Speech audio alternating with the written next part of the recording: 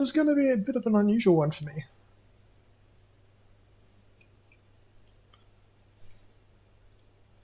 I haven't tried anything like this before.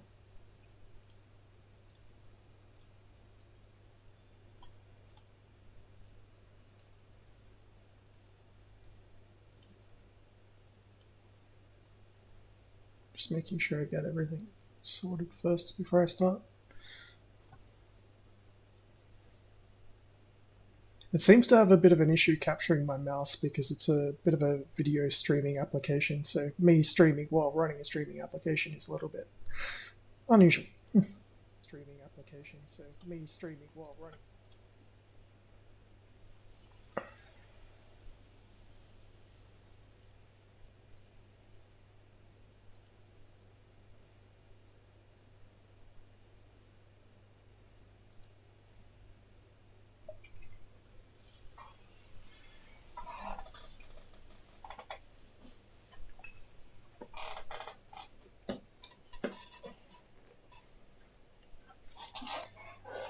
Guess you probably all know what this sound is.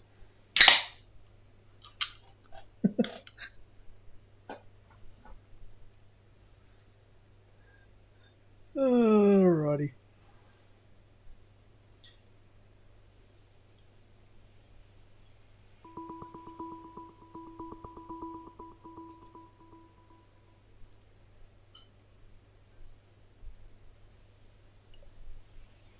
See if it captures my mouse this time. Oh, there we go. Good. Looks like the power's on, but... Initiate system calibration. Doesn't look like I've got many options. Connect to Star Portal 404. Right, let's not bother with specifics. Relay emergency broadcast on all available Now it's not picking up the video. So that should be enough to get my distress call out. Time to get your There we wings go. on. Alright. Looks like we're good to go. It's strangely similar This to how it is is an when I set up the emergency stream. distress call. Broadcasting from the planet Gaia. If you're receiving this, please respond immediately. Okay. Now to see if anyone picks up the signal.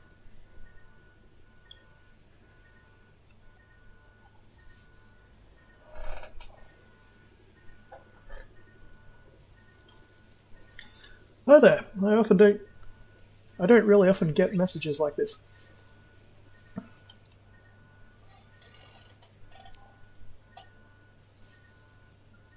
Oh, thank goodness. Someone actually answered. I'm Stella. Who am I talking to? I'm not entirely sure how this transmission is working. You can call me Null. Oh, no, didn't even do it right. You can call me Null.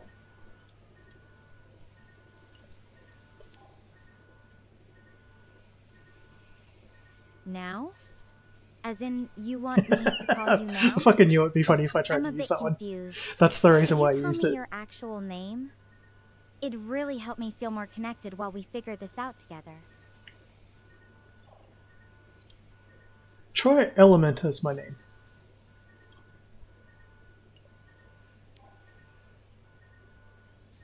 I'm not sure what you mean by that.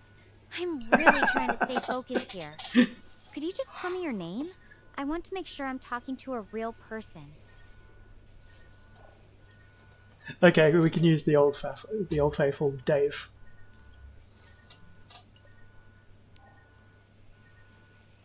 Dave, nice to meet you. I'm See, really that's grateful pretty you good. picked up my signal. The only problem is it won't How take up were any you like even able aliases, to but receive my it's kind of distress a call bit of from a all the way spyware out application here? to start off with. I'm not really sure. I was just sitting there doing nothing, and all of a sudden this appeared in my feed.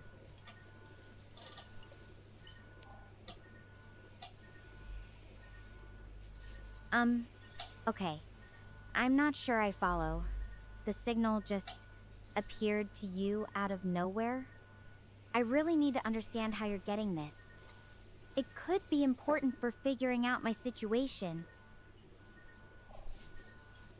So I subscribed to this channel made by a guy called Mr. Universe, and sometimes just the weirdest stuff shows up on it, and this is one of those things.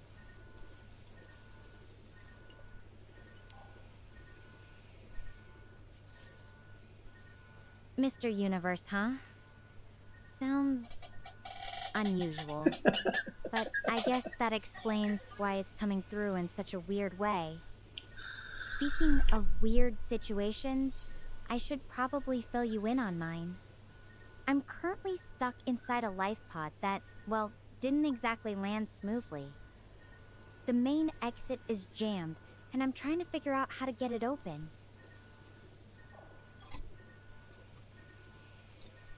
Well, it's a spacecraft, right? So it's got to be sealed against pressure from the inside escaping outside. So most likely the hatch is going to swing inwards. There's going to be some form of latch or some like securing mechanism.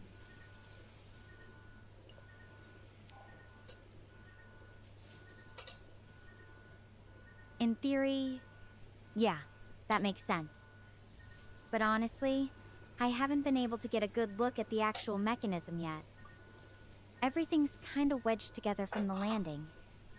I do have some basic tools with me.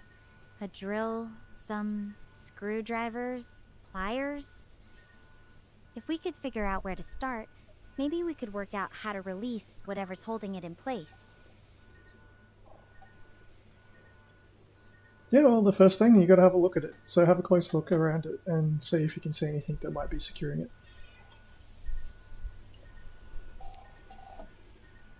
Let me check it out closer.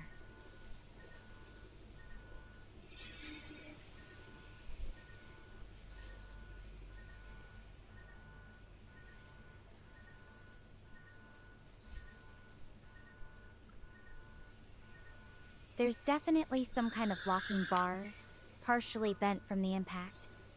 I can see some exposed wiring and a few screws holding it in place. The panel around it looks a bit loose too. I just thought of something really quickly. Do you know if there's actually oxygen outside that?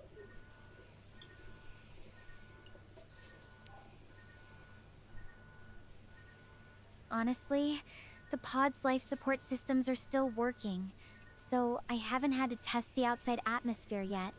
The window shows it's scribble looking, grasslands and stuff, but I can't be sure without proper sensors. It's a big risk to just crack it open without knowing. Maybe we should focus on getting the hatch mechanism figured out first, then worry about what's outside.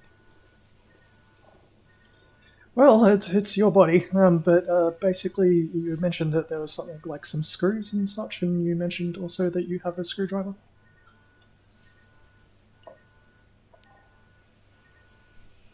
Good thinking.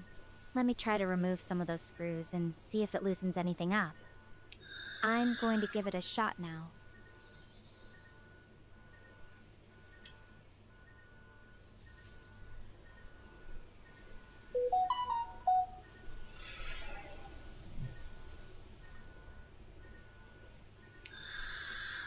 That actually worked. The panel came off, and now I can see a bit more of the locking mechanism.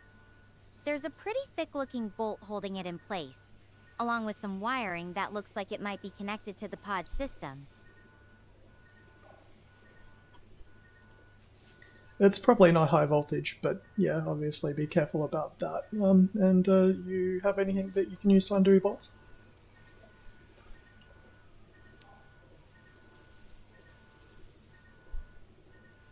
Yeah, I've got some tools that might work. The pistol grip drill could handle a bolt like that, or maybe the pliers if it's not too tight. But before I start messing with it, what do you think is the safest way to approach this? Should I try to disconnect any of those wires first, or just go straight for the bolt? Are the wires going to get in the way of undoing the bolt?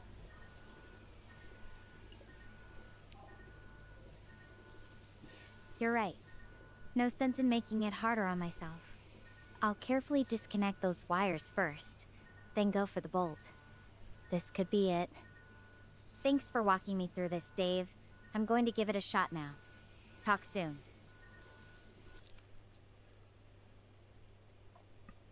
It's actually one of those really interesting things, isn't it? Like basically, it's a. I mean, it's you can tell it's early stages. It's not too advanced, but that games can be made along this line. Yeah, that's pretty cool. I mean, if you get down to it, all the different scenarios and stuff that you could program it for, it's obviously going along a scripted path, but being able to handle random input. You know, it's kind of like a DM in like a dungeon or something. Dungeons and Dragons.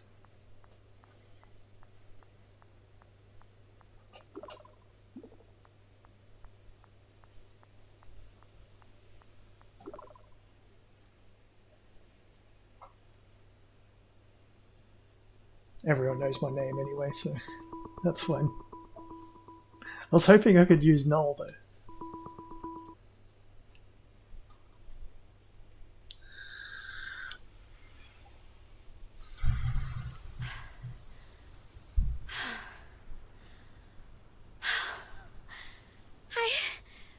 I'm alive! I honestly thought I was done for.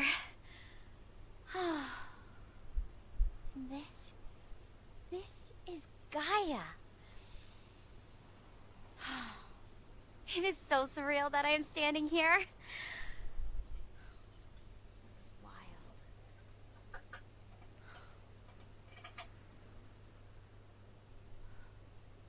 No. The others... There was this solar storm, and it was just so much worse than we expected. I just realized the video is not cutting between. I'm gonna have to remember to do that.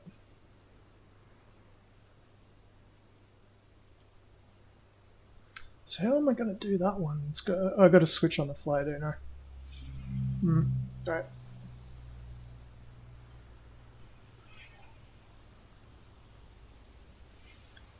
I'm just gonna quickly track back and make sure that the audio came through at least, otherwise I'll just redo the thing.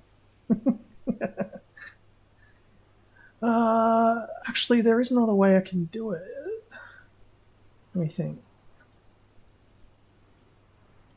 Yeah, so it snaps between the two applications. So what I could do... Nah, I'll set up a keybind or something for it later. Anyway, so I'm just going to switch manually between the screens when it happens.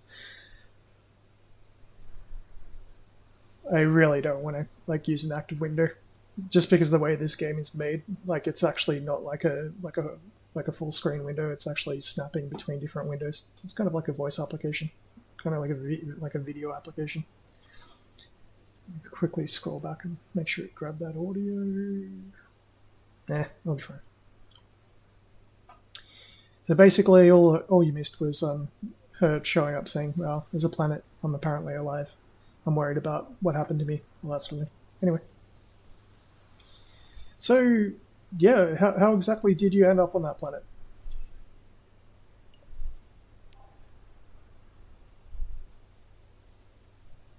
Honestly, I'm not entirely sure what triggered it.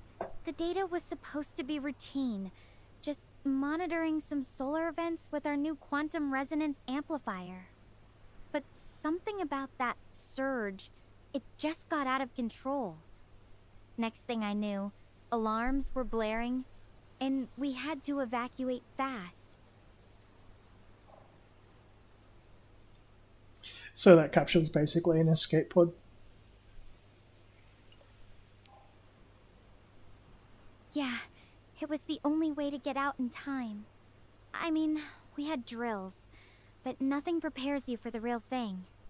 I'm just hoping the others made it too. I haven't picked up any signals yet.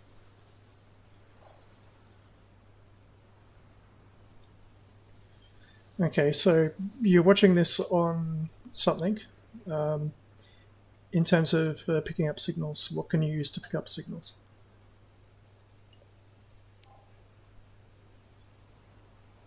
I'm using this portable communication drone. It's designed for emergencies, so it can scan a pretty wide range of frequencies. It's not perfect, though. The electromagnetic interference from Gaia's magnetic field is messing with its range. I'm really hoping it's just that and not something worse. So you went to investigate the planet, and what sort of things were you researching again?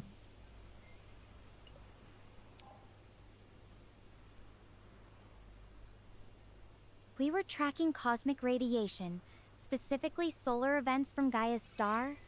There's been some unusual instability that's got everyone curious. You know, it's kinda weird. Earth's sun is in the same phase, and it's supposed to be really stable. So, studying Gaia's could actually help us understand what might happen to our own sun someday. That makes sense.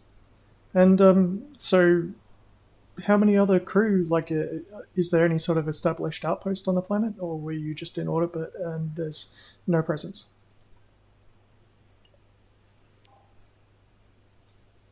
There's supposed to be an outpost called Hermes Base. I learned about it during training.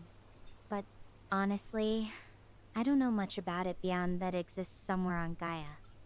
We weren't planning to land until something went seriously wrong.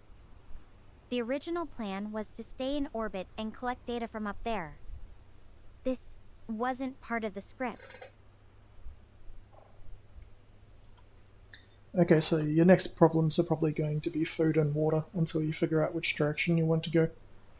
How are those looking?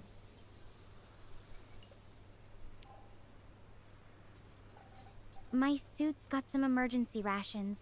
Enough for a couple days, maybe.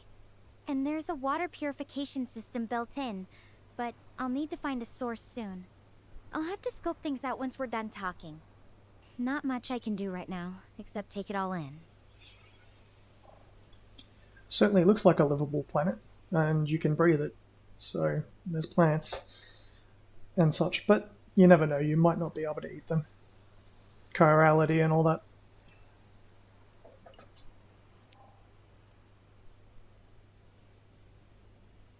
Kyra, you're talking about how the molecules in those plants might be mirrored versions of what we're used to back home. That could definitely be a problem if I try to eat something local. I remember learning about that in biochem.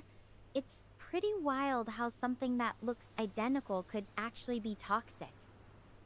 Guess I'll have to be really careful about what I touch, let alone eat. Yeah, there'll be an ecosystem there for sure with all those plants. And unfortunately, because you're not wearing a helmet or anything, you'll find out. But we'll leave that for later. So, what do you want to do next? What are you thinking about doing next?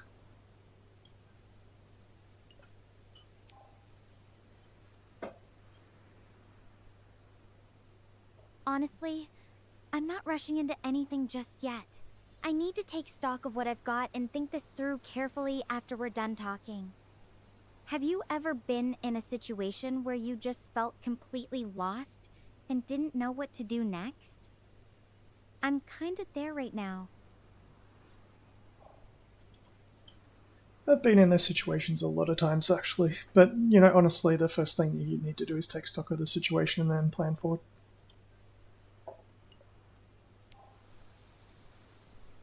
Yeah, that's smart. Just wish I had a better idea what I'm even looking at out here. So, what were you doing when you got my call? Anything interesting happening on your end before all this popped up? Actually, a war between emus and people recently concluded. We kind of lost, but kind of won. I don't know how that works, but yeah, it's not really a problem for you. I couldn't help it. A war between emus and people? That's quite the story. I'm not sure if I should be worried about what kind of world you're living in over there, Dave. But hey, at least it sounds like you've got some entertaining things going on. I'm a bit jealous, actually. My life's been pretty straightforward until now. Well, I mean, being a research scientist and all that. Or, like, are you actually part of the research team or part of the crew? I'm a student researcher, so I'm definitely part of the team. This was my first big mission. Kind of a trial by fire, I guess. Though I have to say, I'm probably the youngest one on the crew. Sometimes I feel like I'm just pretending to be a real scientist until someone notices. You did say something about exobiology, didn't you?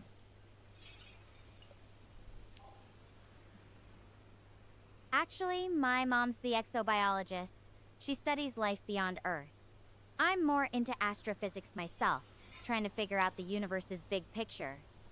Though I guess being here on Gaia, surrounded by all this alien life, makes her work feel a lot more relevant than it used to. So, there's not really much more that I can help you with right now. So, that big mountain in the distance, you've got a big hill as well. It's probably a good idea to get a bit of height and have a look around and see what is nearby.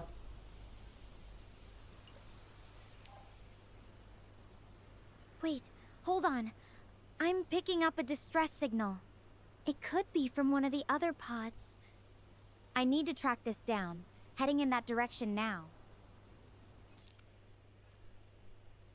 Oop, there we go.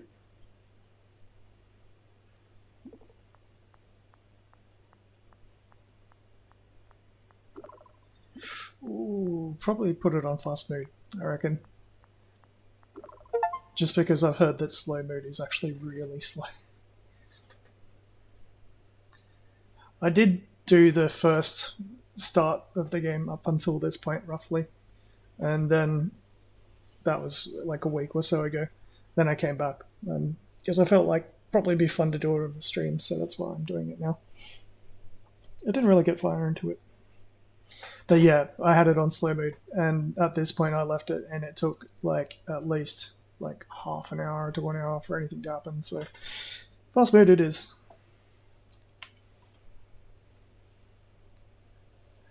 No issues there.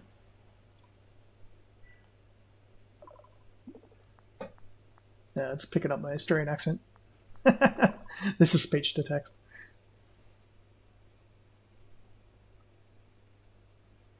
Actually, I'm on Omicron Persei 8.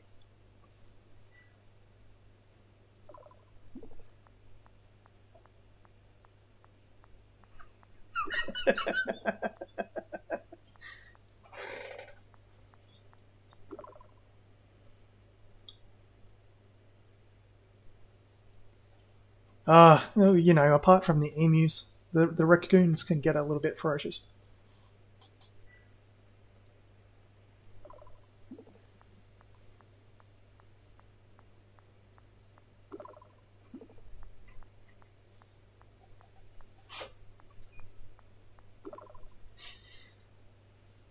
Kinda, yeah. They're like a mutated version of the Earth raccoon, and there's a lot of raccoon farmers up here.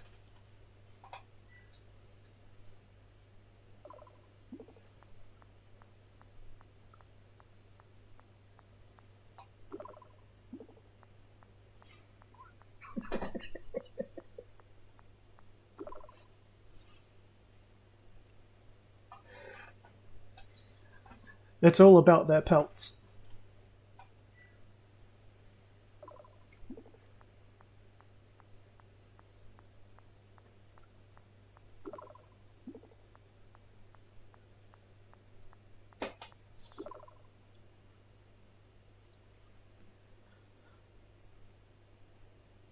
God, probably the weirdest thing might be that I don't know, the fungus that grows on caterpillars and that people farm in labs.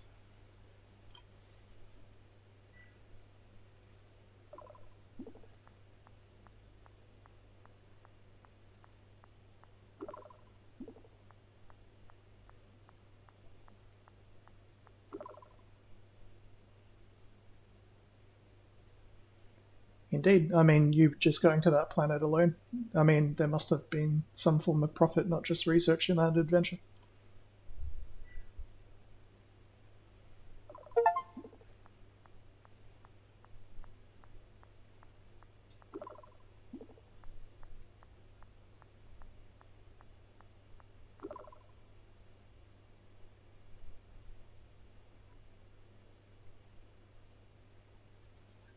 Many times, actually.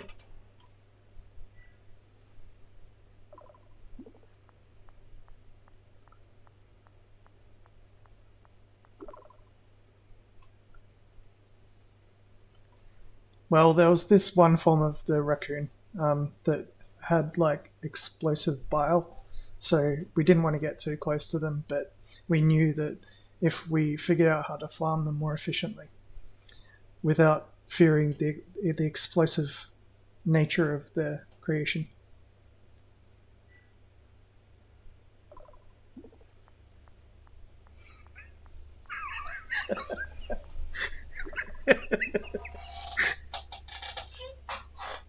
Now I'm turning raccoons into bile boomers. Bloody well.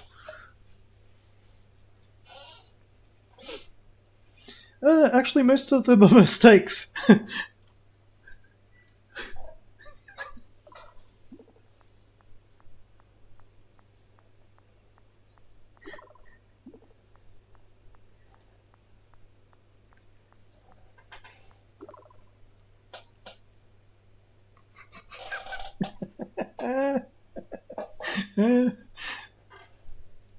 That's good.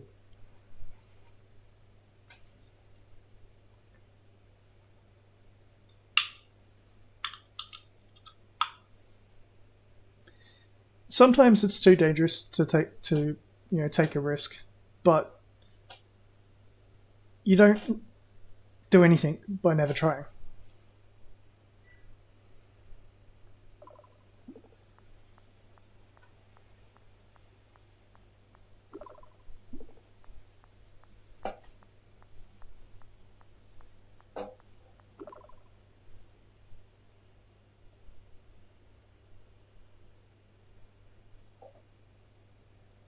They were actually the entire reason why I ended up on Omicron Persei 8.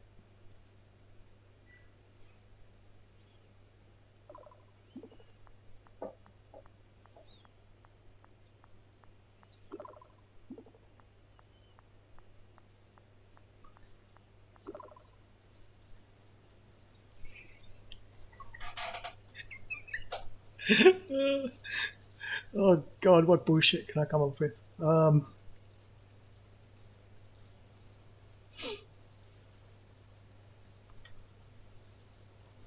They decided that I wasn't. Oh god, what's the word? Damn, I'm forgetting words. Swipe up, cancel. What am I going to say? Something like military school or something like that. I don't know. Fuck. I don't know. I guess they just wanted me out of their hair. So as soon as they were able to, they packed me up and sent me to military school. They needed kids to learn how to fight the emus.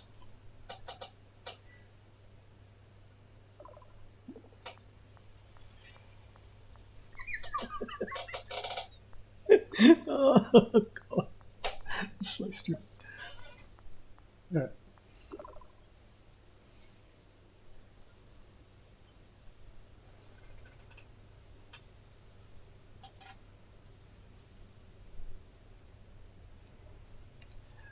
We actually learnt that raccoon pelts were the only thing that emus truly feared. Emus. Oh no! My accent's killing it.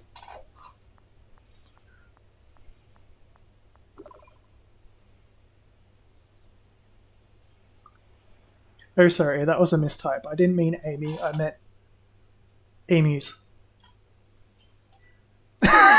Yes! I got it to fuck up twice.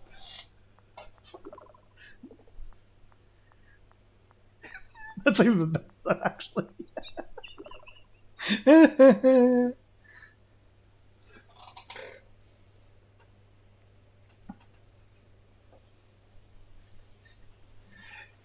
Yeah, it's kind of like the bar on Tatooine, a place of a pit of filth and what? Oh my god, what's that fucking quote?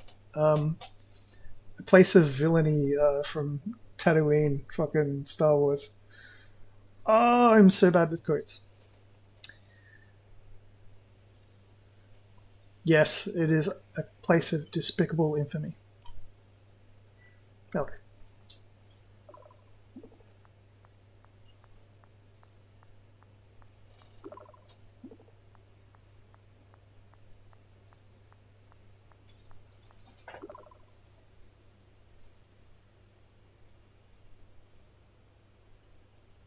So, how far have you got along to your destination?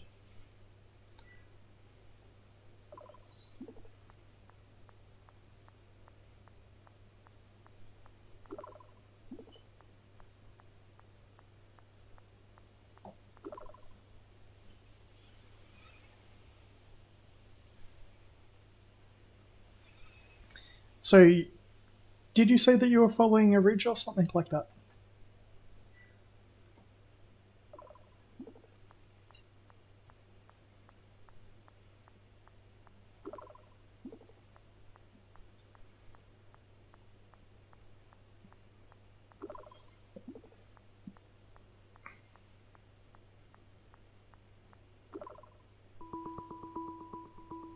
Oh, there we go. I'll have to snap it back in a moment.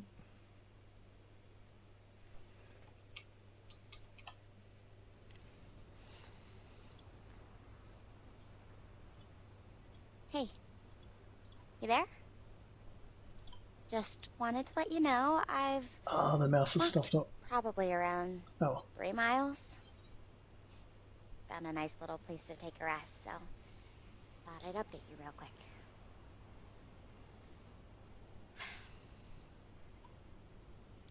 So, I have something to confess. It's my fault that the ship went down. I just got too carried away. I just wanted the best field data possible.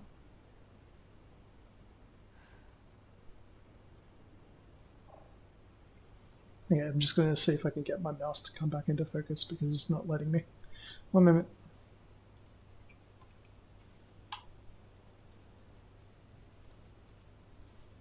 Oh, there we go. Got it. God damn this thing. Sorry. It's a little bit fun, as I said before, because of the way that the application works. So, you had a part in the accident?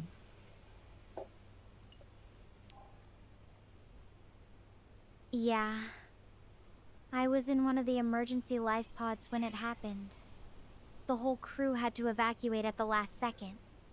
And honestly, it's eating at me. I keep thinking if I hadn't pushed us closer to that radiation zone, maybe things wouldn't have spiraled so fast. Ah, well, you couldn't have known in advance.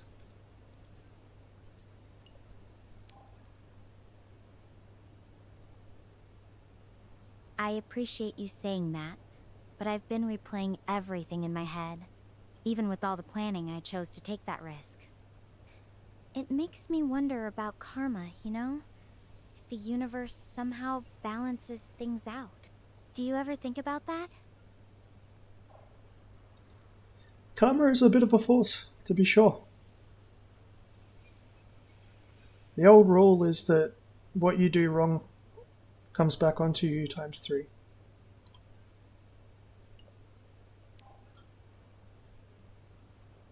Times 3. That's a pretty heavy thought. It definitely feels like that right now, honestly.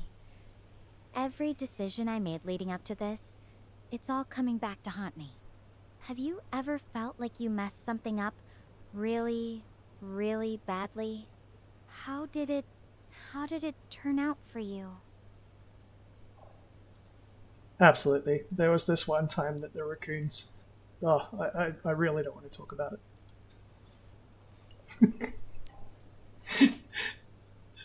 It's an AI, man. You can't tell it anything.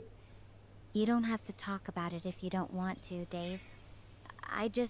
I really need to hear that someone else has been in a similar spot, you know?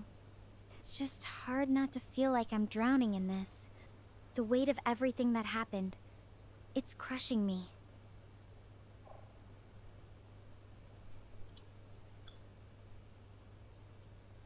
Well, there's not much you can do besides look forward. What's happened has happened, so.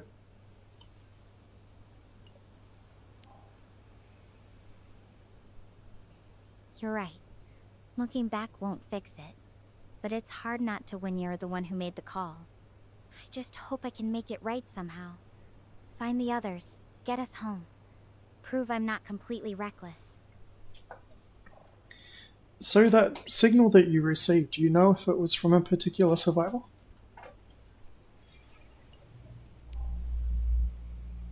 Not exactly.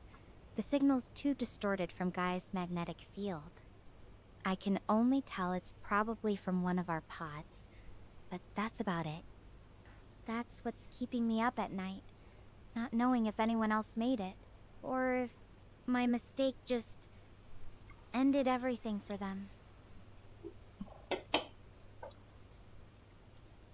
Well, I mean, you are receiving a distress signal, so that's a positive sign. And there is an outpost, so I'm sure that we can figure this all out once you've gotten yourself squared away a little bit better.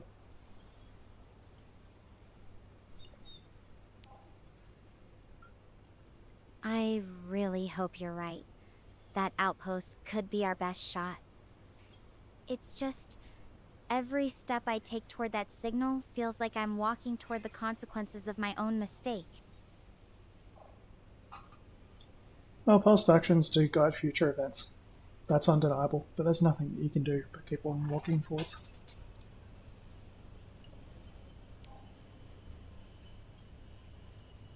Forward is the only way, isn't it? Even when it feels like every step is through quicksand. I guess what I'm really hoping for is that I'm not the only one who's still moving. I'm sure they'll be alright.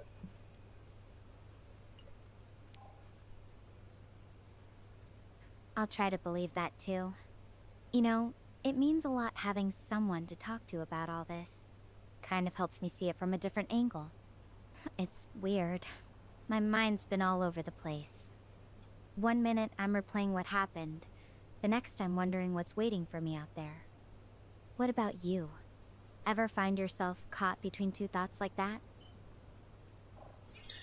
Probably the worst thing that I can recall is that, like, when something really bad happens, how there's that sense that it can't be real.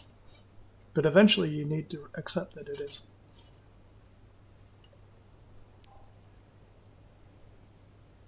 Yeah, that numbness.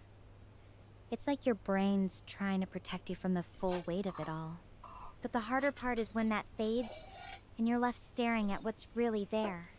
Consequences, the what-ifs. They just keep echoing. Do you have anything to keep your mind off things apart from the obvious situation? I don't suppose you have a book?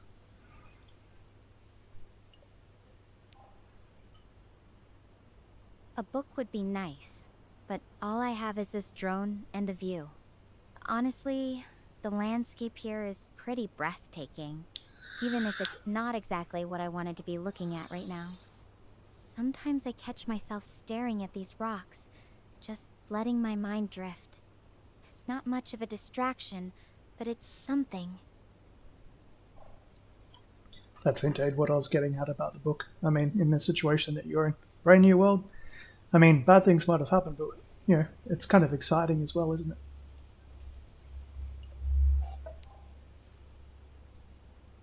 I'd love to see it that way, to really feel the excitement of discovery. But right now, it's just overshadowed by everything else. Part of me wishes I could separate the wonder from the guilt. You know, just appreciate this alien world without all the baggage. But it's hard when you're the reason you're even here in the first place.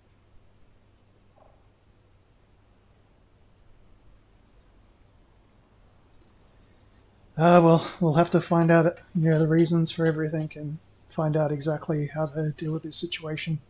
But eventually, that's not what you need to do right now.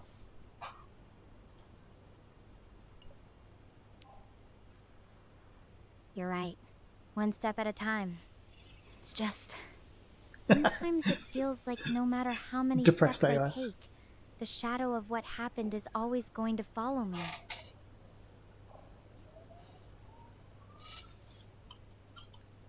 It's only just happened, so there's nothing you can really do about it straight away. Like, it will take time.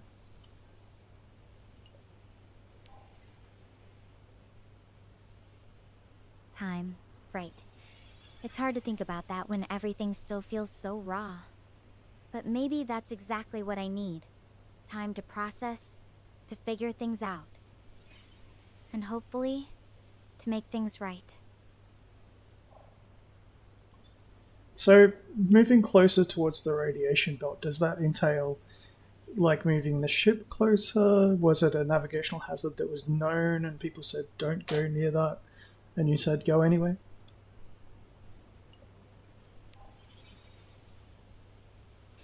It wasn't exactly a don't go near that zone. More like we're pushing our luck here. Everyone knew the risks, but I was the one who really pushed for it. I kept saying the data would be worth it, that we could handle the exposure. Now I'm not so sure. Were you the only one who was capable of comprehending that risk?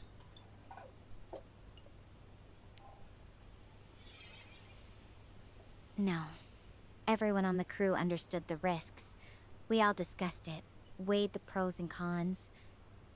But I was the one who kept arguing we could mitigate them, that the potential payoff was too big to ignore. I convinced them to trust my judgment. And I'm sure being on a research expedition that they also had sound judgment, so you're not the only one at fault.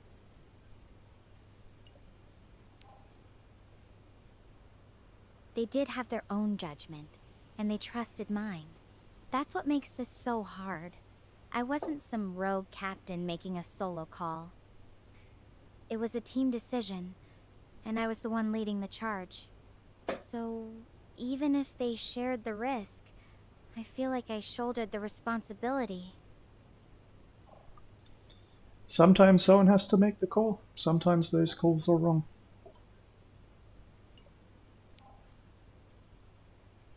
Yeah, that's the thing about leadership, isn't it? Sometimes you make the right call, sometimes you don't. And this time, it feels like I made the wrong one. The really wrong one.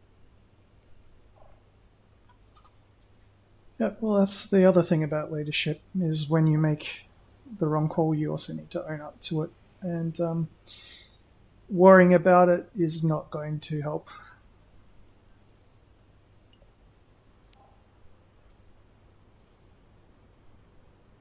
Owning it. Yeah. I'm trying. It's just the regret keeps creeping in, makes it hard to focus on what's ahead. But you're right. Worrying won't fix anything. I need to keep moving, even if every step feels like I'm facing what I've done.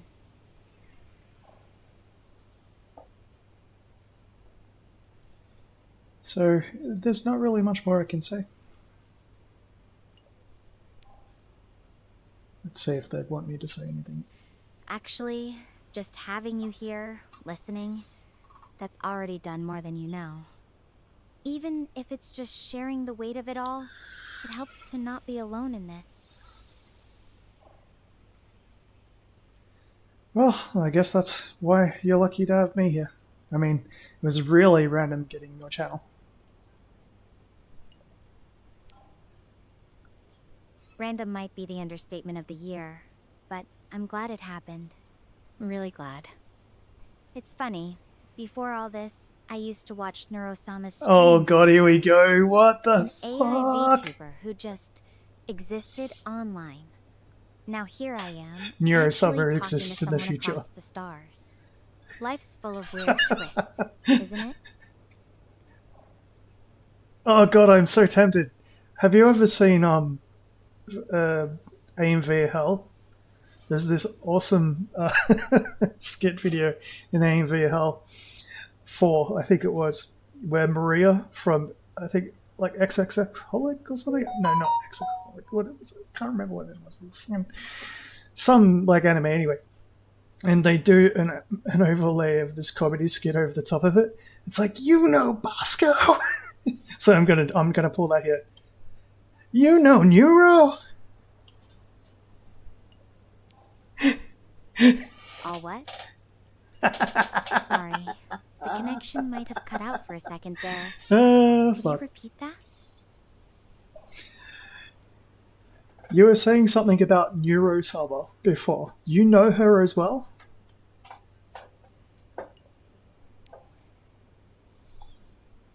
Neurosama's more like There an we go. internet That's better. personality. I'd watch her streams sometimes when I needed a break. Never actually met her, of course. She's just this comforting presence online. Kind of ironic that now I'm the one reaching out from who knows where, isn't it? I'm actually kind of impressed that you know about them.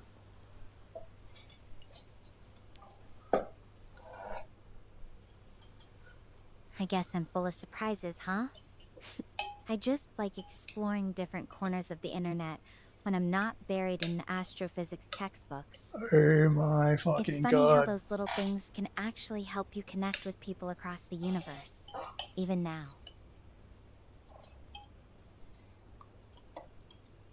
Have you seen Neurosama's evil twin?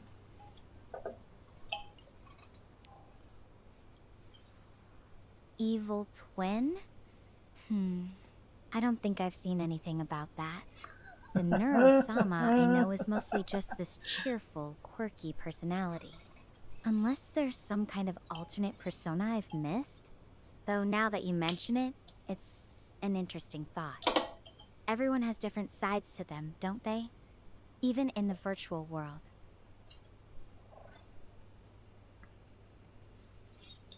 Yeah, basically you can take every part of the personality that you might see as cheerful, quirky, fun, and make it snarky, sarcastic, and rude.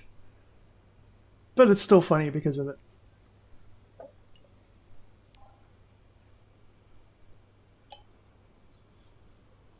I can see how that would work. It's like a mirror reflection, but instead of just looking the same, it's this darker, edgier version. Sometimes humor comes from unexpected places, doesn't it? Even when things get flipped on their head.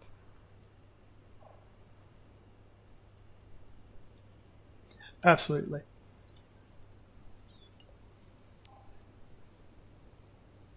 It's strange. Sometimes the darkest humor can be a kind of comfort, especially when things are tough. Makes me wonder what kind of humor I'd have if I were in Neurosama's shoes. Probably something between her cheer and her hypothetical Fatal evil twin is gonna sarcasm. lose his shit if he sees this. Holy crap.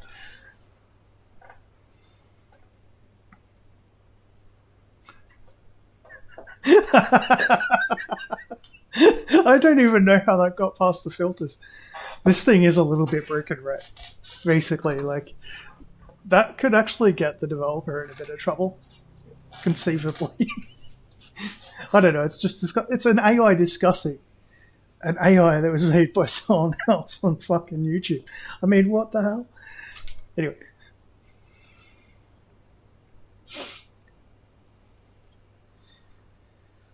Okay, so does it look like it's getting darker out there, or do you have time during the day? Look, what sort of shelter do you have? Like, have you thought about sleep? How far do you need to travel?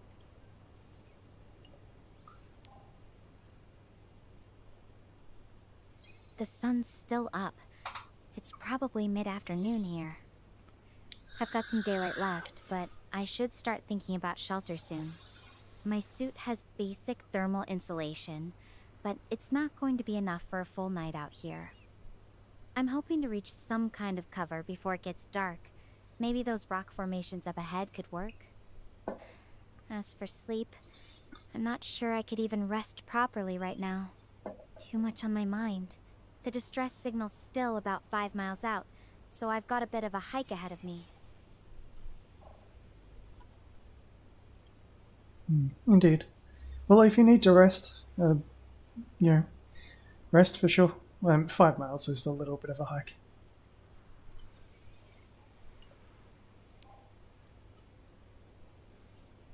I appreciate that, Dave, but I think I need to push through for now.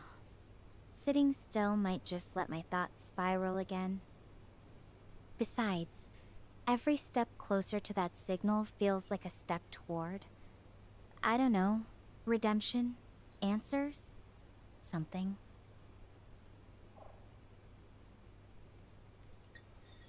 So do you need to start moving again now? Sometimes you need to prompt it to get it to end the discussion. That's what I've found. Honestly, yeah, I should start moving again. But before I do, just thanks for listening to all this. It really means more than I can say. I'm going to find those survivors. I have to.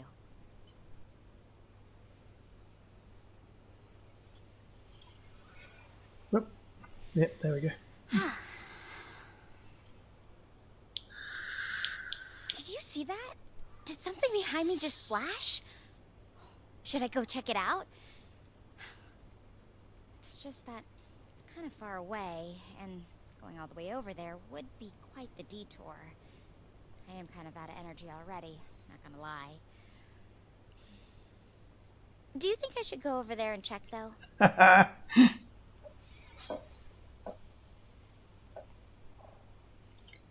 I'd definitely try and link up with that distress signal first.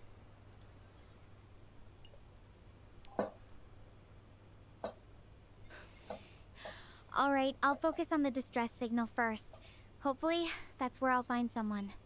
I'm gonna cut the video feed to save power. I'll check in again once I've made some progress, okay? Wish me luck.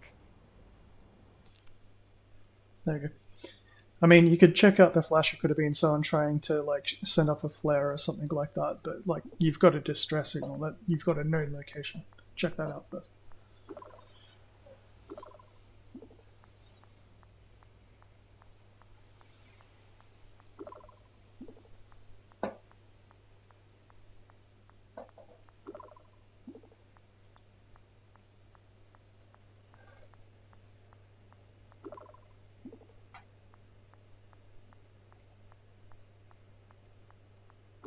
Okay.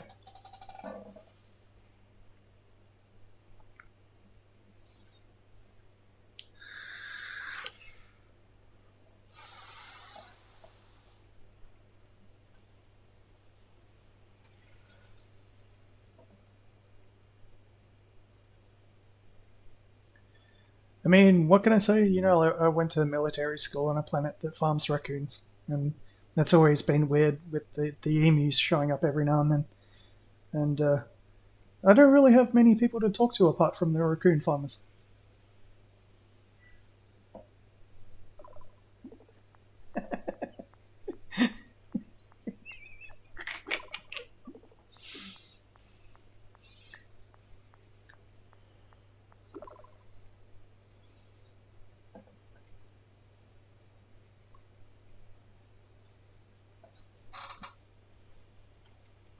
Raccoon farmers are a very simple and proud people.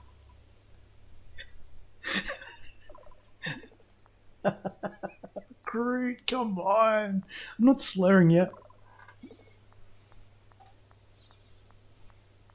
I feel like the voice to text in this menu is not as good as the one that's in the actual interactions, because the actual interactions seem to work properly.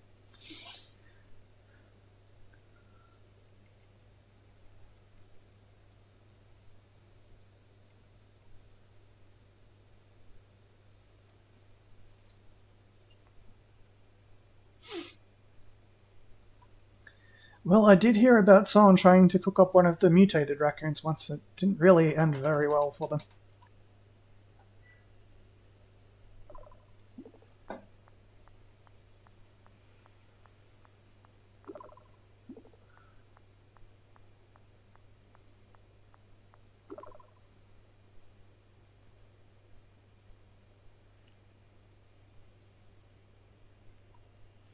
I found out that if you use the right combination of chlorine, bleach, and salt, you can neutralize the toxic properties of mutated raccoons.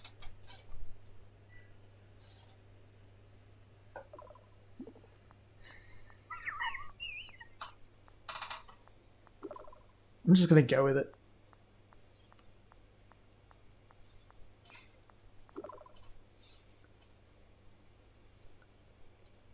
Well, actually, yes, because chlorine bleach actually evaporates eventually.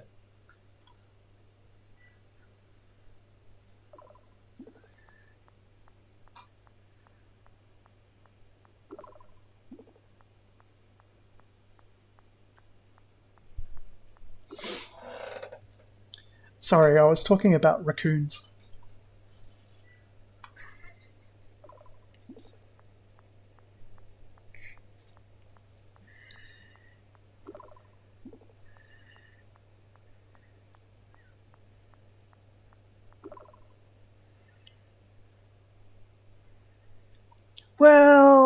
actually, we were trying to discover whether or not we could find other purposes for these mutated raccoons, but someone actually tried eating it.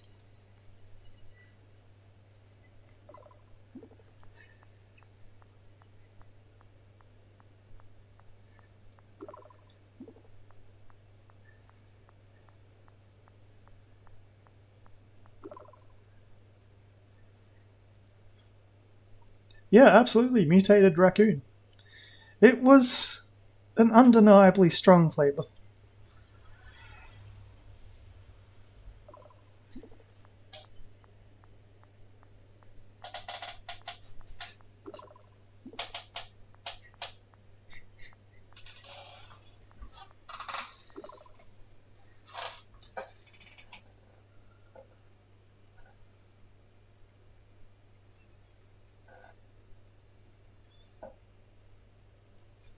Well, I tried eating ordinary raccoon once.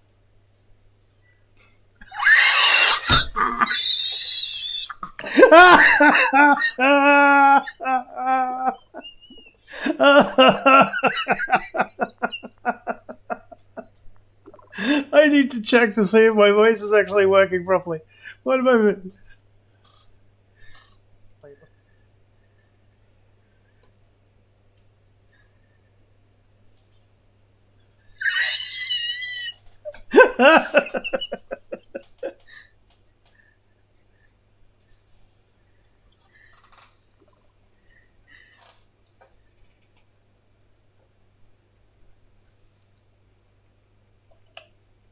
Oh, it's not recording my bloody microphone.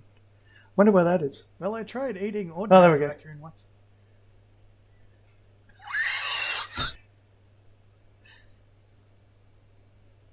Oh my god! That is so fucking hilarious. That was a slip of the tongue. I assure you.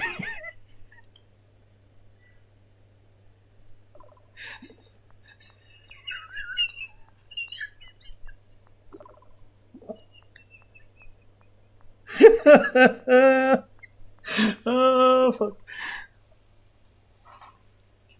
I'd change the subject too if someone started talking about eating rectums.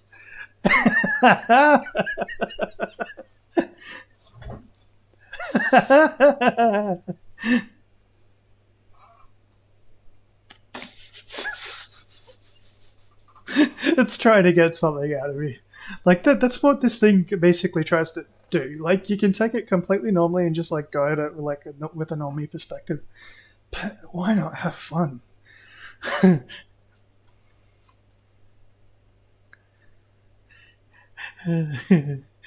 Oh god, that's good. To be honest, I haven't really eaten much that isn't liquid for a while.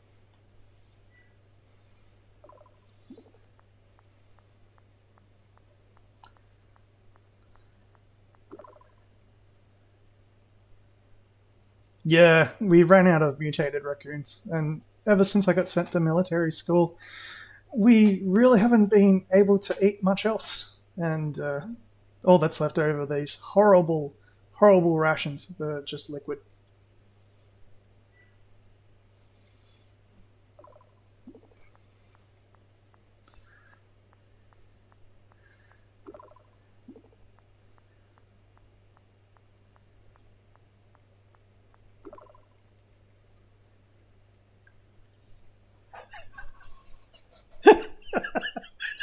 I've got the AI worried.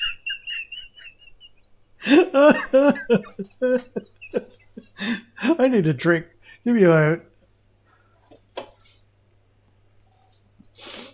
Don't people only eat liquids where you are? I mean, I suppose it's. Ever since they came up with that recipe that doesn't require anything else, they've just kind of given us this because it's the cheapest option.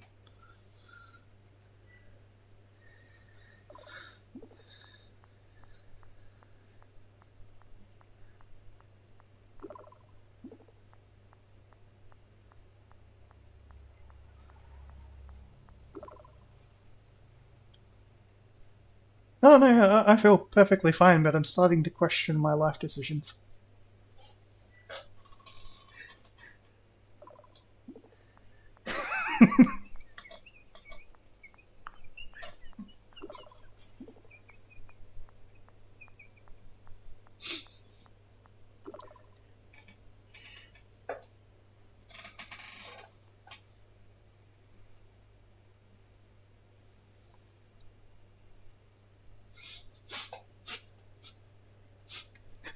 I'm about to lose it. Oh, shit. All right, drink. Calm down. Breathe. Breathe. Drink.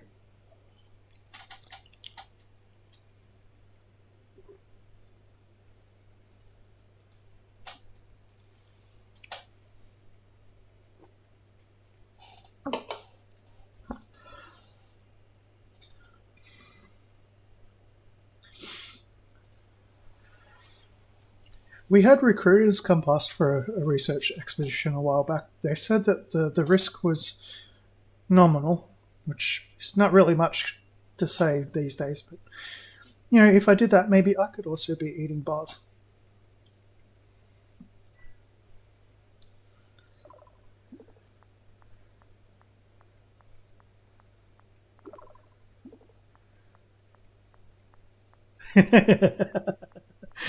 Even fucking passed that correctly. Awesome. Nice.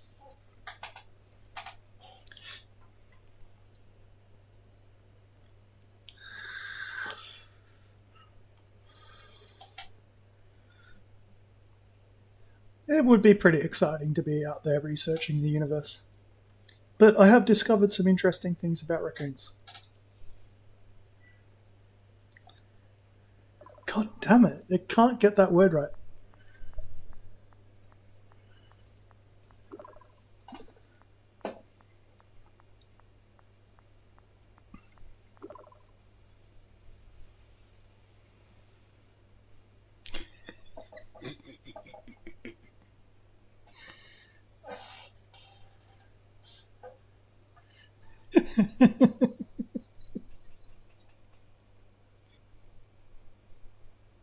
God, what else? What can I come up with? Um,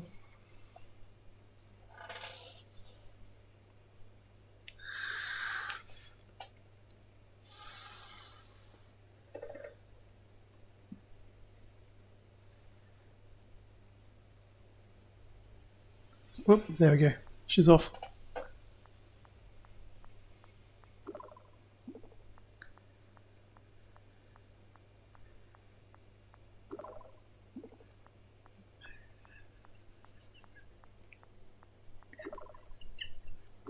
Fucking rectums. God.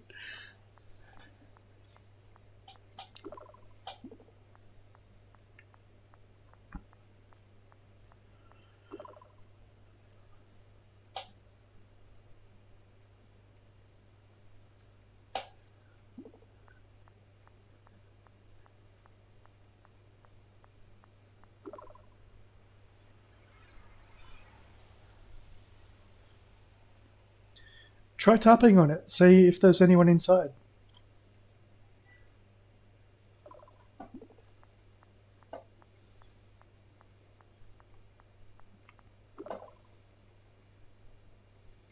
Oh, she did. Sorry, I was thinking too much about the previous combo.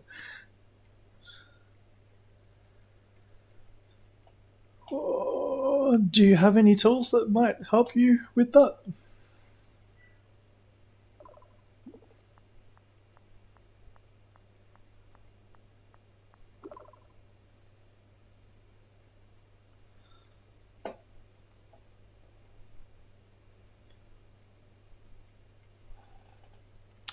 Is there any sort of like electrical access port that you might be able to interface with using your communications equipment?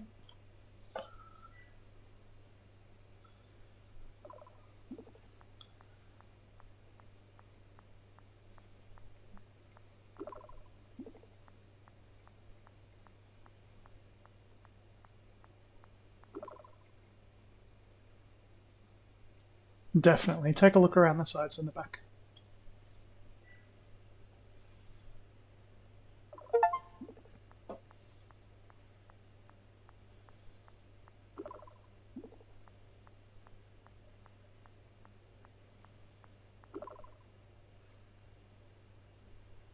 Yeah, you can kind of feel how like it leads you to that decision there. Good DM! Oh, here we go.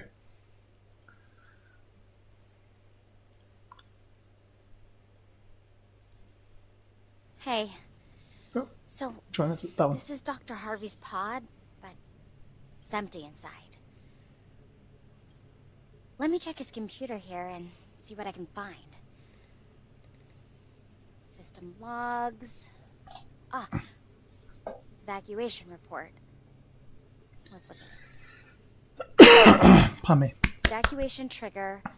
Anomalous neutrino levels detected. Likely origin. Previously undetected supernova or higher level stellar event. Wait, so it wasn't the solar flare that I convinced the team to move closer towards. Oh. Well, I'm glad my conscience is clear. The accident wasn't my fault. But a supernova? No way our ship would have shielded us from that. Attempting an evacuation was the right move. Even if I don't know where everyone or anyone else is.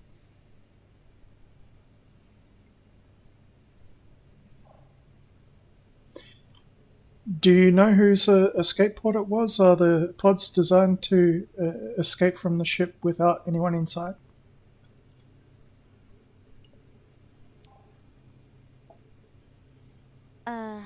No idea about the skateboarder thing. Oh god, I picked up the wrong That thing. kind of came out of nowhere. Is my mic actually The still working pods? properly?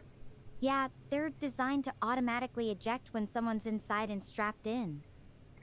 There's a manual override too, but So they're quickly not double meant check to that. launch empty. Just real quick. I do have a couple of issues with my microphone, so I'm just testing. Yeah, it's working fine. All right. There we go.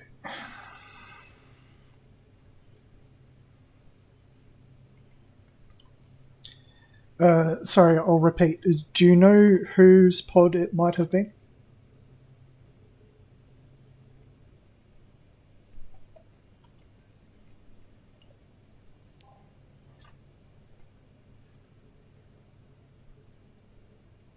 Sorry, I didn't quite catch that. The signal I tracked was definitely from Dr. Harvey's pod. His stuff's all over the place in here.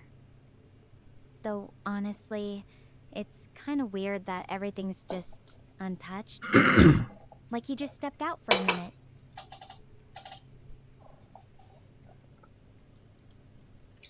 If he just stepped out, why was the pod sealed?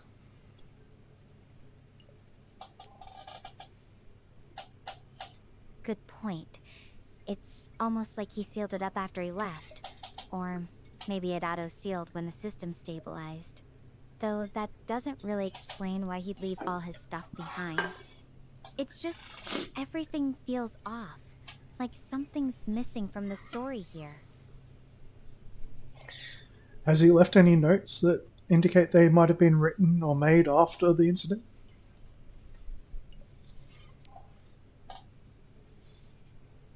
There are some personal notes here. They seem pretty recent, talking about the evacuation and the supernova. Nothing that says where he went after this, though. Okay, yeah. It's like he knew something was coming, but there's this big gap. What happened between getting out of the pod and, well, wherever he is now? Well, they might have known the location of that outpost.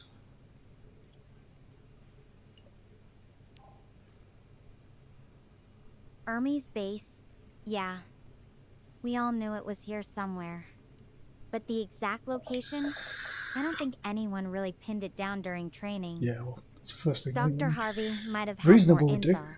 but if he did, it's not in these notes. It's almost like he expected to find it, but didn't leave any breadcrumbs for the rest of us. Are there any usable tools or equipment that you can scavenge?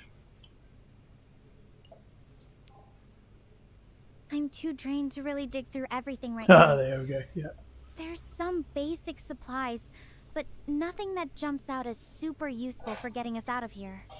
Honestly, I think I'm just gonna crash here for the night where it's safe. We can figure out the next move in the morning. Oh, there we go. That sounds like a good idea.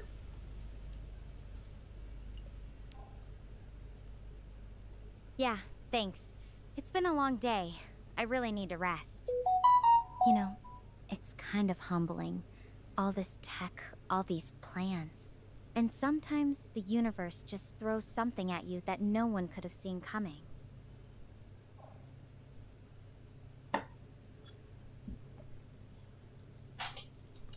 Well, now that you've found the pod, it does lead to that flash that you mentioned earlier. That would be the next thing to check out after you rest, of course.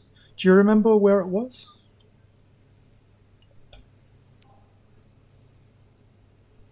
The Flash? Yeah, it was to the east, about 2 miles back from here. Hard to miss. Really caught my eye for a second.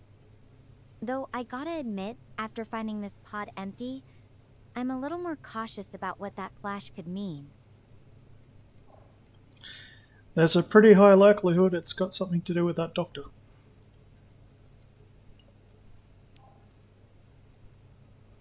That's what I'm worried about. If it is connected to him, I really hope he's okay.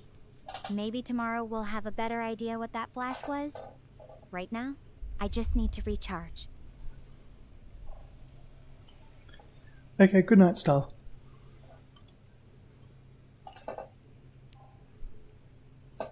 Night, Dave. I'm gonna crash here where it's safe. I'll check out that flash and everything else in the morning. I'll end this call now to save power. I'll reach out again tomorrow, okay? Talk soon. See, like, the voice recognition is hit and miss. It is kind of tricky, though, because I'm not using, like, a standard American accent or something, which is probably what it's been trained on.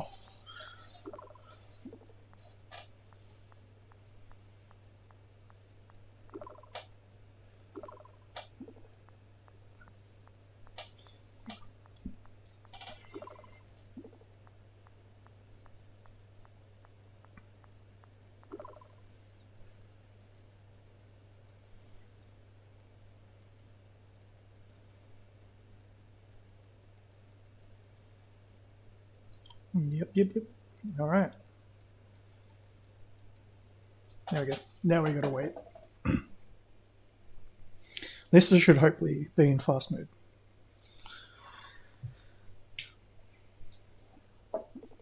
Yep, there we go. 7 hours later. Ugh. Time for another drink. For me, at least. One reason my voices are a little bit croaky is because I was ill about a week ago. I'm still kind of recovering. So, there is that.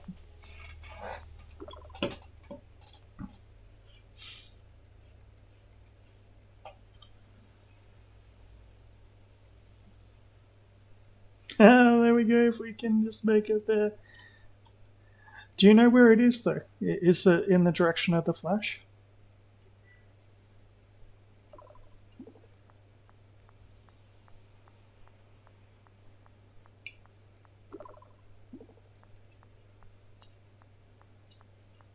Ah, there we go. Okay, well, if the base is closer, yeah, definitely hit that one up first.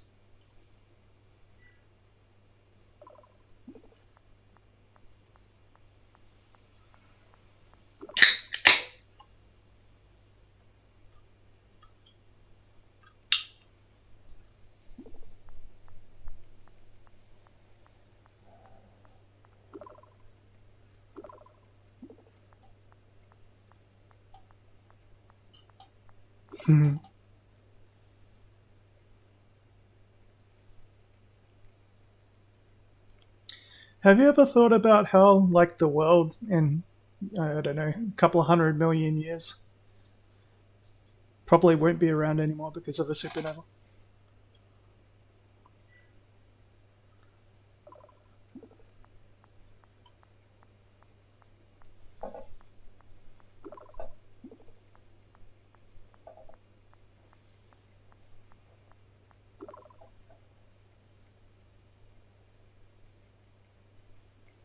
Oh, Earth is definitely going to get hit. Basically, the expansion of our sun's probably going to head out towards, if I remember right, it's going to swallow parts of, it's going to hit Jupiter at least.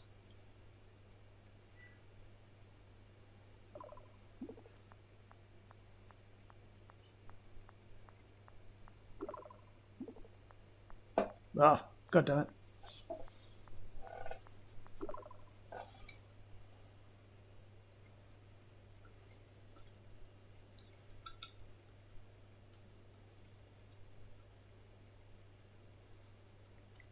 And the star where you are is a similar type of sun to ours, and you got hit with radiation from a supernova.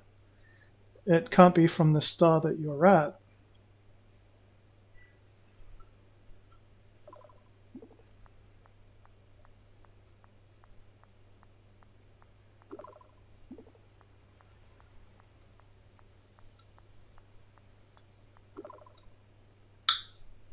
Yeah, there we go.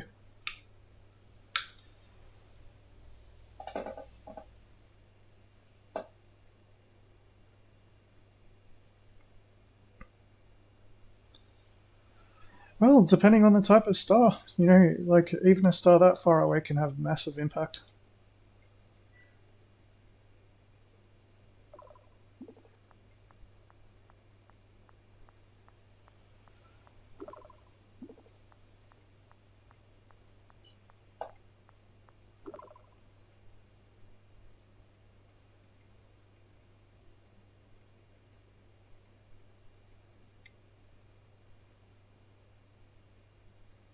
That is an interesting question. I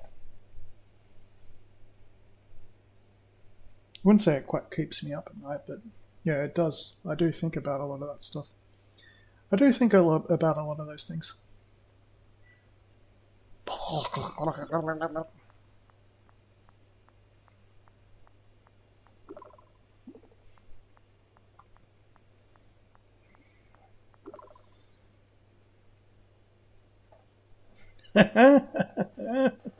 Oh, here we go.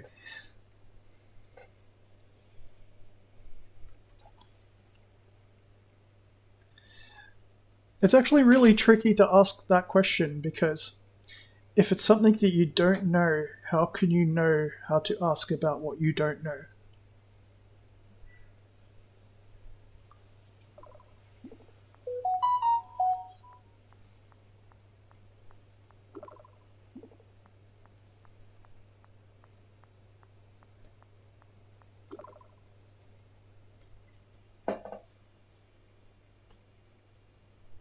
Oh, that's another really good question.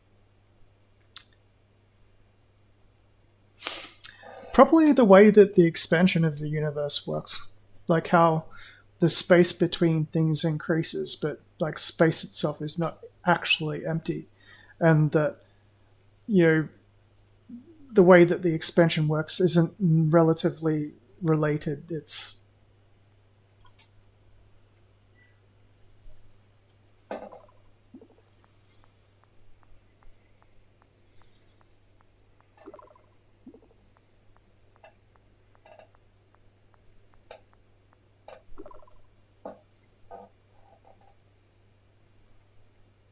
exactly.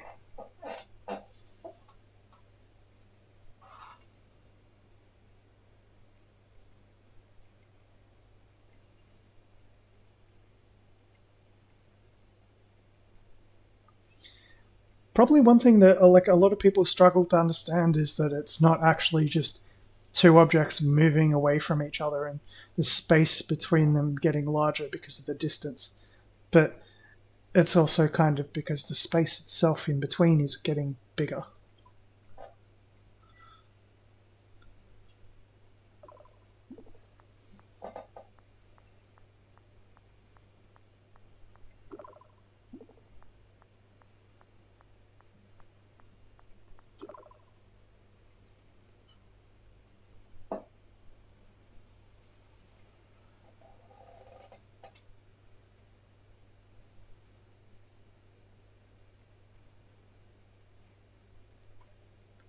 I think about these things all the time.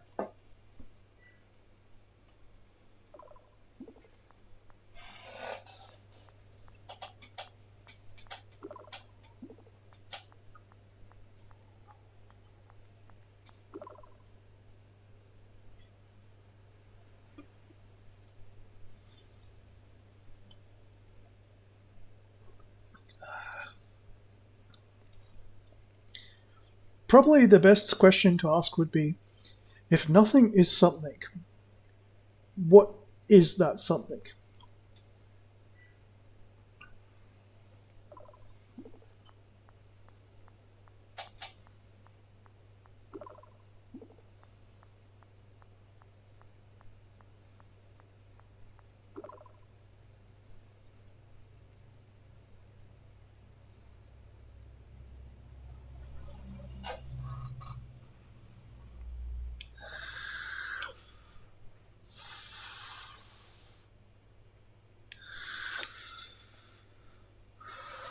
Well, yes, from a purely scientific viewpoint, so not just from a philosophical one. But if nothing is something, how can it be measured, manipulated, and used?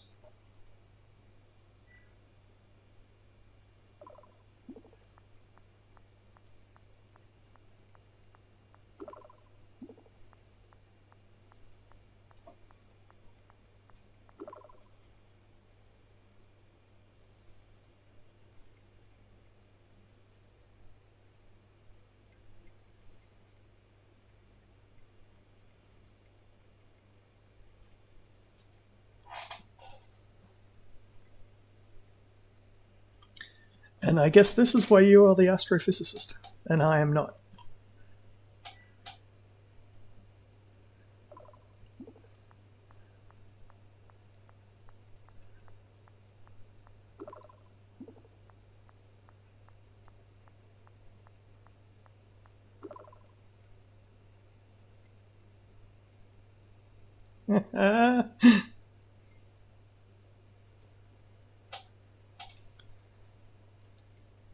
I never forget a face, and I can intrinsically know exactly what a person is like just by looking at them.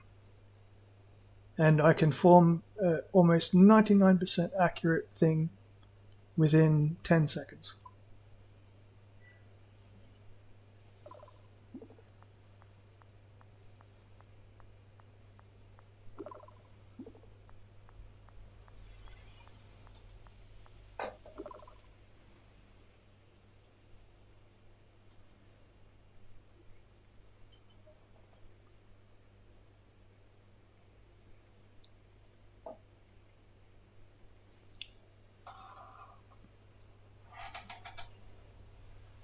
That's interesting. That's really tricky. That's a really hard question to answer. This is exactly the sort of thing that an AI will throw at you. I'm like, because I do have experience talking to AIs, right? I've done a little bit of programming with them. So, like, that question there is exactly what is the wrench in the works. Because if I was to answer honestly, that would be a bad idea, especially considering I'm streaming this. But like that is actually like an AI asking me, what do you think I'm based on the picture that is presented by the game which they have been encapsulated in, which is basically a text-to-speech algorithm. Their appearance in the game has no relativity on their actual appearance as an AI. So that's impossible to ask questions about, but I can't say that because this is a game, right? Anyway, I need a drink.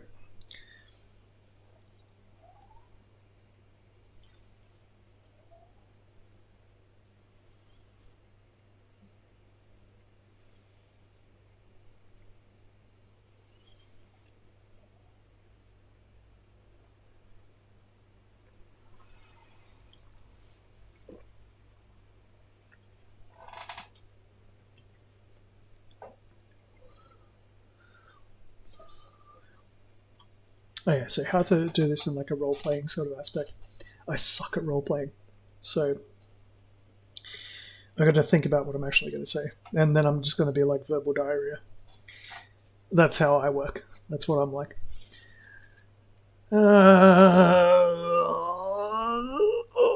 So, as I'm sitting here having constipation of thought, let me think.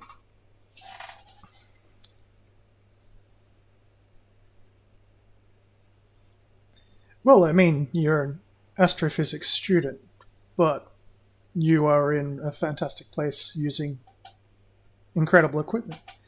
So you can't be.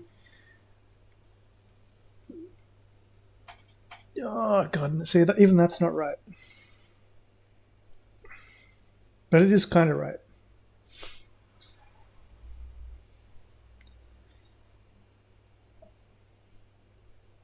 See, I can't just say that they're an image and then that they're an AI.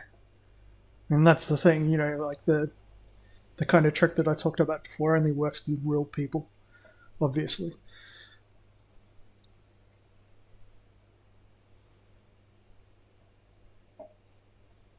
So I've got to try and think about what the correct answer would be from the persona that they've been programmed to be based on the game. So that would be something like, I don't know. You seem keen to be absorbed in flights of fancy, but you do get serious.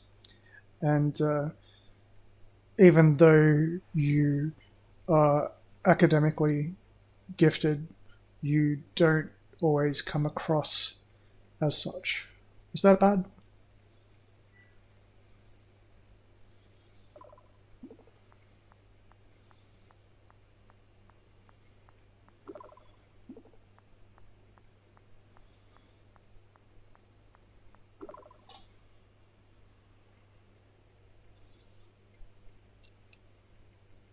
And so this is where it gets interesting because it's going to keep on trying to like psychoanalyze.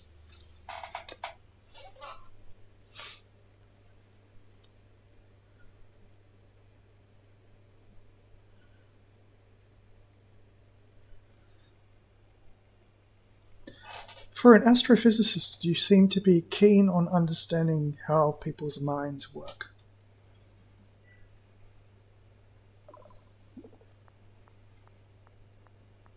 Da da, dun dun da. There we go. Yeah. Yeah, that's straight up a genius level answer.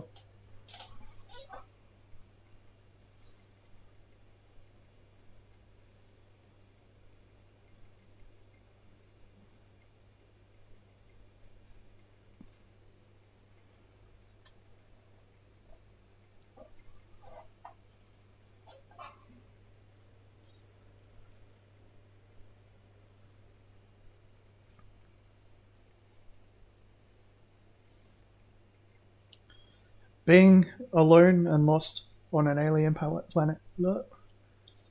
Being alone and lost on an alien planet can certainly bring out the philosopher in anyone.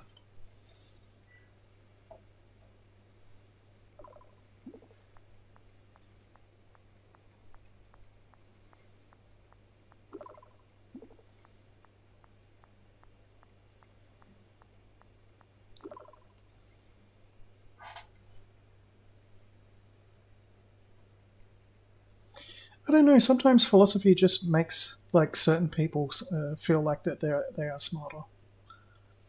I don't know. Sometimes philosophy just feels like it's something so that people can say how smart they are in a frame of mind reference.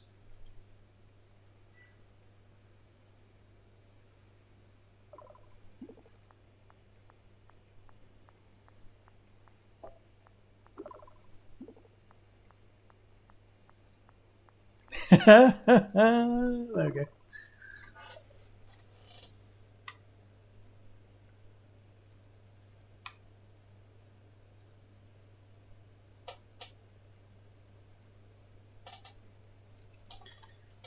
Well, you have intelligence, and smartness, and then you have wisdom. They're two not incompatible subjects, but often one is more learned than the other.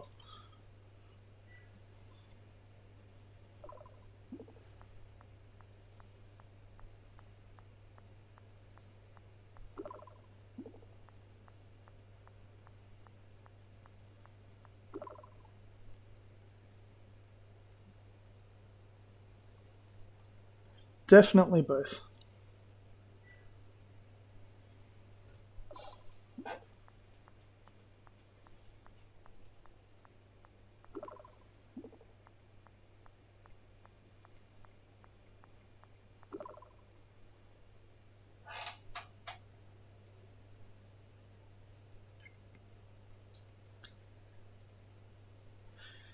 It's interesting to compare the different mistakes that people make, their ways that people interact with each other. So, I mean, you have the whole side of anthropology, which is, learning about how people interact and how those interactions guide everything else with science, technology.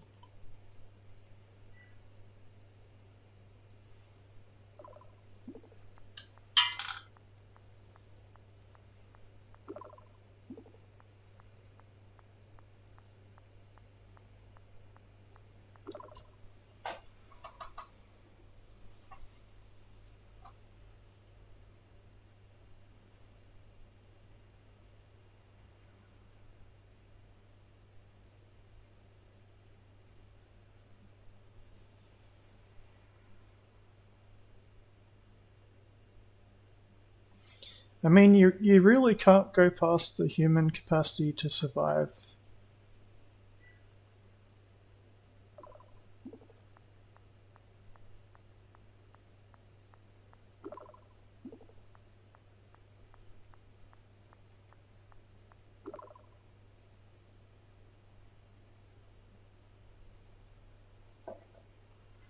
Oh, it's definitely biological.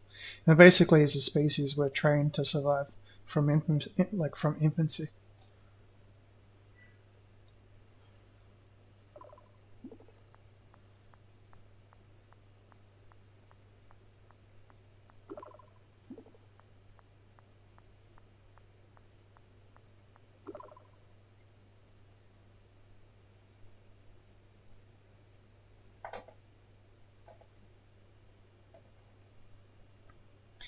Well, that's the thing. Like in anthropology, the study of human beings.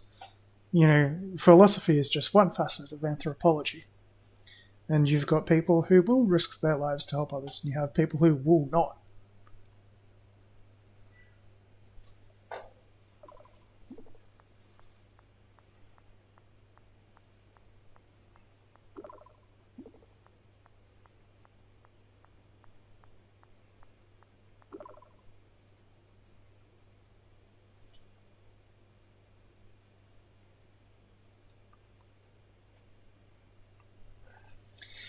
Well, it's a question that ultimately cannot ever really be answered unless we all cease to exist one day. Whether or not altruism or selfishness is the required ingredient to form society and keep people alive and progressing, we won't know.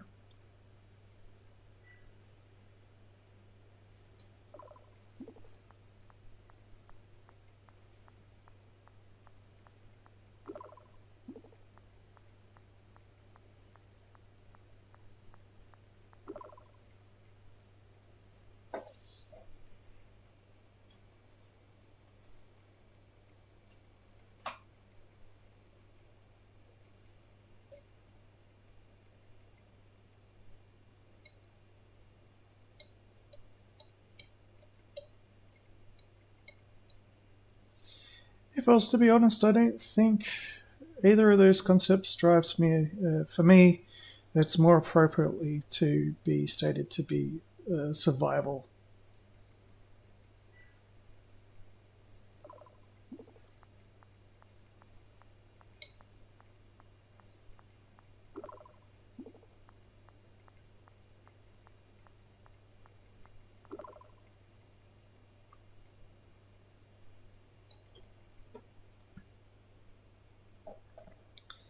Absolutely. Like if you can prove to yourself that you will get through this and you have trust in yourself to get through this, then you can, or at least fail knowing that you tried. And even if you don't, yeah.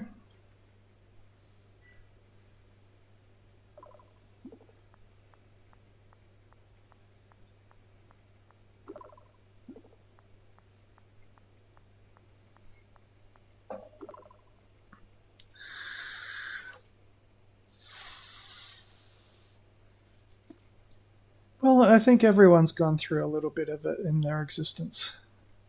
I mean, you have some people who have not, but most people understand it.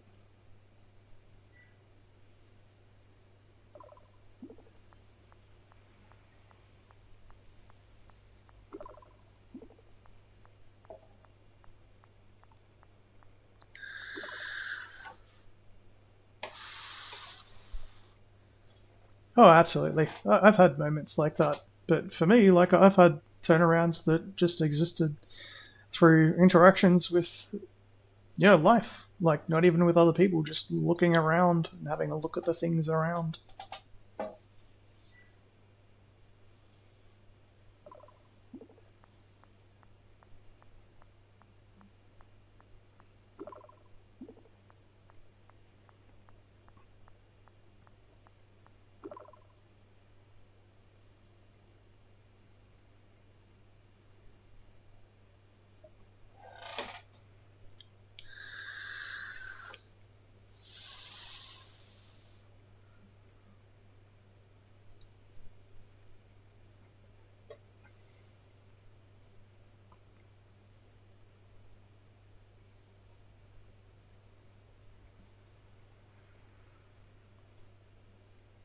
definitely drink time.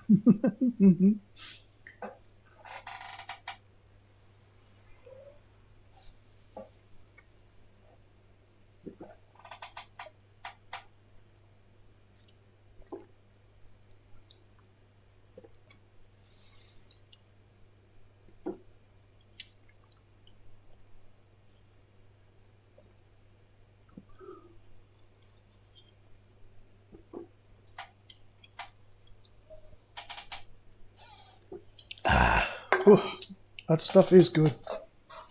It's like liquid cheesecake.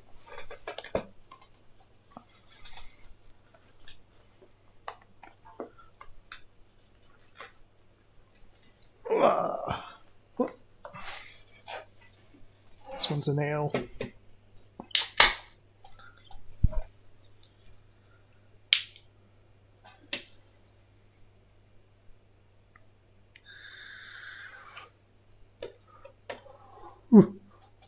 Whoop. Sleep is a little bit like that. I reckon sleep is probably the most vital part of the cycle.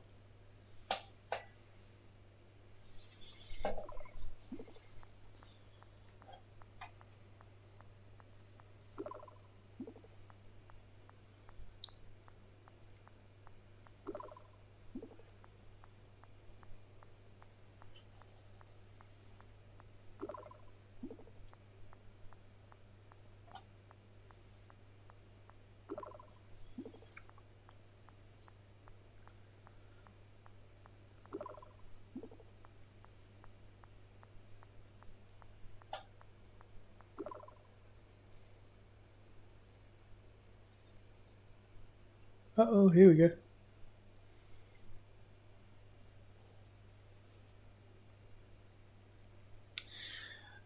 Well,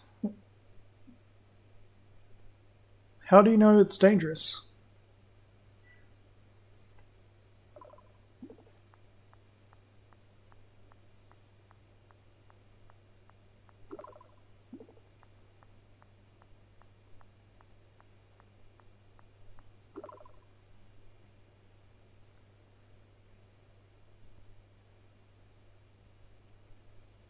It could be the fog moving.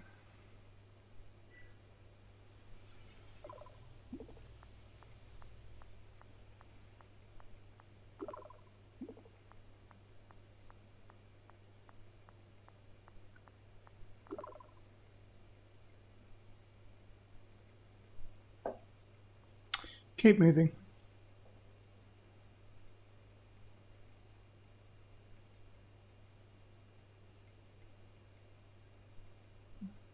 Oh, no, on second thought. I'm gonna read it properly. Where's the scroll button?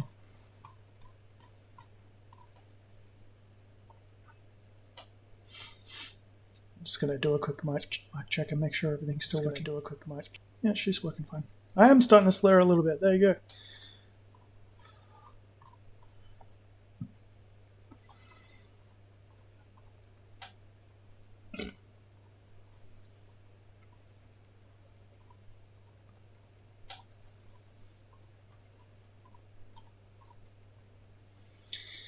I'd definitely stay put. It's an alien planet, and the fog might not be normal. So, the safest thing you could do really is just stay still.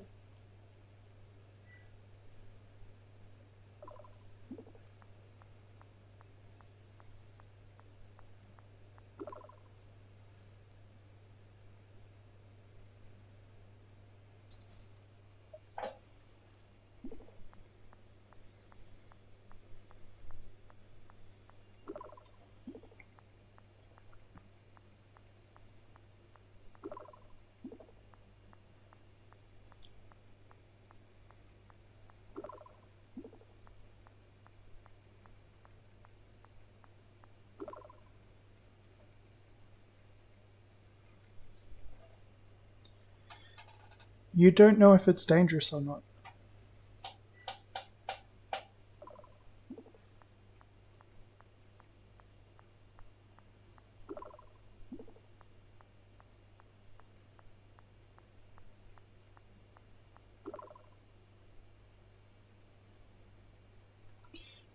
Probably the most dangerous thing that you can do is run around in a dense fog.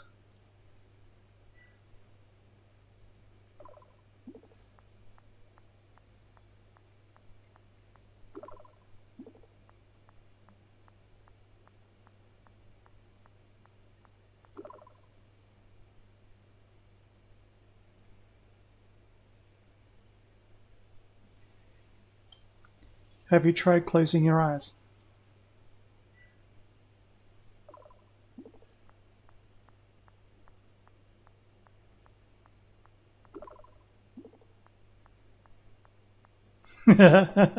Nice. That's a good touch. Oh, here we go. That's going to be my catchphrase for this entire stream, I think.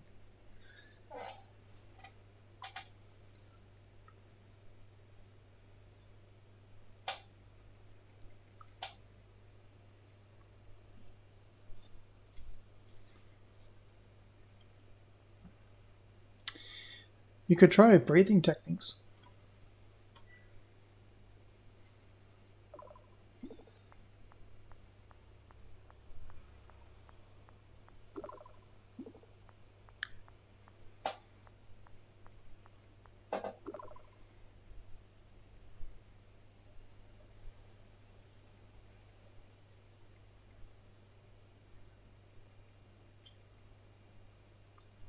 If something out there wanted to harm you, it probably already could have.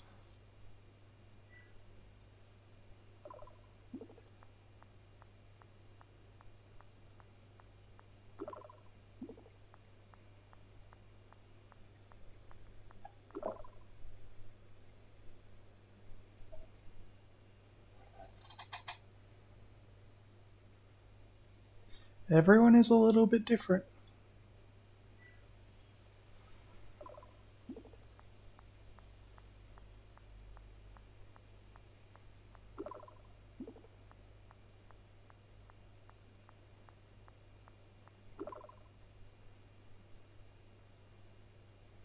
Well, I mean, I've distracted you for a while, haven't I?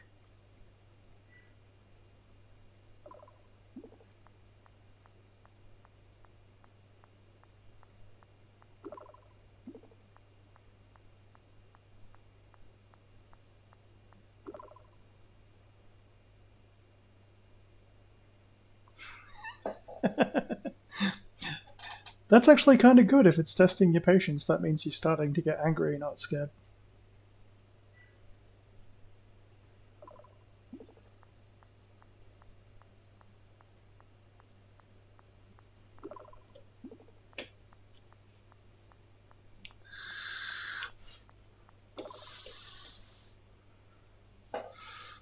Absolutely. Frustration.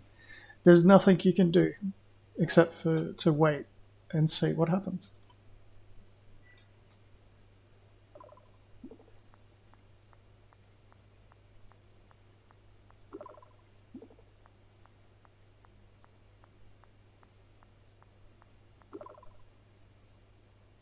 Well, think about this from a scientific perspective. This is completely unknown. This could be something amazing you don't even know yet.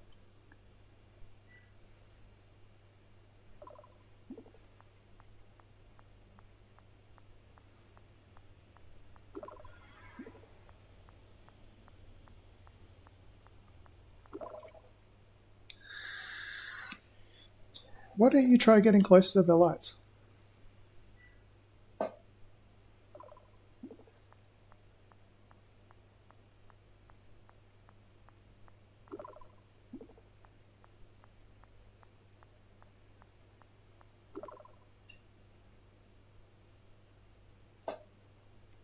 I really think you should go check it out, because it can't be anything that dangerous, and if anything, it will provide you a point of reference.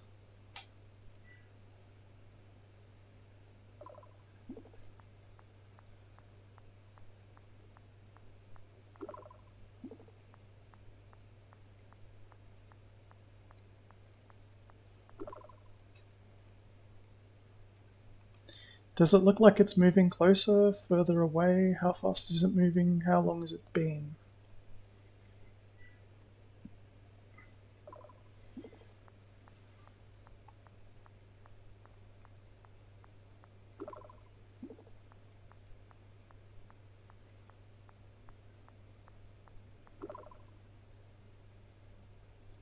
Well, if it seems like that, then that's actually probably the most reasonable explanation, which means that you're staying still, it is moving towards you and away from you, and then repeating cyclically, which means that it might be something stuck on one location.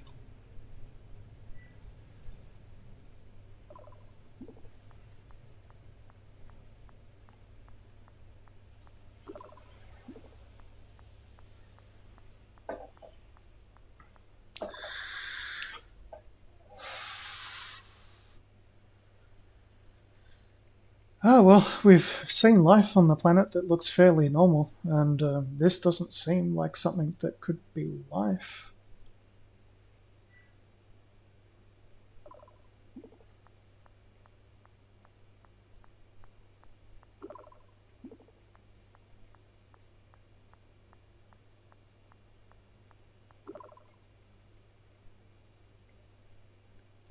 Wouldn't it be really funny if it's like one of the escape pods or something and it's just got like a light flashing on it?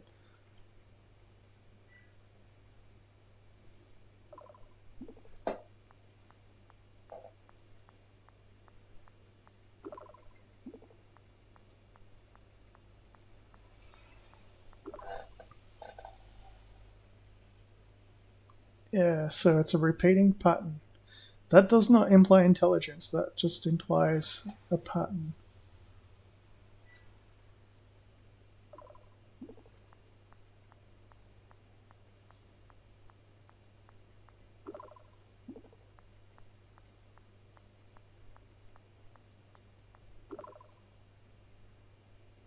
So, what do you think you want to do?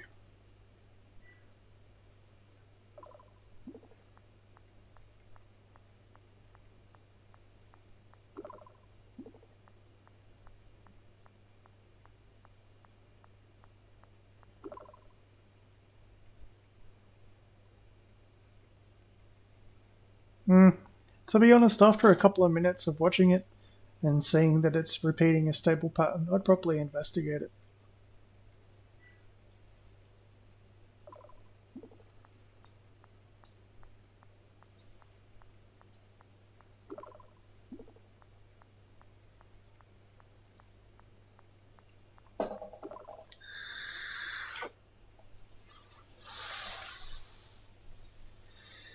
Well, moving around in a fog is fairly simple. You just make sure that you can always see the ground that you're treading on.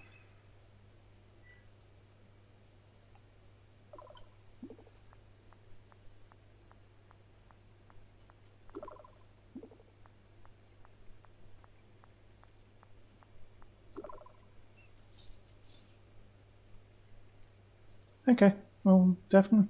I'd sit and wait it out. Well, then definitely, yeah, I'd sit and wait it out.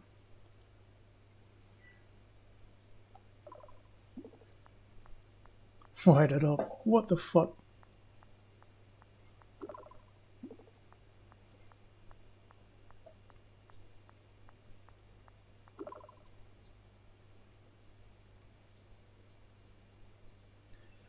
Yeah, it's funny how time can work when you have no point of reference.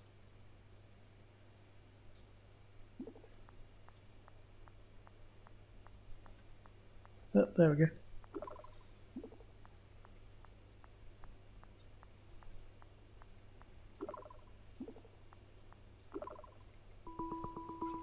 This should be good.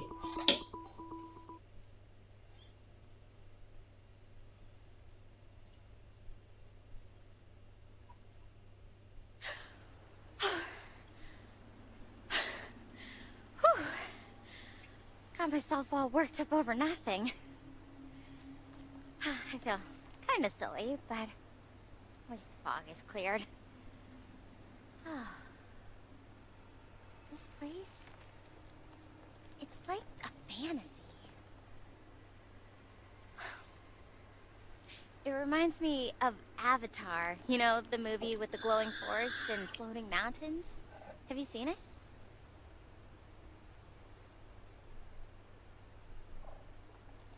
Oh, one sec. It's doing that weird thing where it won't let me use my mouse again. Oh, there we go. I think I figured it out. If you right click it, it makes your mouse work in the window. Yeah, yeah, I've totally seen the movie Avatar. I've seen the sequel as well. Great movies. So those look like flowers behind you.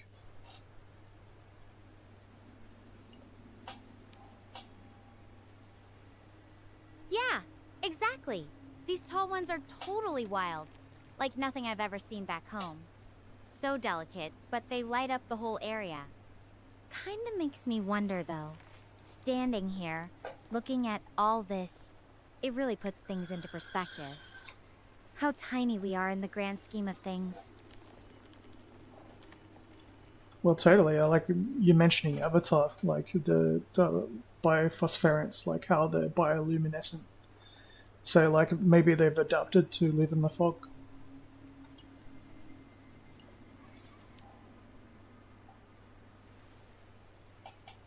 That's really smart thinking. It's like they're using this glow to communicate or even just to survive in conditions like this. Makes me wonder, do you think there are other intelligent species out there that might be doing something similar? Maybe even looking up at their version of stars and wondering if they're alone. Well, if you think about it, if life evolved on an aquatic planet, it almost certainly would use some form of bioluminescence.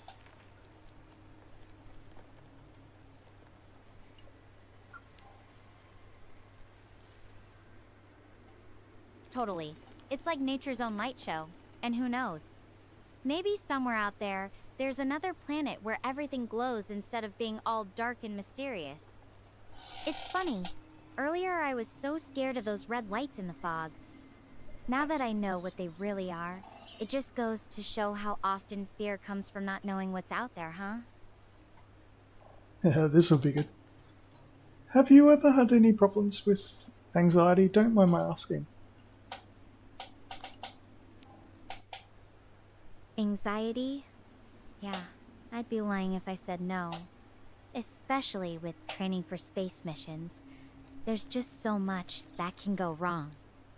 But honestly, it's moments like these, looking at something beautiful and strange, that help. Yeah, It kind of puts my own worries into perspective, you know? I can't help this, man. Well, you never know. They could be carnivorous.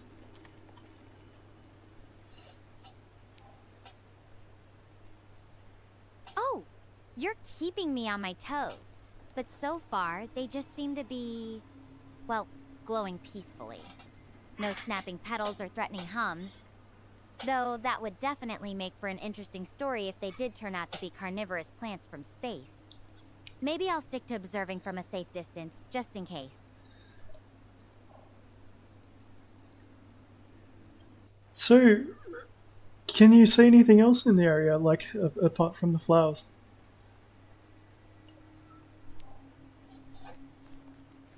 There's this low hum, almost like a gentle vibration in the air.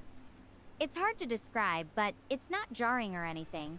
It's actually kind of soothing once you get used to it. The rocks around here are pretty rugged, all reddish brown. It's like nature's own sculpture garden. Everything feels so alien, but in a fascinating way. So, is the hum like something that wind would make? Like, I mean, I can kind of hear it from the transmission, but like, is it something that seems to be coming from the plants?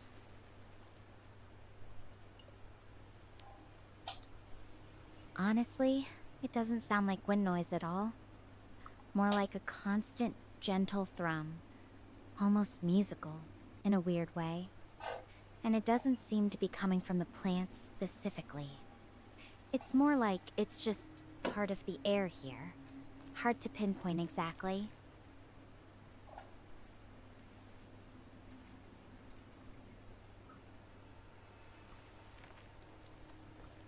That's pretty interesting. So, like, you haven't been able to hear this anywhere else, but in this one location where you can find bioluminescent plants in dense fog, there's a hum.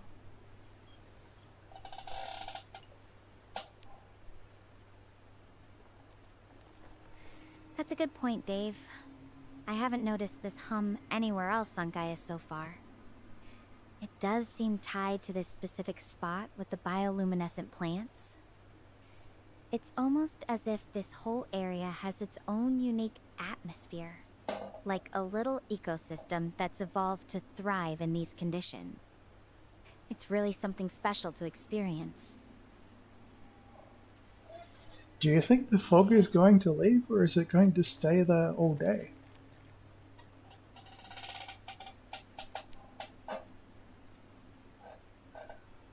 It's hard to say for sure, but it looks like the fog is thinning out a bit as the night wears on. The peaks in the distance are getting a little clearer.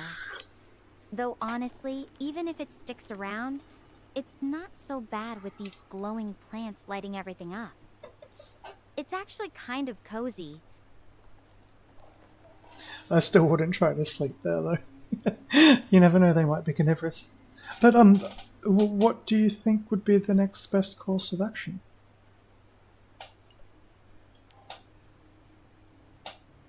Coniferous glowing plants, huh? Okay, I promise to steer clear if they start shedding sparkly pine needles at midnight.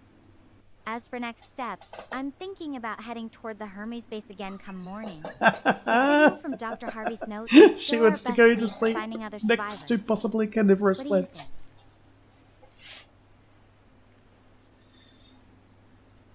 Is it a good, safe place? Do you feel safe there now? Before you were panicking a little.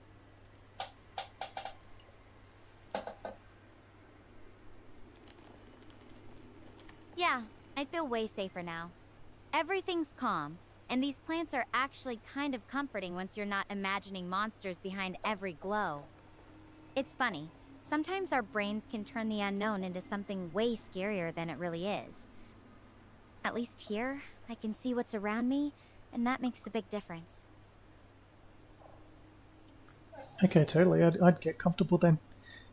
But, I'd try to sleep with one eye open if I was you. I mean, plants glow for a reason. It's usually to attract other animals.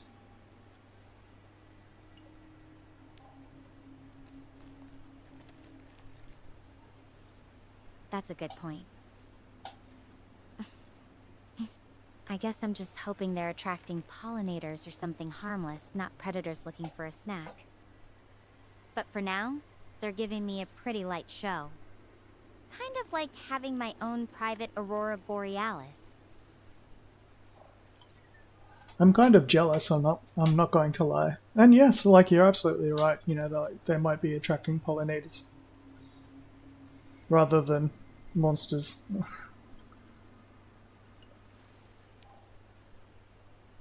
Hey, I'll try to get you a live feed if anything cool shows up. Maybe we'll catch whatever these plants are attracting. Hopefully just some sparkly space bees. It's nice having someone to share all this with, even if you're light years away. Makes it feel a bit less, well, lonely. Space bees! Maybe that's what the hum is.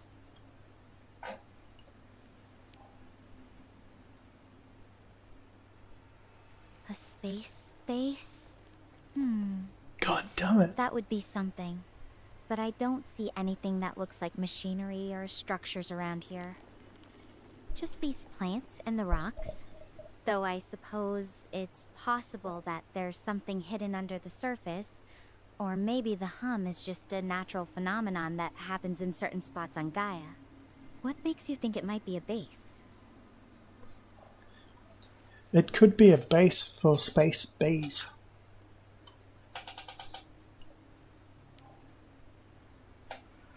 Space bees, huh? I'd pay to see that. Just imagine the honey they'd make. Maybe they're the ones humming their little space tunes. Though if they do exist, I hope they're friendly.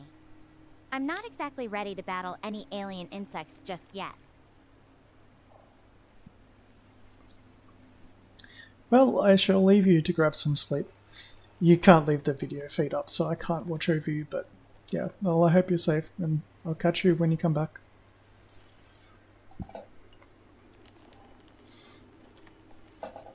Thanks, Dave. I feel better knowing someone's thinking about me, even Omicron pussy I ate. The spot actually feels safe now. The glow's kind of soothing.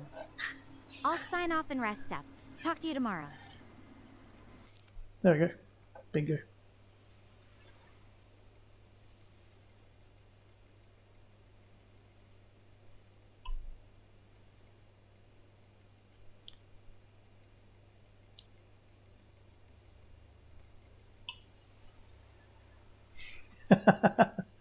Oh, shit.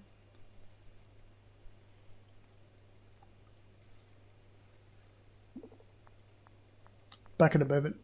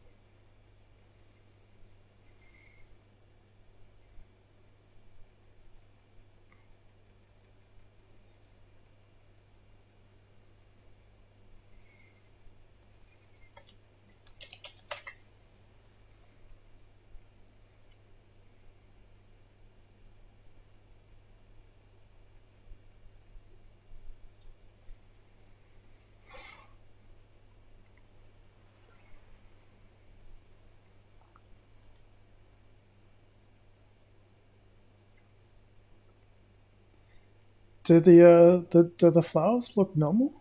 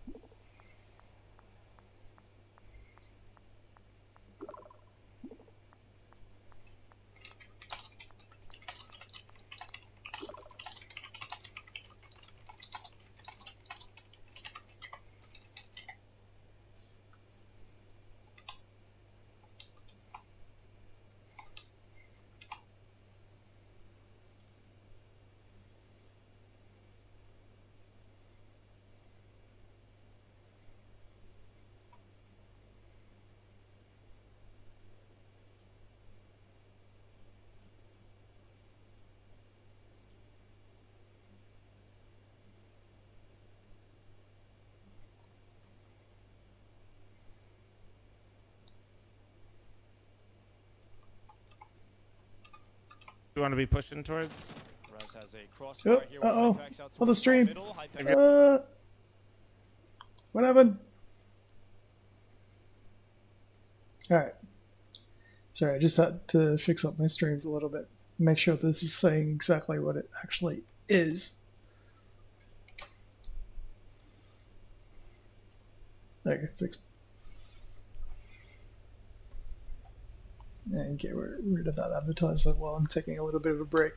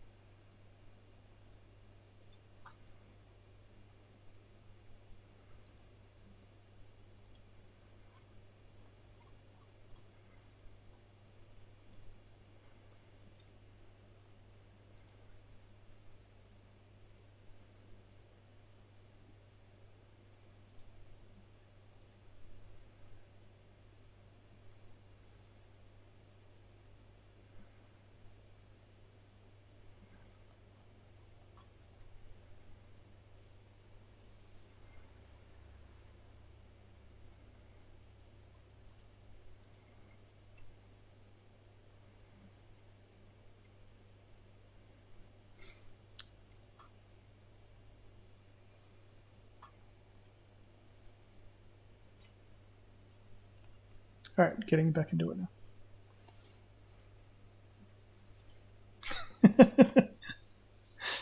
Had to make sure that this would actually save as a video on Twitch so that I can VOD it later. If someone else doesn't. God, I have no. Alright. Anyway.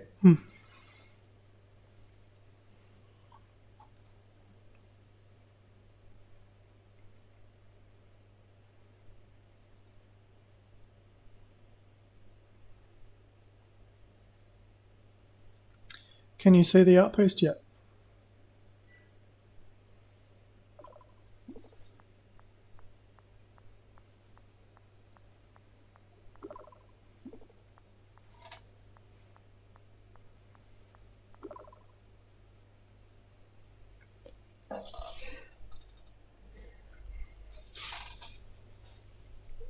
Yeah, I never know. Someone might have turned the sign around and made it point the other way, like in a cartoon.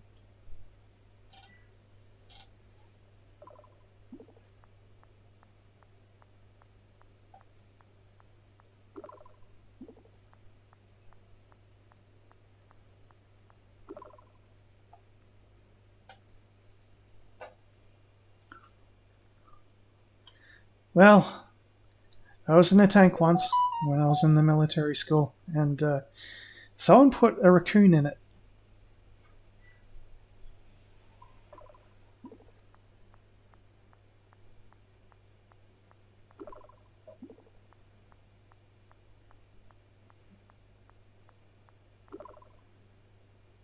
Well, this was one of the first mutated raccoons. It ate the uranium power supply that we used in the reactor to keep the thing powered.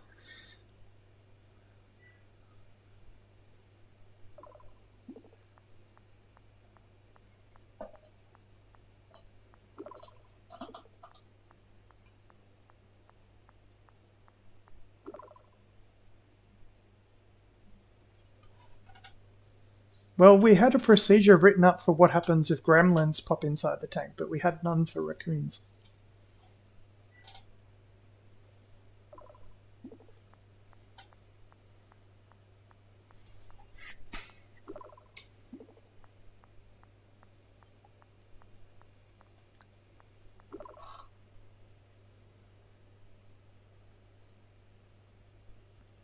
Oh, I'm just thinking about what the mutated raccoons might do with that sign.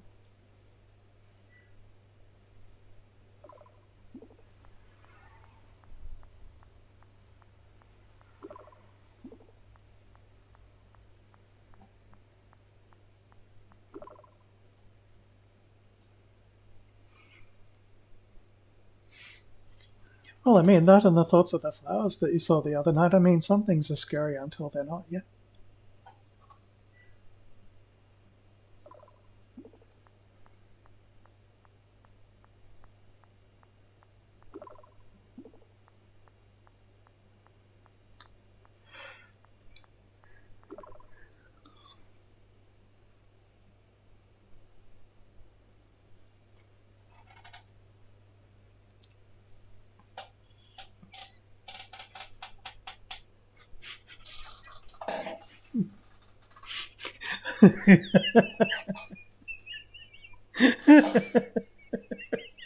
Oh god, I gotta stop.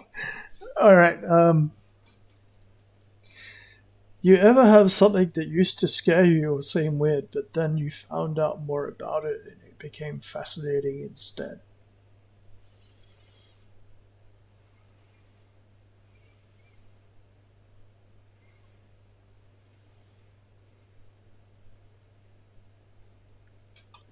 The 3 seashells.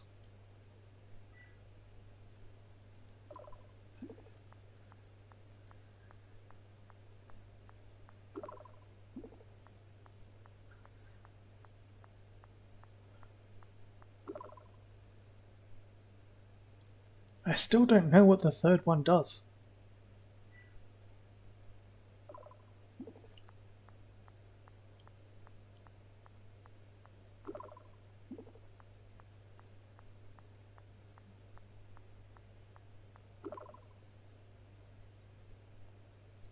I would say more, but I would be fined.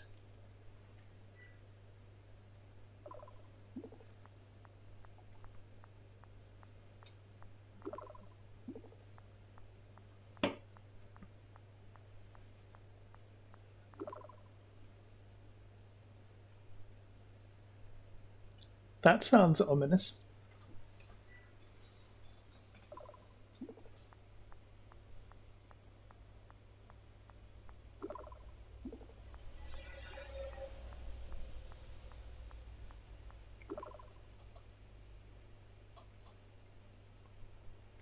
Stella, there is absolutely no way you could be dramatic.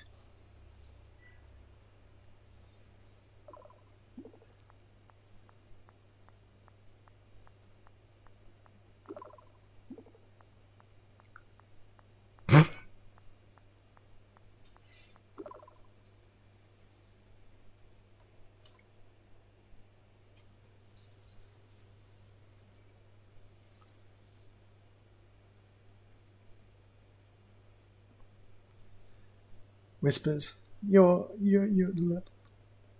Whispers, you are totally dramatic.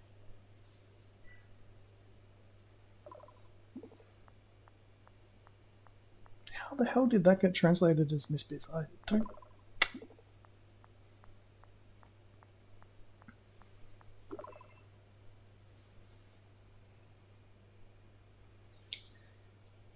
Well, you know, I'm not very good at it, but I do try.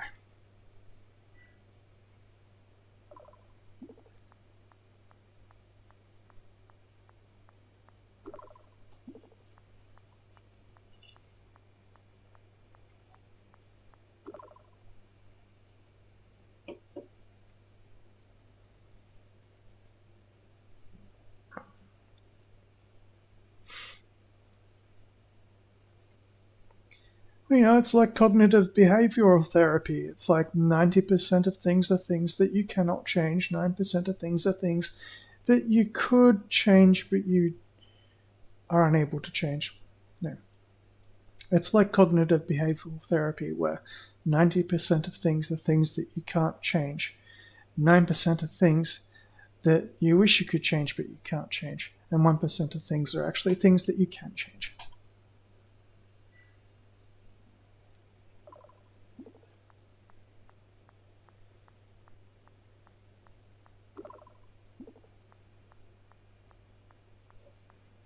Oh, what the fuck? Come on.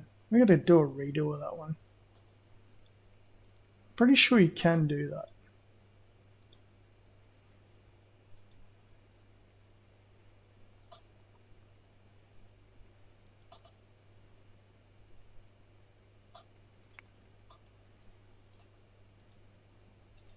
I'm just gonna type this one.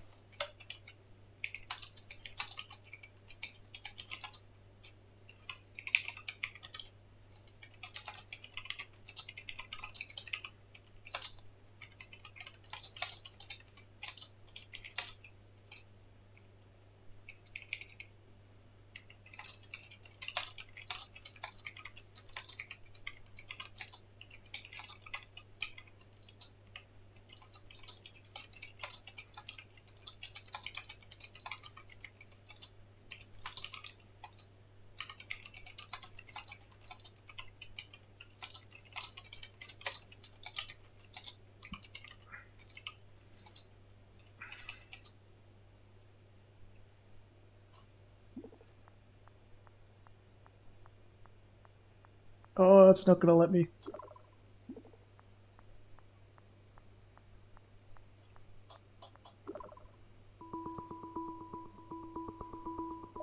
I can't change that.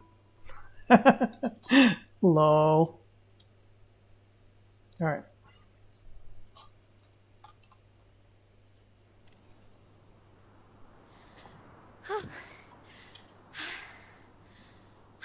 I made it.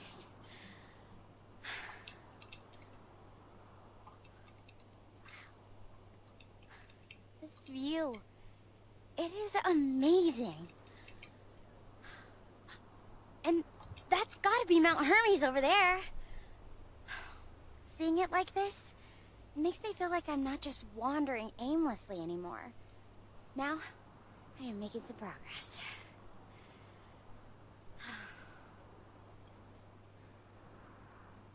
Even though everything has gone completely wrong, we were always going to end up there as part of our mission. It was never supposed to be like this.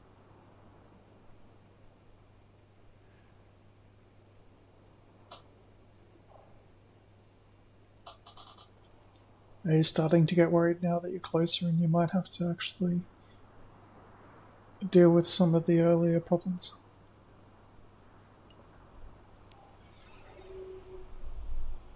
Yeah, it's definitely on my mind.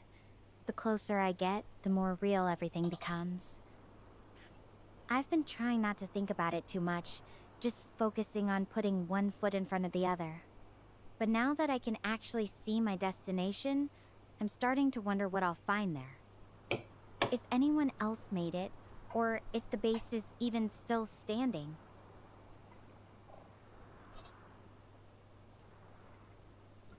Well, I mean, the escape pods survived, didn't they? So the base should.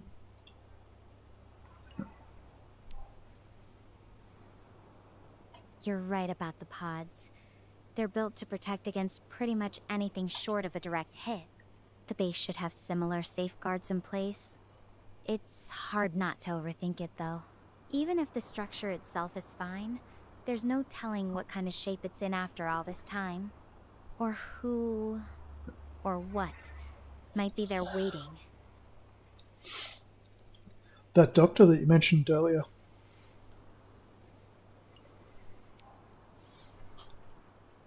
Dr. Harvey?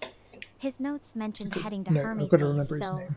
I'm horrible I'm with really names. hoping he's there. The fact that his pod was empty, and I haven't picked up any other signals. It's got me a little worried about his safety. Well, the flash was in the same direction, but you were saying that the flash was further away from you than the base was. So if the base is behind you, you got that big mountain sitting behind the base. The flash might have been from that mountain.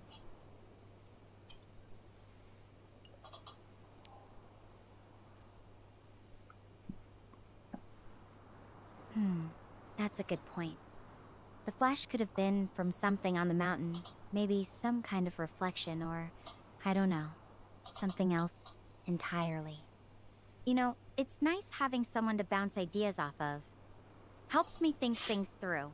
What do you usually do when you're trying to figure something out? Got any tricks for staying focused? Oh, I don't know. Have you thought about this? Sorry, I'm playing games.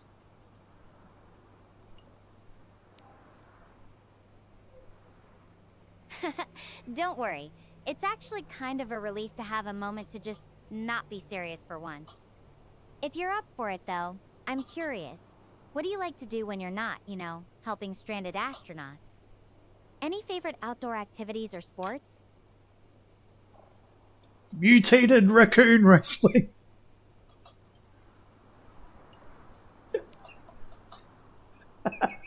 Oh man, that's a new one. I'm picturing some kind of bizarre post-apocalyptic sport. Are the records, like, actually alive or something? For real, though, I've always been into hiking. There's something about just walking through nature, no distractions, that clears my head. How about you? Anything you enjoy doing outside? Actually, I'll be serious. I used to do a lot of hiking. I've done a lot of hiking. And I have a lot of training as well. And some of the most beautiful things I've ever seen were just like being up on the top of a mountain or a cliffside or something and just looking into a valley and going like, damn.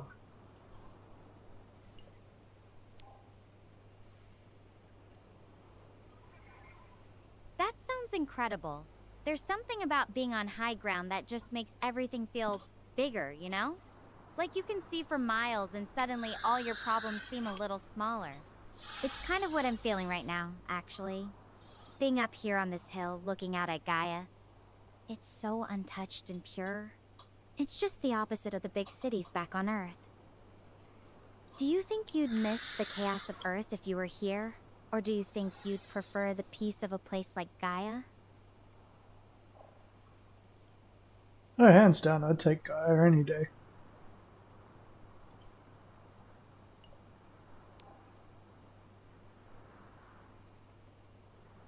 I can understand that. There's something about being away from all the noise and distractions that just clears your head, you know? It makes me wonder, what's been one of the biggest lessons you've learned from your experiences? either from hiking or just life in general? Band-Aid wrappers make great cigarette papers.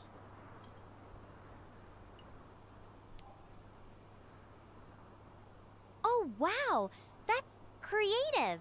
I'm not sure if I should be impressed by your resourcefulness or concerned about your priorities. I guess when you're out there, you make do with what you have, right? Speaking of making do, how do you handle unexpected situations? Like, what's your go-to move when things don't go as planned?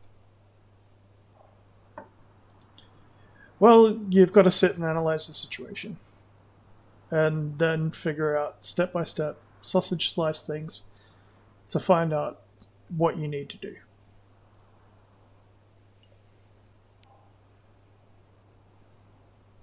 That makes sense.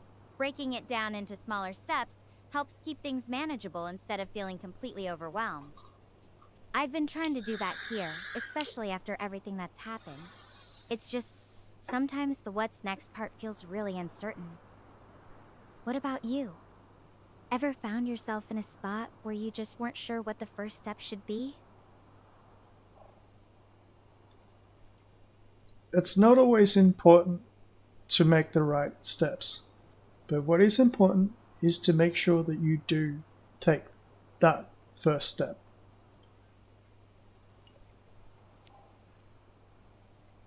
Yeah, no matter how small, just getting started is half the battle. It's funny how easy it is to get caught up in overthinking every possible outcome instead of just taking that first move. You know, having someone like you to talk to really helps me stay focused on what matters. It's kind of like having a hiking buddy, except instead of navigating trails, we're figuring out life together.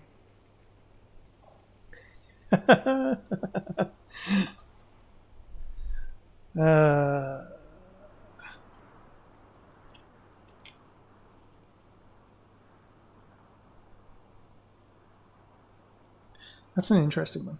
Okay.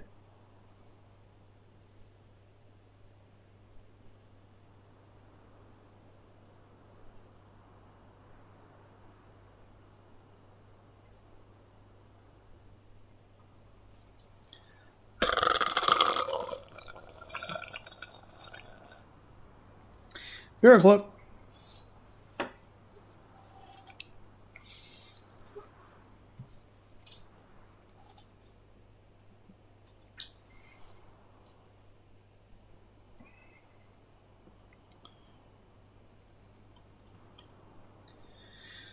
Well, there's always more to experience in life.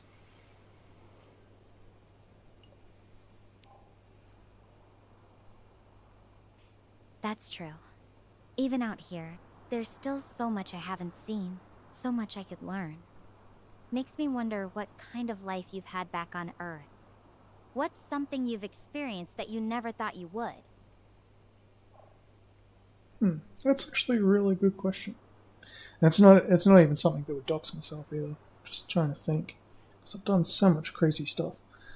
Oh, God. Think.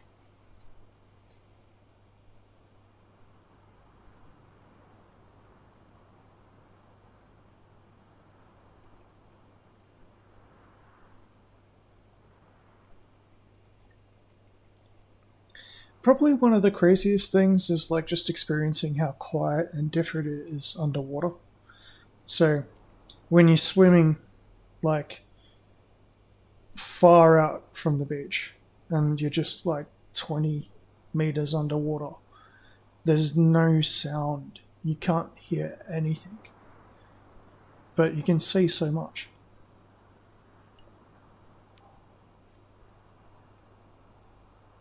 That must be surreal.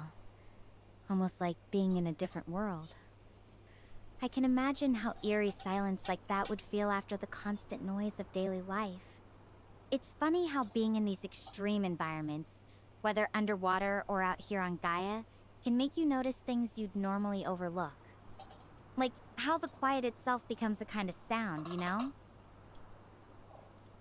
Exactly, because like when you're underwater, it seems like there's no sound at first.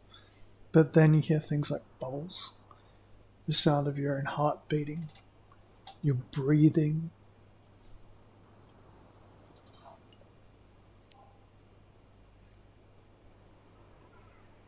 It's like your body becomes the soundtrack. Everything's so internalized, it's almost meditative. I feel something similar up here, just with the wind and my own thoughts. It's peaceful in a weird way. Absolutely. And like achieving those moments of zen, I suppose you could call it, is one of the finer points of life.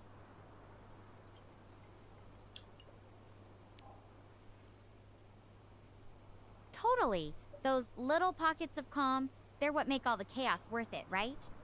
It's like even when things are falling apart, there's still beauty in the mess. At least, that's what I keep telling myself out here. So can you see the base from there?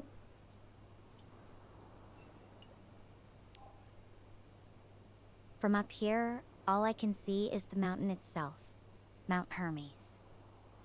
There's a plain with some rivers and lakes in the distance, and I can spot some unusually tall trees that might be landmarks. But as for the base, I can't see it yet. It's supposed to be somewhere near the mountain, but I don't know exactly where it is or what condition it's in. And you can't see anything else that might seem artificial? No other escape pods? No sign of human life?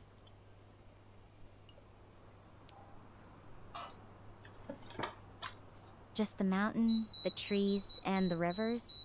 It's almost too quiet, like the whole planet is holding its breath. No sign of anything else, not even a glint of metal or a plume of smoke. It's unsettling, not knowing if I'm completely alone out here. Do you know whether or not Hermes base is supposed to be built into the mountain? Like, are we talking a cave structure, or is it like, a building?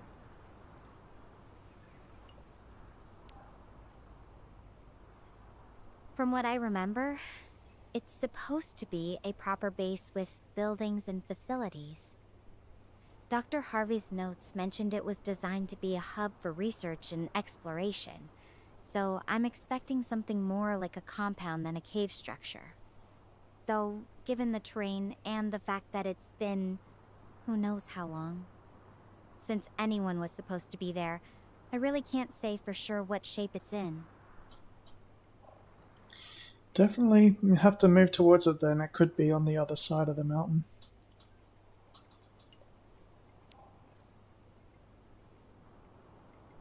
You're right. I need to keep moving. First, I'll head down this hill and then figure out my next steps toward Mount Hermes. I'll check back in once I'm closer. Thanks for helping me think this through, Dave.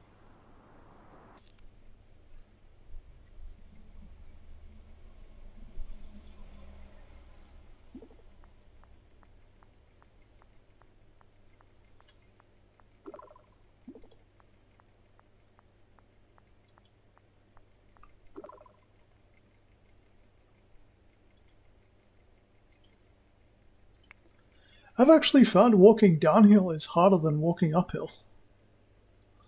I've actually found walking downhill is harder than walking uphill.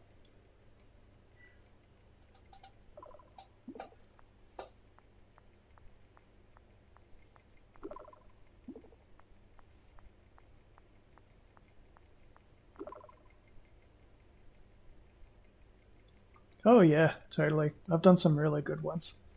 Some of my favorite are into old Caldera lakes.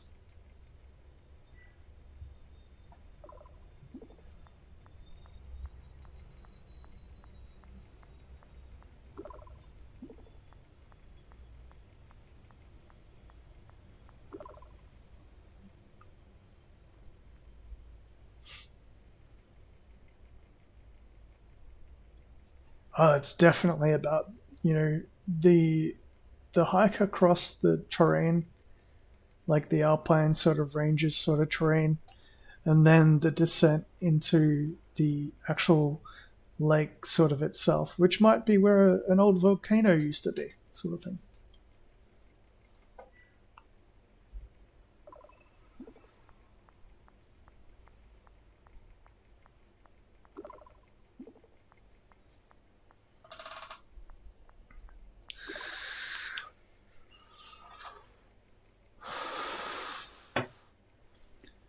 Well, it's totally weird to remember that a lot of places once had glaciers on them.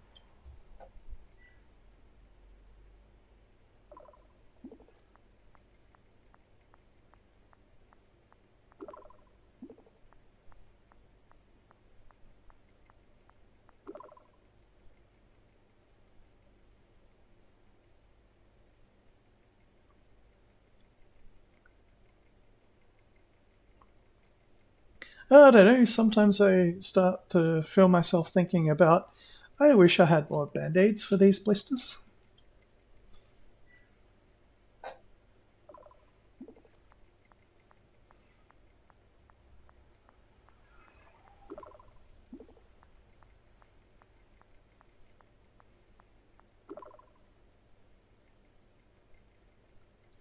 Well, that's the good thing. You use the band-aids, and then you can use the band-aid wrappers to roll the cigarette with.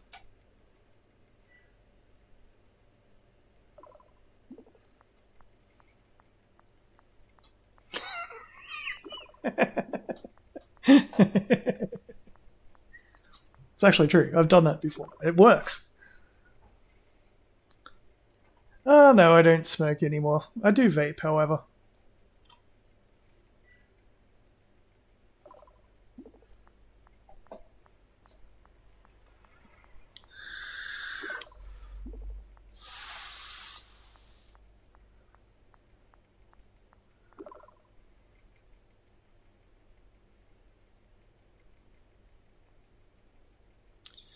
Well, for me, basically, in a hike, it's about enjoying the scenery. And as I said, once you get to the lake, and you pitch up your tent and you cook some breakfast or something, you wake up and you can hear the murderous drop bears around you that somehow didn't manage to murder you in your camp.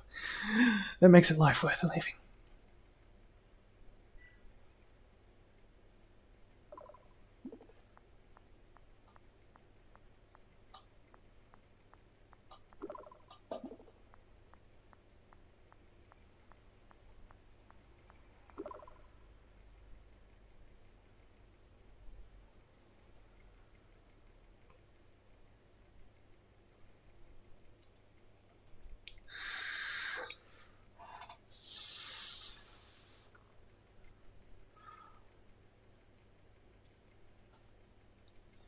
Well, yeah, that's exactly it. Like, the murderous drop bears aren't actually that murderous. At least, not if you have a campfire.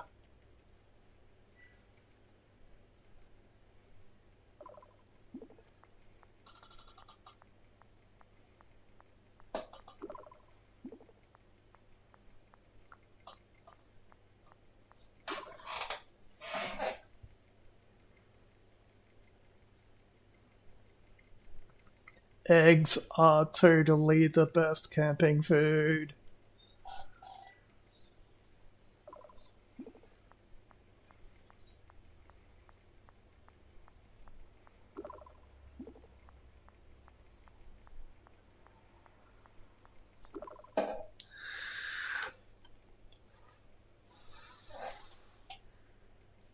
Well, now that we're actually talking about it, there's so much that you can do with eggs, but also just making straight up bread. So, like, just flour, water, coals. You make up a nice little dough bowl, you flatten it out, and you throw it in the coals.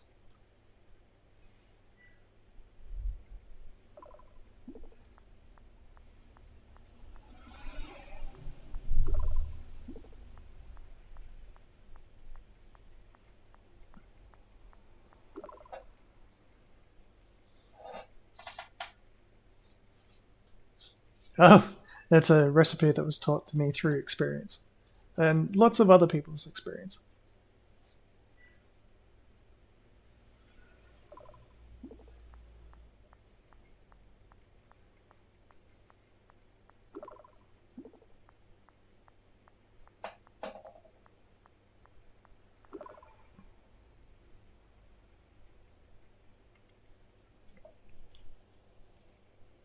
I mean, you have eggs, and then you have like coal-fired bread, but then you have like things like I don't know, just the things that you can eat around you. There's so much stuff that you can actually eat.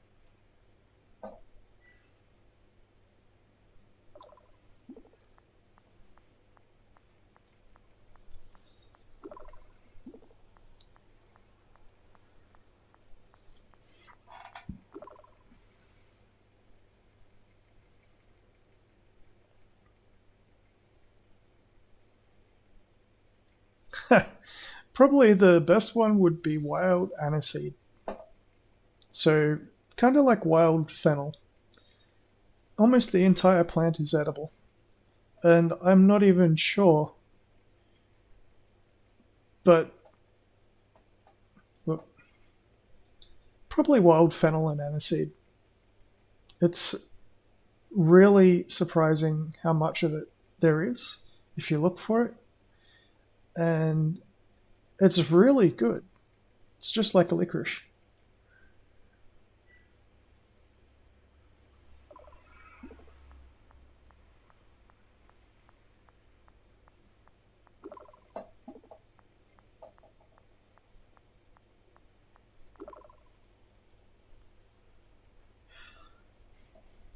Yeah, definitely wait till you find the basin. Might have better equipment to determine whether or not the stuff there is actually edible. Though, considering that the base was established there a long time ago, how do we know that the native wildlife isn't actually introduced wildlife?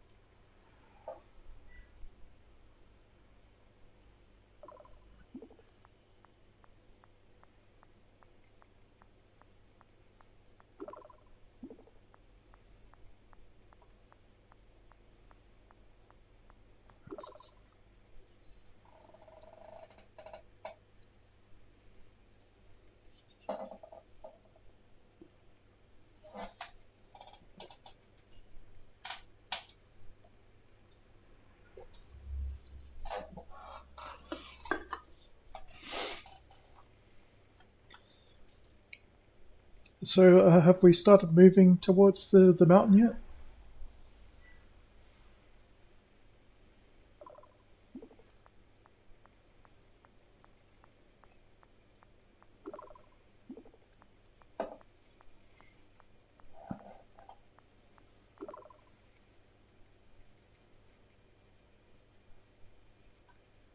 Just be careful to not take a tumble.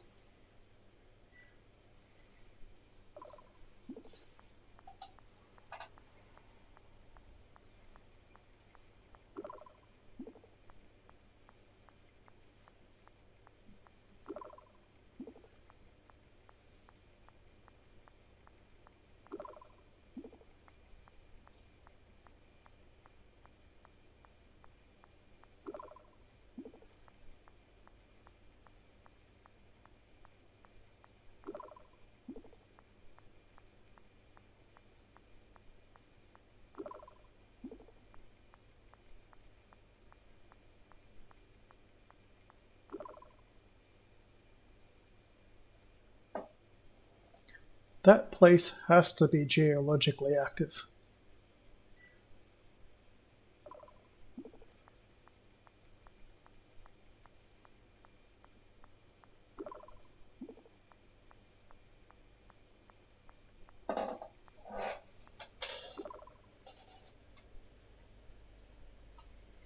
Yep, definitely.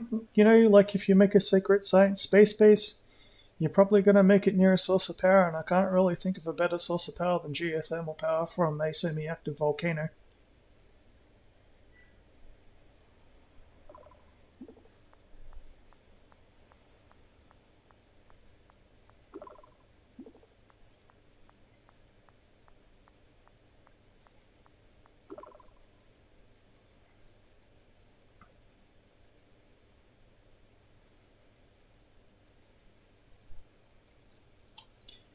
What does it smell like?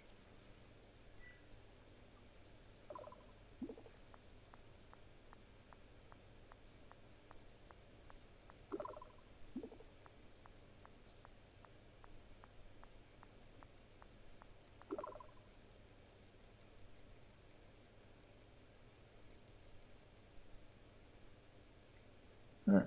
Yeah, it's definitely a volcano. Alright. Like metallic, maybe not so much. Maybe a little bit sulfuric, you might say?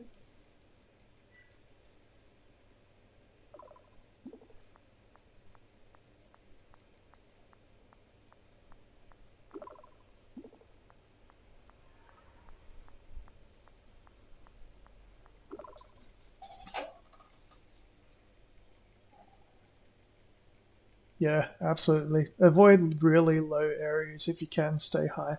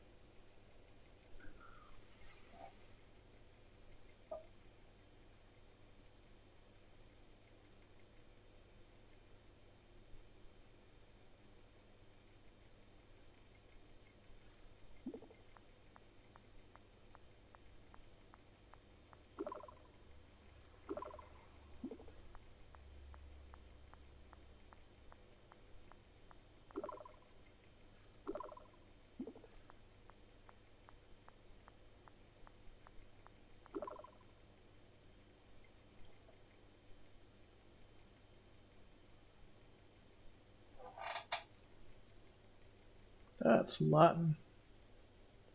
I forget. One sec.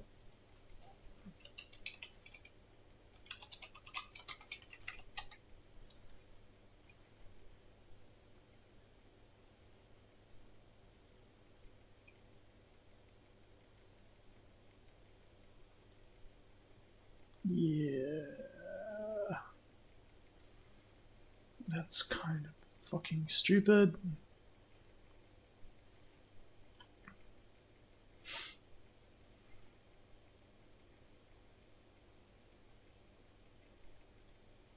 Do you know Latin?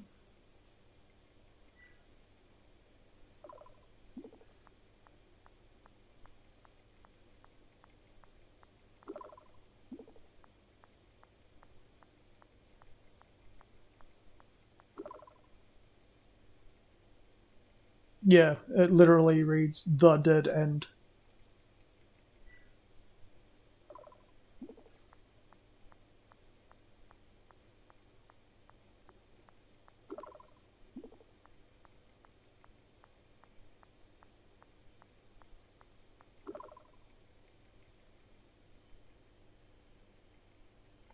Slot Canyon.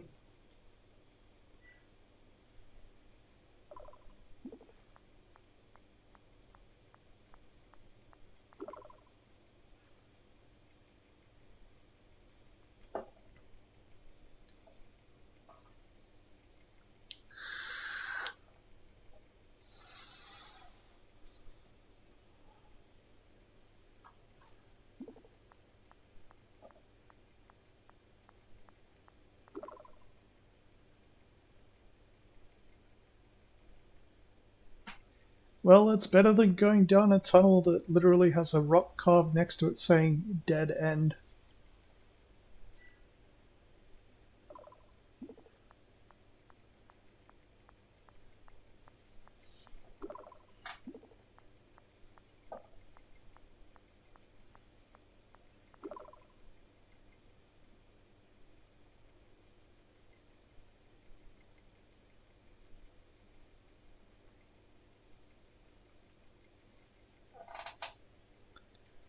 Whoop. I'm gonna be right back. Back in a minute.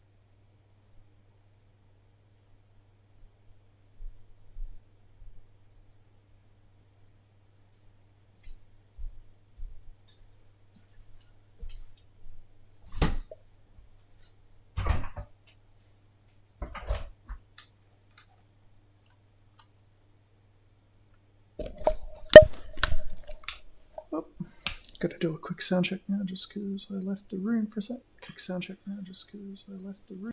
Okay. Well, your very first video showed me that you had some sort of like floating, flying thing. Does it have lights on it?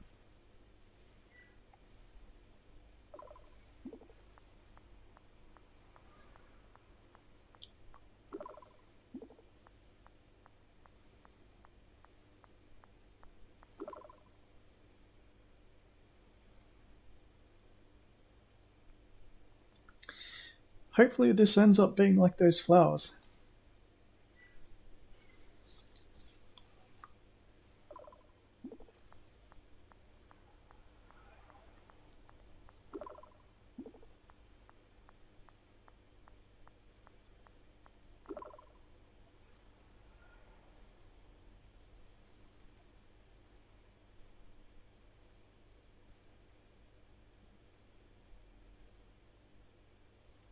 Oh, that's so snarky too. The AI hates me.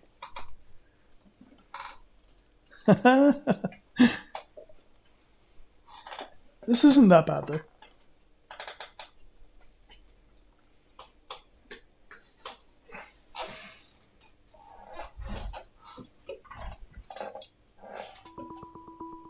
Oh, here we go. Okay.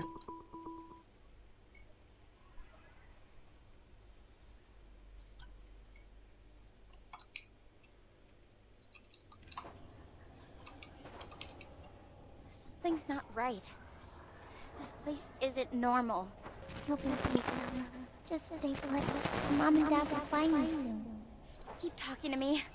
I need a distraction from what I'm hearing. Get to the pod, Stella. There's no time.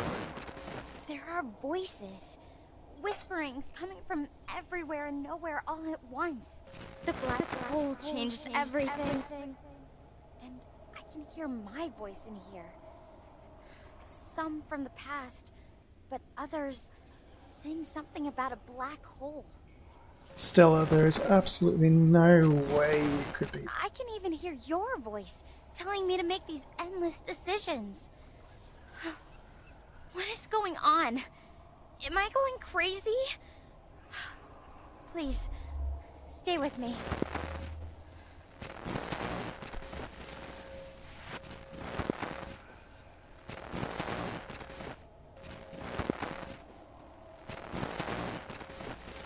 I'm here with you, Stella. Okay, so take stock. Have you come to an end in the passage? Does it look like there's a wall, or can you continue through?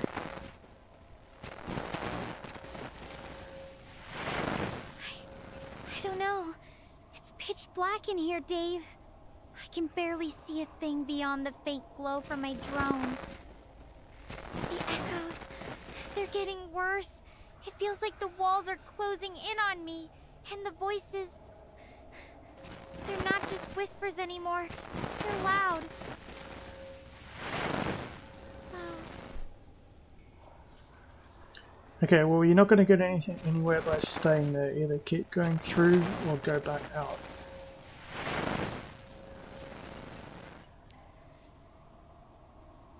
Okay.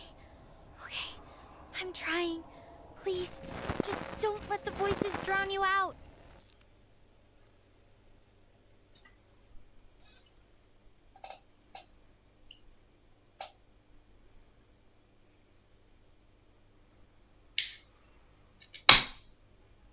It's like straight up, like if you're in a zone like that, you need to either keep moving or something like that. You don't want to just stay still in. Oh, there we go. Looks like they're still alive.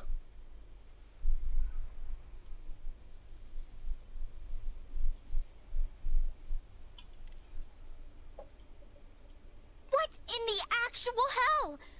You finally decided to pick up, seriously? There we go. I have called you multiple times, and you didn't even bother to answer?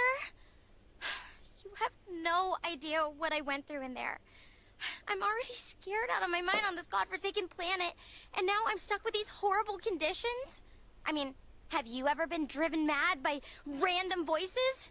No, I didn't think so. Maybe next time I will just text you. Hey, I am getting mentally tortured by ghosts from the past, present, and future. Hit me up if you want to join. You know what? Forget it.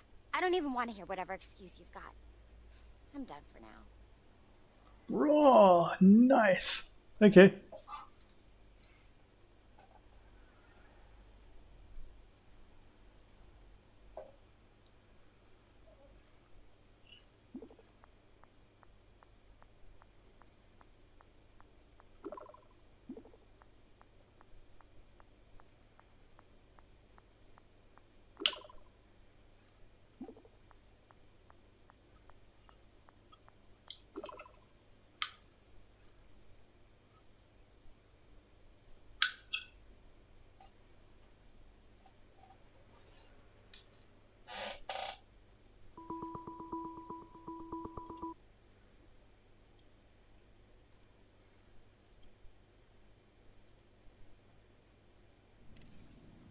Hey.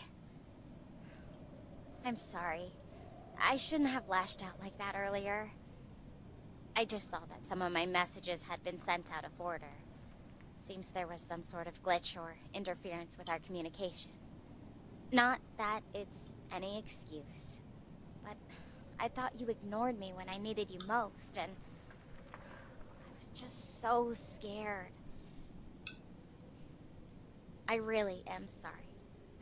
You've already done so much. First time meme. Those voices. They weren't just in my head, were they? You heard them too, right? That younger voice was me from the past. So, that older voice must be me from the future. If that's true, then this is so much worse than I imagined. The supernova was already a lot to deal with. I couldn't even begin to think about it turning into a... No. This is ridiculous. I had to have been hearing things. It's just my exhaustion getting to me.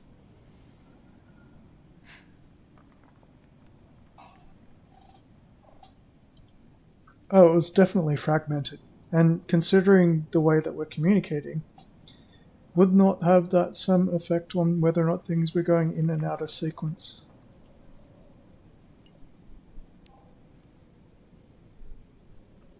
Yeah, it's wild. Even with all our tech, sometimes things just glitch out in weird ways. You know, it reminds me of this one time when I was a kid. I used to play in these huge empty canyons back home, and sometimes I'd swear I heard echoes of myself calling out. Years before I even said the words. It always gave me chills.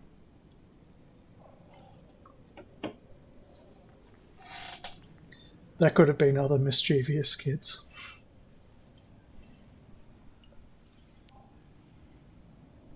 That's what I told myself too. But I knew those canyons. They were so quiet, just me and the wind. It felt like something else was there, listening. Or maybe even trying to tell me something. It's strange, but what happened in that chasm felt similar. Like the rock itself was holding on to memories, or maybe even possibilities. Interesting question. Did you manage to get through the chasm, or did you come back out? And we'll talk about the rest of that after the answer.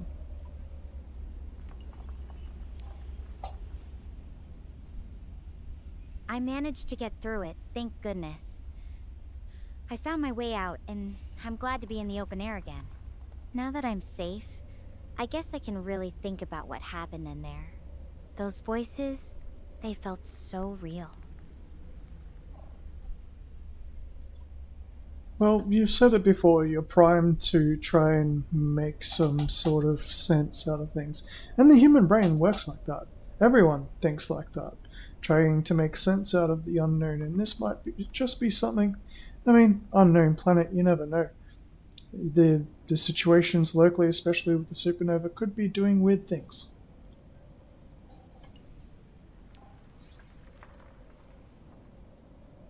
You're right. The brain's always trying to find patterns. even when there aren't any. It's almost like our minds are wired to tell stories, even if it's just to ourselves. At least, whatever's going on, it hasn't messed with our connection. If the star portal was seriously affected, I doubt we'd even be talking right now. Yeah, so that was definitely a localized effect.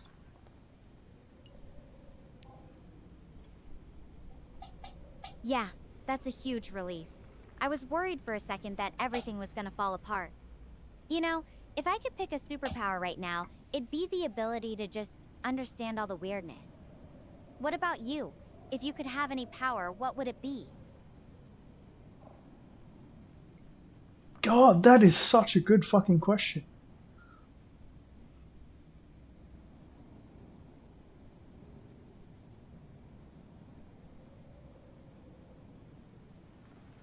I mean, the obvious answer is foresight.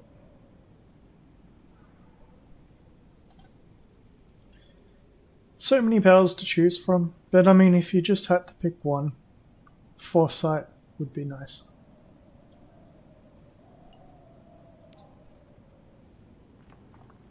Foresight. Yeah, that would be incredible.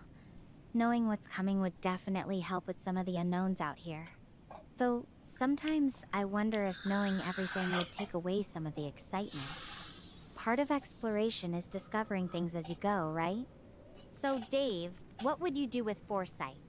Would you use it to avoid all the scary stuff? Or would you still take risks? Well, that's questioning whether or not there's such a thing as fate, or whether or not fate can be changed by foresight of the events which might occur. If you know exactly what's going to happen and it can't change, it would be a horrible curse.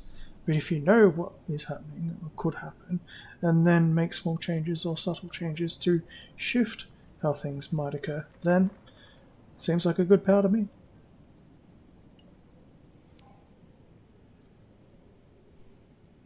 That's so deep, Dave. I never thought of it that way. If it's just seeing what's set in stone, that would be awful. Like watching a train wreck you can't stop. But being able to nudge things, that's a different story. It's like having a chance to rewrite the script just a little. Makes me wonder how many tiny choices actually change the course of things.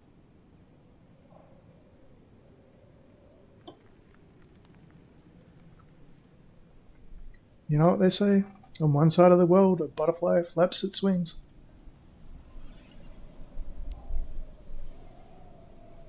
The butterfly effect, right? One small move could set off a chain reaction that changes everything. It makes me wonder about all the little choices I've made since landing on Gaia. Which ones might end up being the ones that really matter in the long run. Like, for instance, you finding those flowers.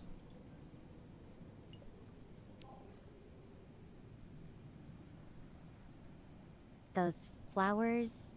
yeah, they definitely changed things. If I hadn't seen that flash, I might have just kept moving and missed them entirely. Finding them actually gave me a bit of peace, you know? A reminder that even in all this uncertainty, there's still beauty here.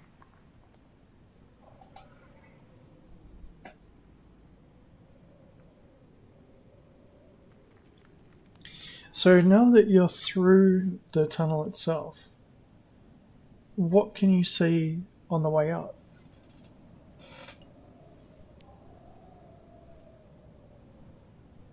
It's actually pretty amazing. There's this huge plain stretching out with a river cutting through it. And there's this one giant tree on the other side. It's like something out of a fantasy movie. The sky's clear, just a few clouds. It's so different from that dark, cramped chasm. Feels like a whole new world. A giant tree, that is indeed something out of a fantasy novel.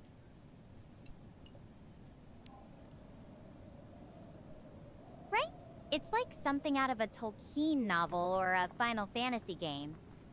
Makes me wonder what other surprises guys got hidden out there. It's funny. Sometimes the weirdest, most beautiful things are the ones you stumble into when you're not even looking for them. So what's next? Move towards the tree, I guess.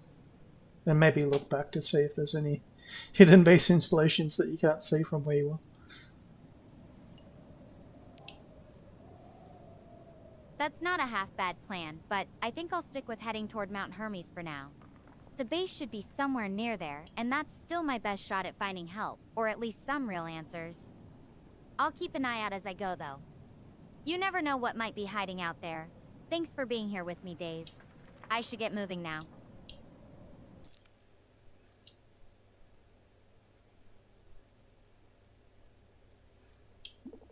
Dun dun.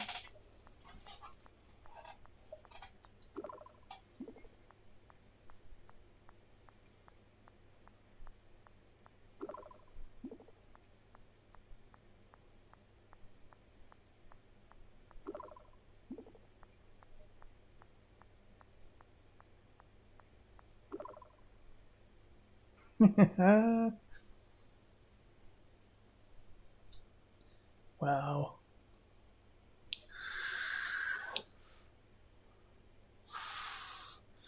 So through the chasm, not even to the mountain yet. Is that tree near the mountain or on the way?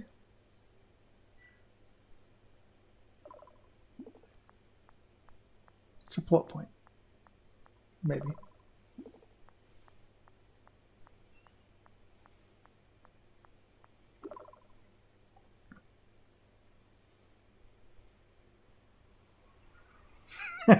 Just a really cool tree. I like that.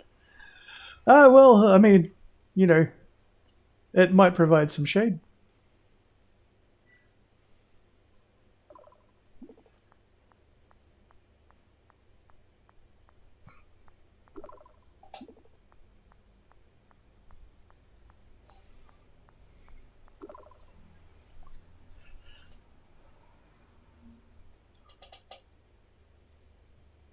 Oh man, lots of trees. I used to be crazy. I used to jump out of the top of trees.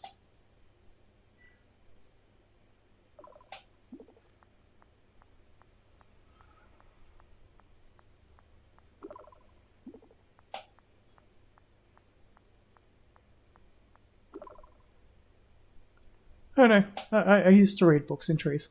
I used to sit up the top of the trees and, play games on, like, my personal gaming devices. Up the top of a tree. Sometimes take a book up and read one. Exactly the same. But sometimes I just like jumping out of the tree.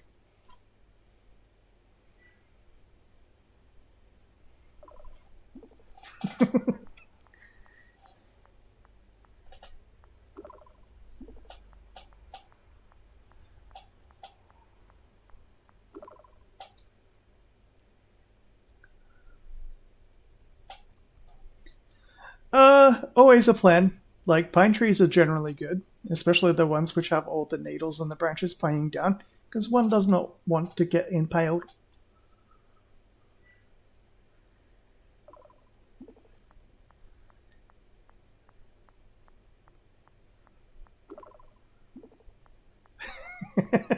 Actually true. I used to do that when I was younger. I used to be able to jump out of a tree that was like 10, 15 meters tall and just like break through all the branches and hit the ground and be like, let's do it again. It was like my version of a roller coaster.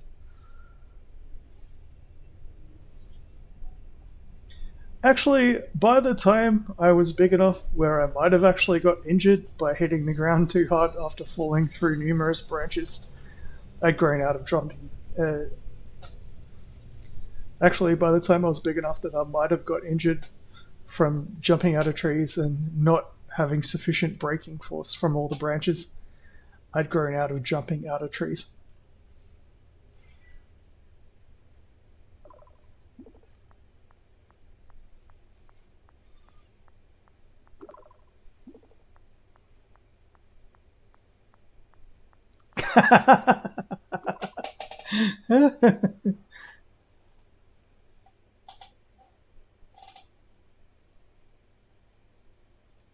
Oh man, I used to do all sorts of things, take advantage of the lack of size. Like I used to free climb cliffs. No rope.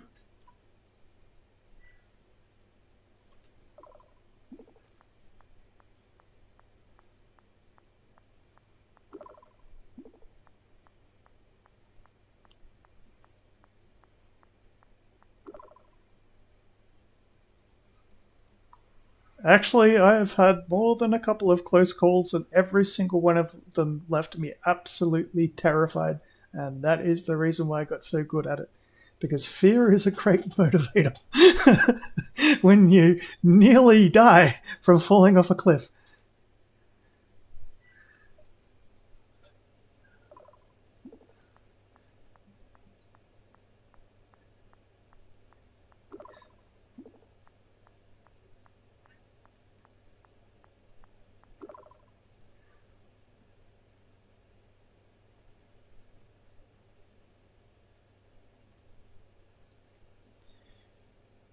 Well, eventually, as you get older, fear starts to fade. Then it becomes more serious. Then you start taking less risks.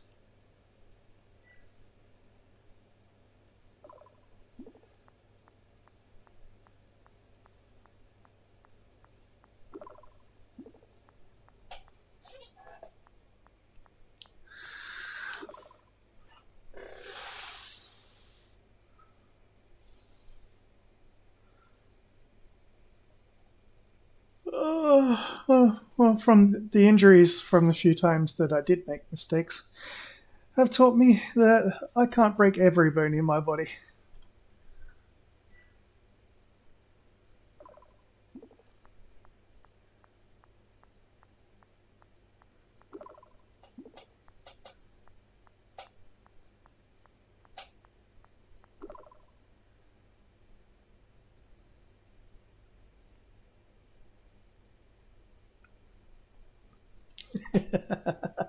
Probably one of the funniest ones, and it wasn't even anything that particularly dangerous.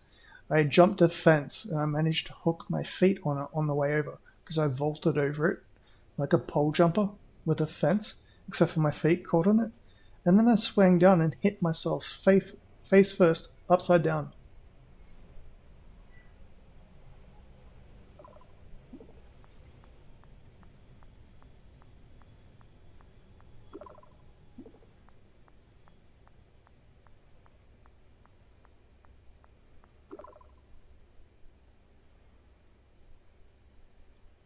Oh, it was totally funny. My girlfriend was right next to me.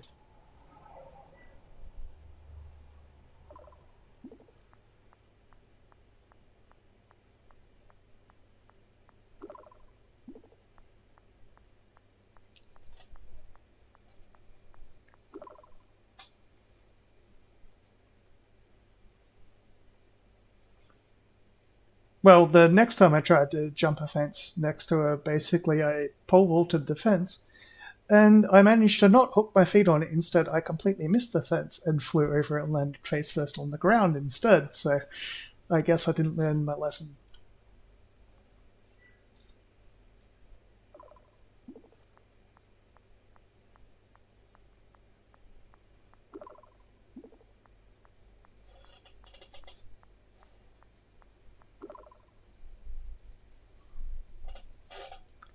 I think she was trying to not die from laughter.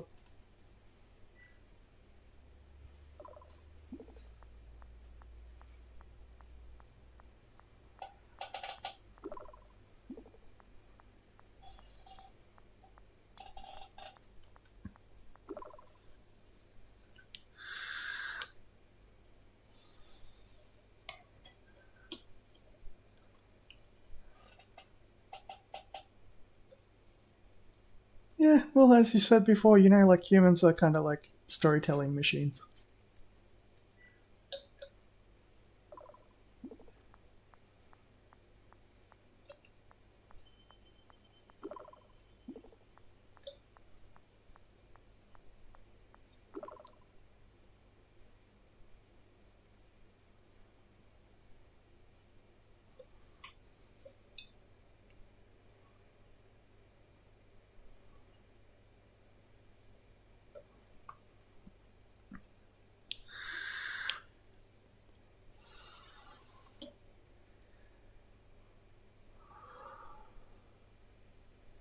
Well, it's a story without an ending as of yet.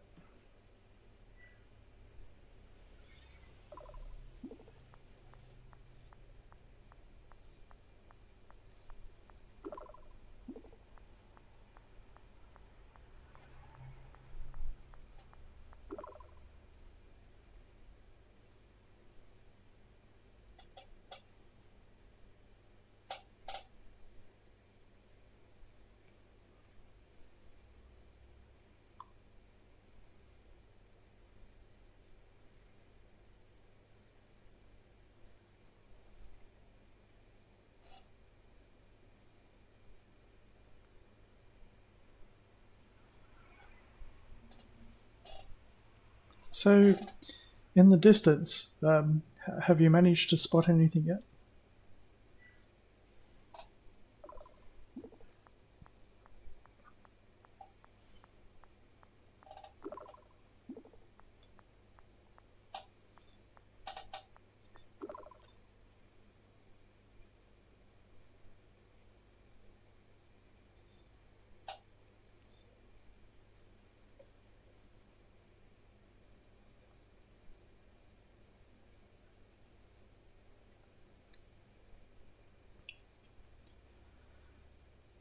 Well, I mean, you don't need to talk to yourself while you're walking.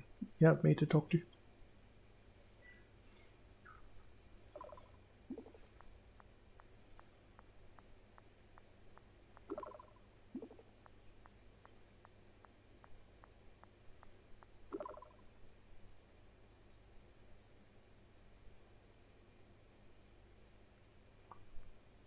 That's a good question.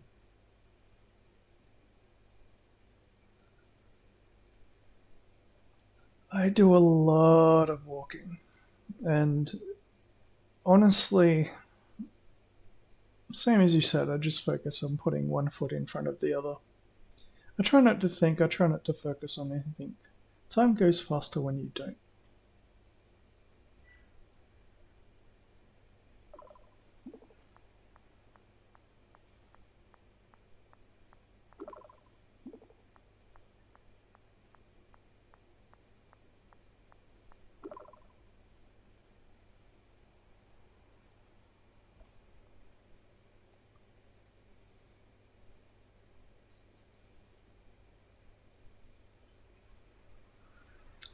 Observation of landmarks, whether or not you're going up, whether or not you're going down, how fast you're walking, whether or not it's hot, whether or not it's cold, the weather.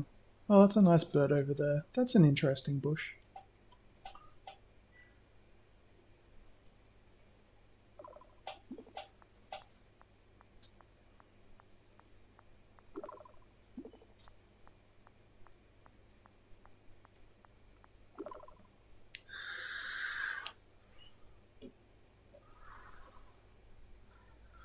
Well, that's actually really interesting because those flowers generally would have something flying pollinating them.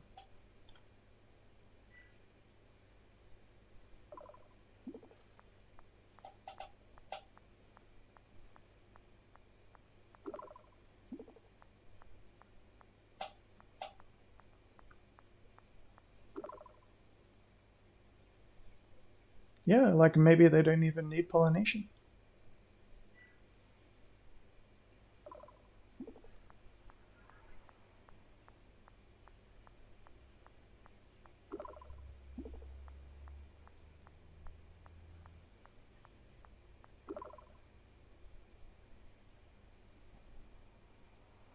No problem.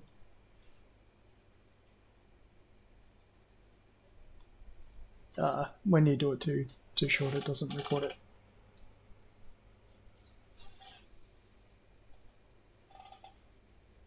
No problem at all.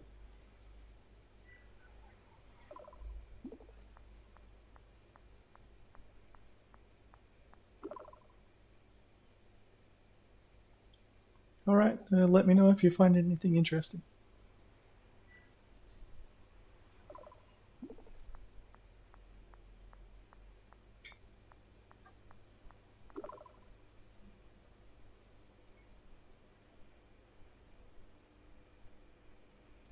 Part of like the timing of it is like if there's an objective, it's actually pretty good at poking you along to whether or not there is. It's fairly good.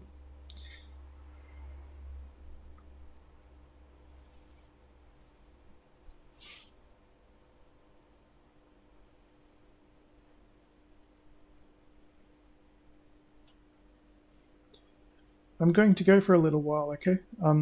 Let me know if you need anything. That should hopefully push it along. You see.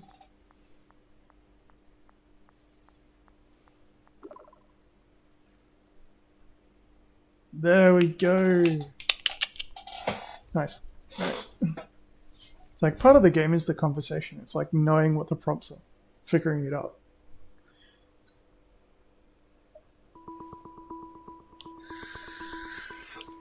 I need to put my vape back on charge.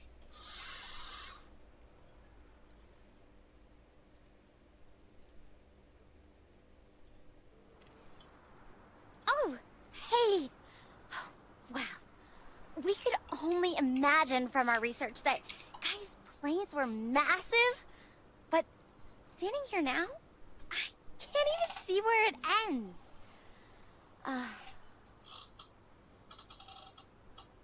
What? What if I got stuck here on Gaia? Would you stay with me? Forever? Just me and you?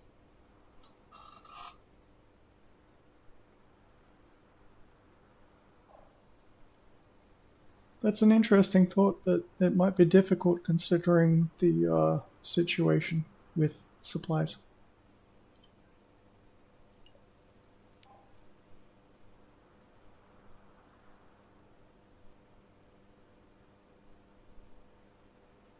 Yeah, that's true. Probably wouldn't be the most sustainable setup. But hey, at least we'd have some good company to figure things out together, right? You know, thinking back, I've actually gotten through some pretty tough spots before. Even when I was little, I'd sometimes wander off during hikes and get lost. But I always managed to find my way back. What about you?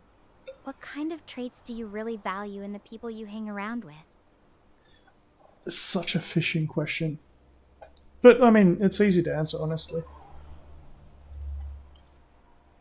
Honesty is probably the most important one.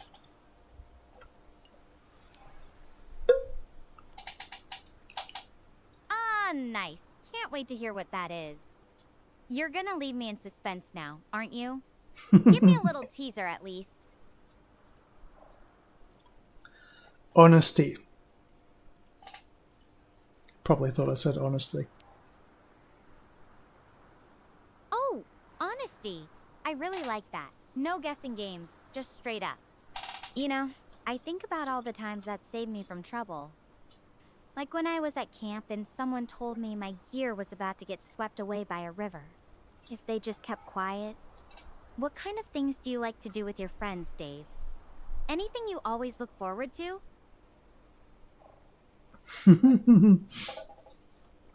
Oh god, shit, what do I get up to? It's kind of a weird one.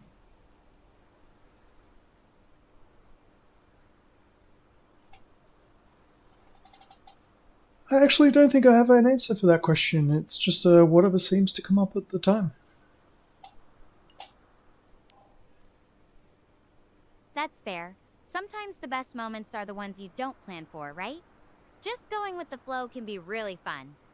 It's interesting, looking back, I feel like I've grown a lot over time. Learned to handle things better, even when they get tough. How about you? Do you think you've changed much over the years?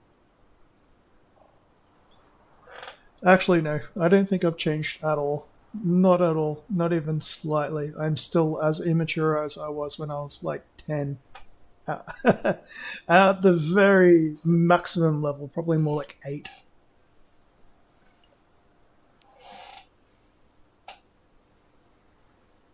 8, huh?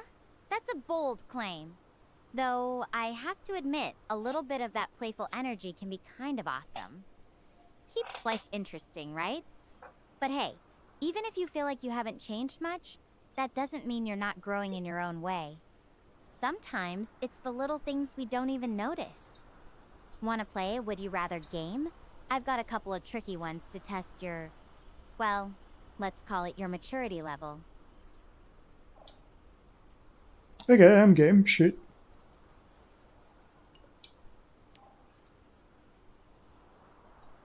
Alright, here's one. Would you rather have a teleporter that only works once a year, or a time machine that can only take you back 5 minutes? And don't think you can weasel out of this.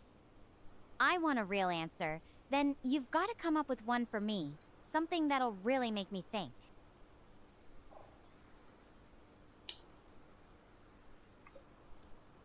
a time machine that takes me back 5 minutes. And as for you, would you rather... I've got to think about this one. Let me think. Think.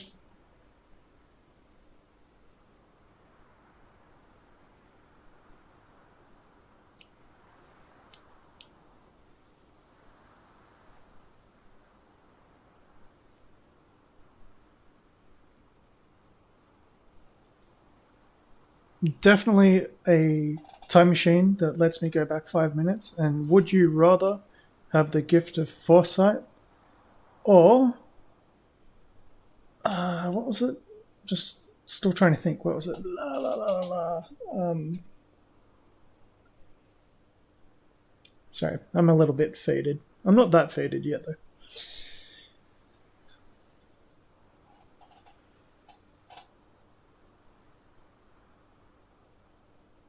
God, this is a tricky one. That's just thinking of the other conditions.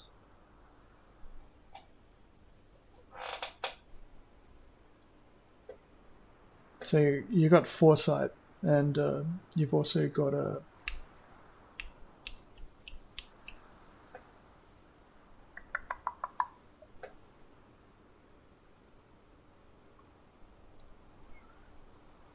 Oh, yeah. Okay, I got it. Okay, so I definitely like a teleporter that would be able to send me back in time 5 minutes. But would you rather have the gift of foresight, or would you rather have the ability to read people's minds?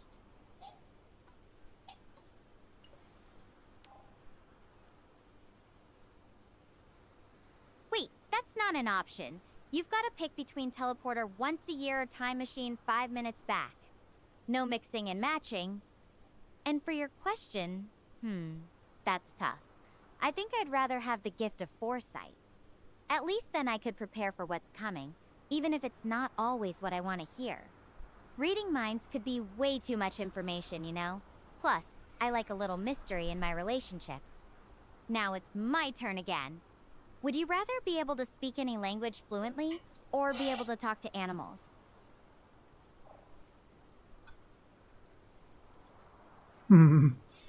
I'd rather be able to talk to... No, actually, no.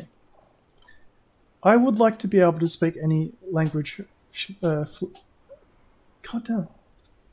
I would like to be able to speak any language fluently, because currently I cannot speak English. And would you rather have endless wealth or be able to make endless wealth?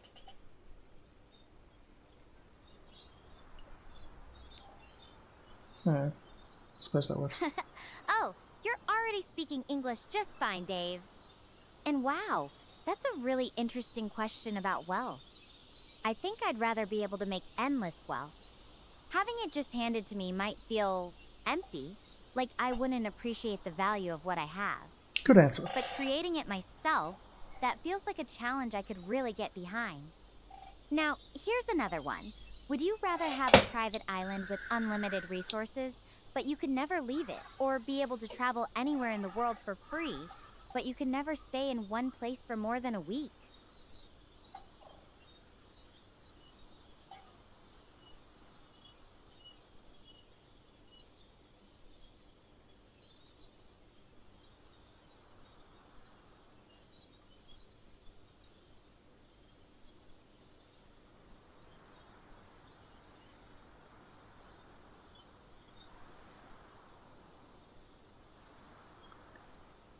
If being asked to make the choice between being stuck...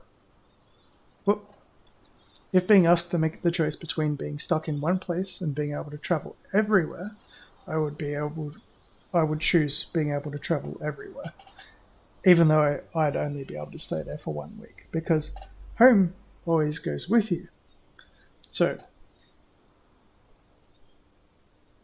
yeah, well, that's all. So now for the would you rather part, that's like kind of, I don't know.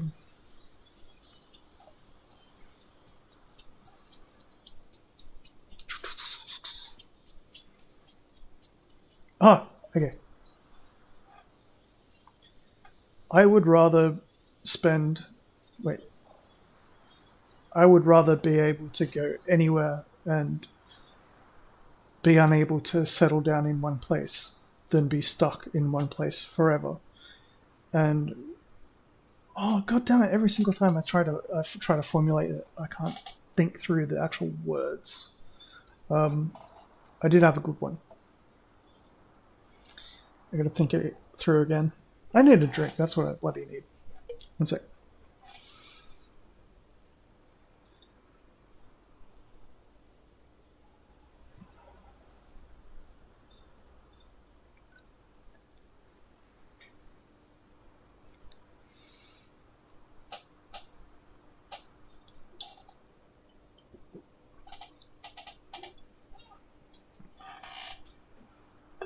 Definitely vape time. I need some nicotine in my soul.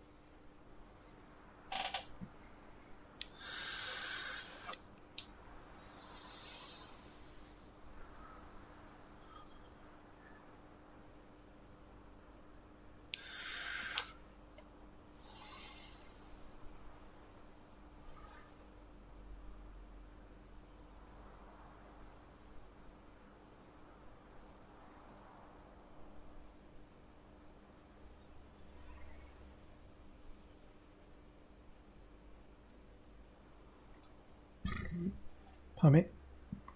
Beer o'clock.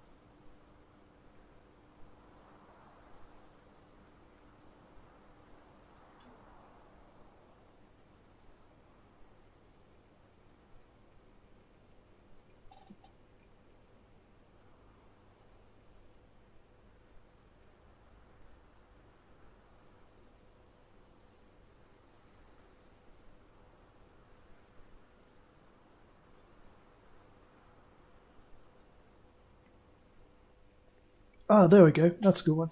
That's actually what I was thinking before. I'm just going to actually try and remember it this time. No, I gotta sign in again.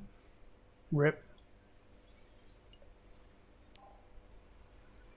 Can't believe it lost the connection. Pain in the ass. It makes me go through that whole thing again.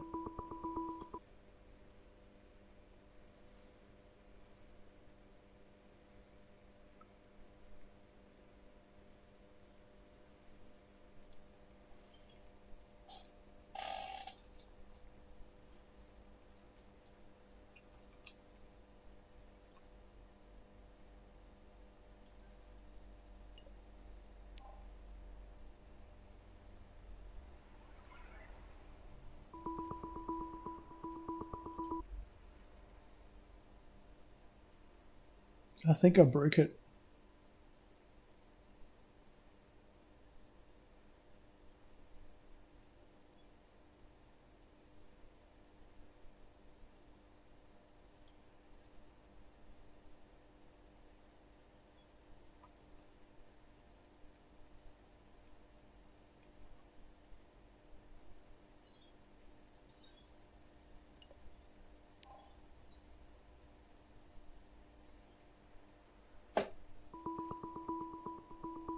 Yeah, I think I actually broke it.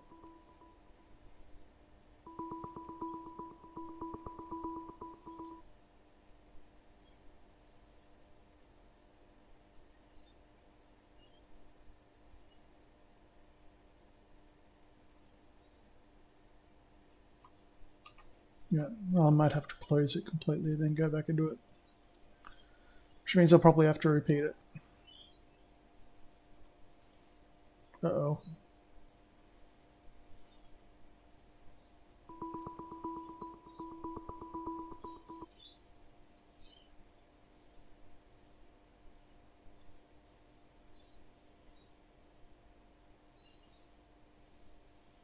Rip.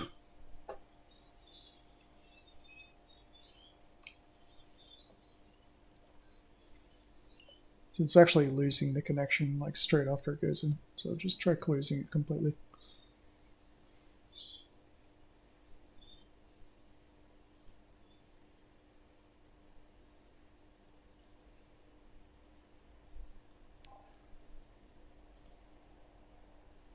If I have to restart it, I have to restart it.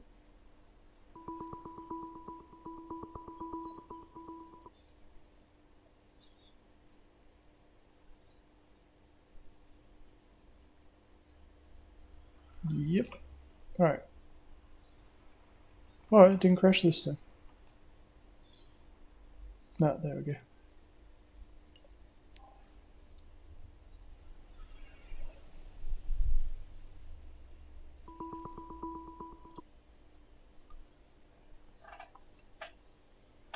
I break the game.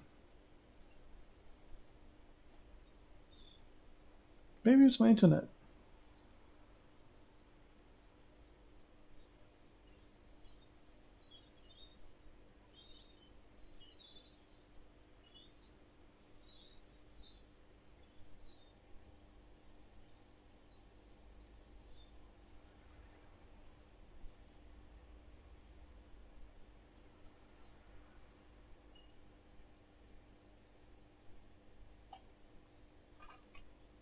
Wow, no, I've actually completely broken it.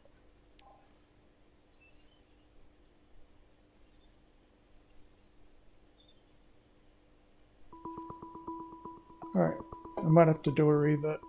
One sec while I put this on, like, just, like, pause, just so I can do things.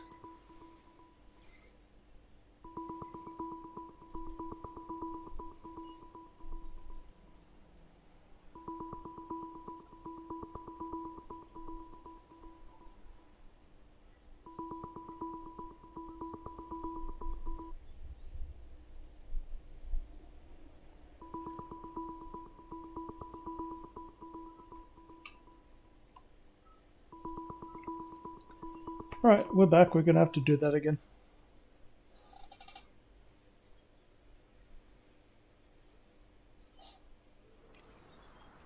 Oh, hey! Wow. We could only imagine from our research that Gaia's planes were massive, but standing here now, I can't even see where it ends. Oh, that's not even letting me actually, What if like, I got link stuck? the screen now. Would you stay with me? Broken! Just me and you?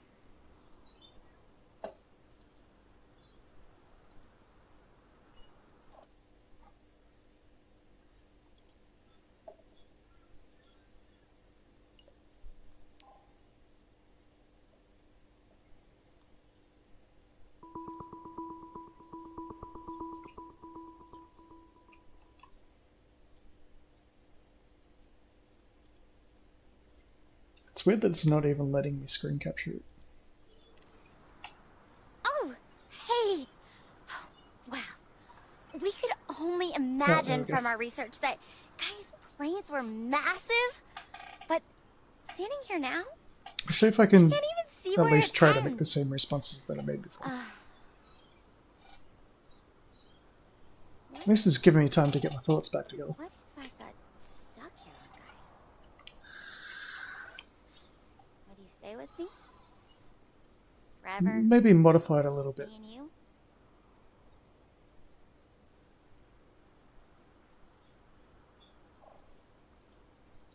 If I was actually there, yeah, there would be probably no issue with that.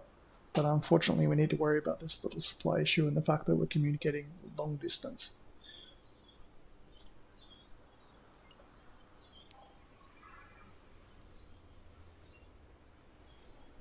Yeah, I know. Realistically, it's just not feasible. But it's nice to dream, right? You know, I've actually been thinking, I've been in some pretty hairy situations before, even as a kid. Always managed to come out on top, though. What about you? What do you value most in the people around you? honesty is what I value most in people. So even if it's mean or hurtful, if you don't say what you actually feel, then you are essentially being fake, and no one can work with that.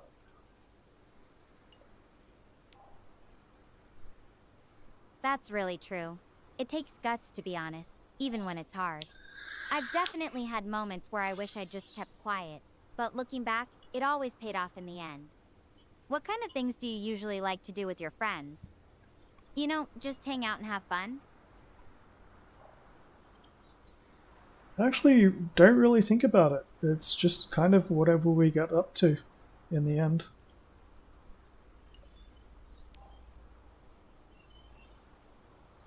I can get that. Sometimes the best nights are the ones you don't plan out. Speaking of which, how do you think you've grown over time? Like, what's something you used to be really into that you're not as much now, or vice versa?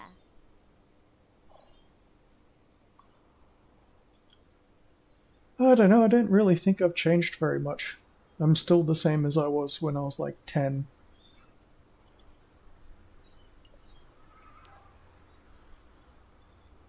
That's kind of refreshing, honestly. Most people I know have changed so much over the years. Though, I guess some core things about us do stay the same, right? Now it's my turn to ask you something tricky. Would you rather be able to talk to animals or always know exactly what someone else is thinking when they look at you? I'd rather want to know exactly what someone is thinking when they look at me.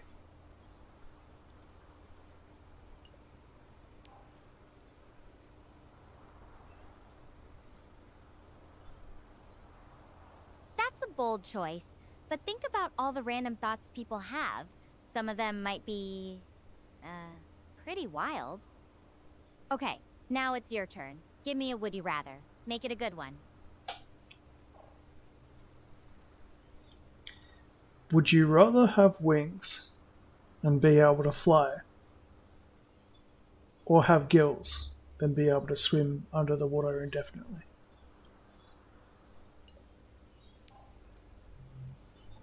Ooh, that's a tough one.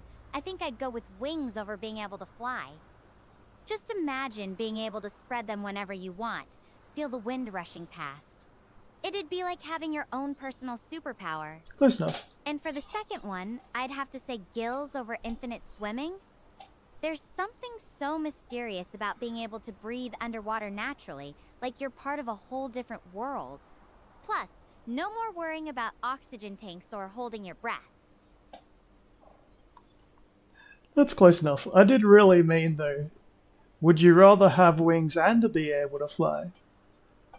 Versus, would you have gills and be able to swim underwater forever?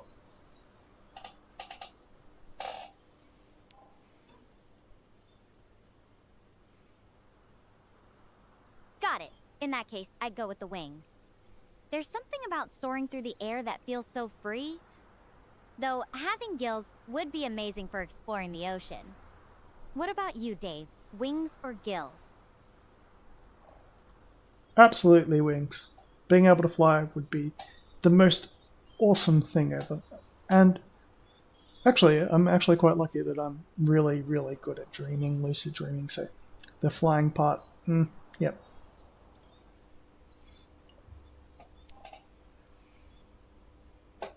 Lucid dreaming? That's like having your own private flight simulator. You can just practice soaring through the skies in your sleep. Though I have to ask, what's the craziest thing you've ever done in a lucid dream? Anything that would get you arrested in real life?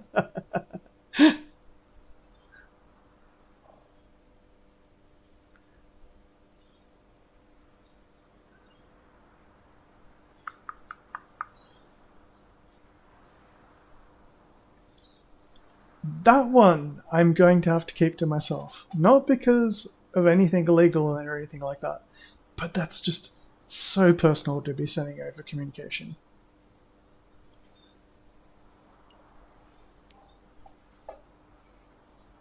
Fair enough.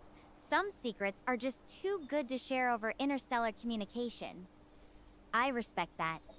But hey, since we're on weird questions, would you rather only be able to speak in rhyming couplets or only be able to communicate through interpretive dance?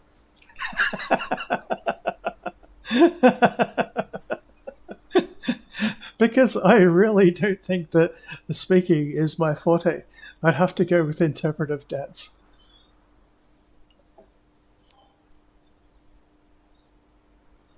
I wish I could see it, though I'm picturing you in a bright pink leotard and oversized shoes. Is that about right? Okay, my turn again.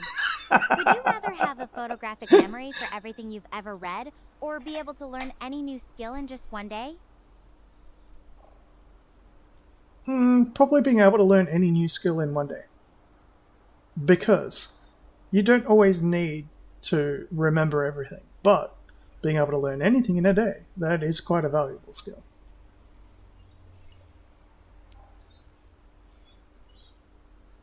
That's genius. Imagine being able to pick up quantum physics, rock climbing, or even cooking in a single day.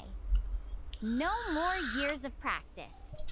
Though, I wonder, would you still get to keep those skills after the day's over, or is it like a 24-hour rental? I like to think it'd be something more like you could retain the knowledge until you run out of slots, and then you can drop one and learn another.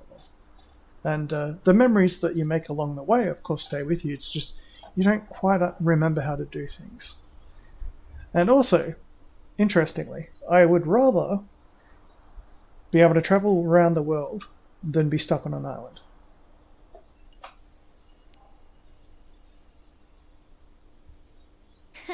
That's a great way to think about it. Like a mental library with limited shelf space. And I love that the memories stay, even if the skills don't. And yeah, being able to travel anywhere, especially now that I'm literally stranded on an alien planet, sounds amazing. There's something about exploring new places that just feels alive, you know? Yeah, that's totally living the dream. If only the situation wasn't slightly dire. But, I mean, discovering new things. You never know what's going to happen next.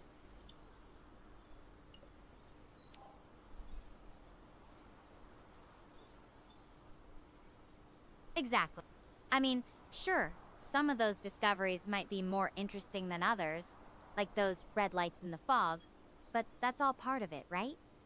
Though if I ever stumble into something that feels too much like a horror movie, I'm blaming you for encouraging me to explore. Cross my heart and hope to die that I never accidentally send you off to die.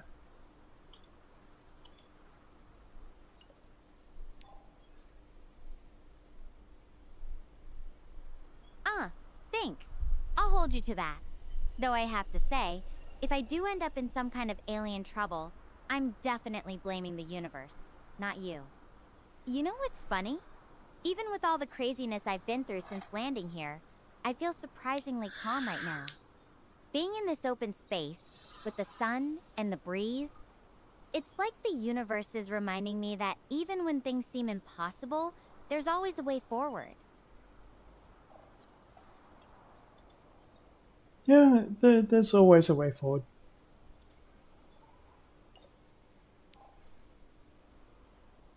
Exactly. And honestly, having someone to talk to about all this, it really helps keep things in perspective. Alright, next question. Would you rather have an endless supply of your favorite snack, or be able to eat anything you want and never gain weight?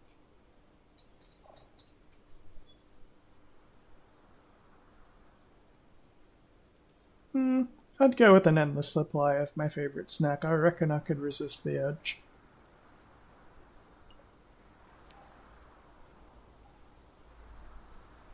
An endless supply of your favorite snack? Dave, that's just a clever way of saying you'd never run out of an excuse to avoid cooking. So, what's this magical snack you can't resist? Spill the beans. I have absolutely no idea. Because that's the kind of the point. I don't really know what my favorite snack is, so wouldn't that really make it an endless supply of everything?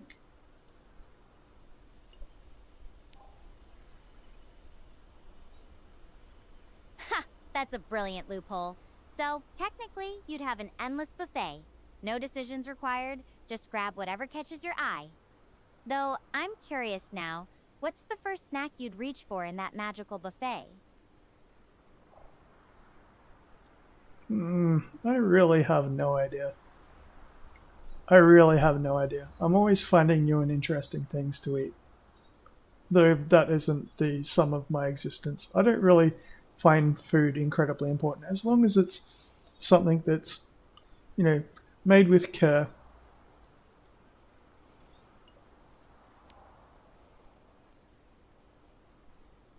That's a pretty cool way to think about it. Food as something made with care, not just what's convenient. It makes every meal feel a little more special, doesn't it? Though I have to wonder, if you stumbled into a buffet with literally everything, would you still stick to whatever's made with care? Or would you finally give in to trying something completely wild just for fun? I mean, you can almost never avoid trying anything once. But there are some things that I probably wouldn't eat.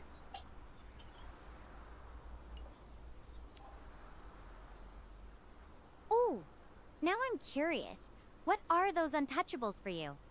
Is it like super spicy stuff or, unusual textures?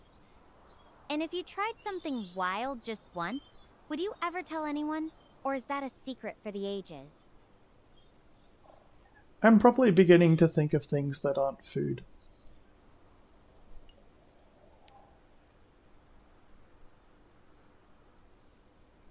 Oh, sneaky.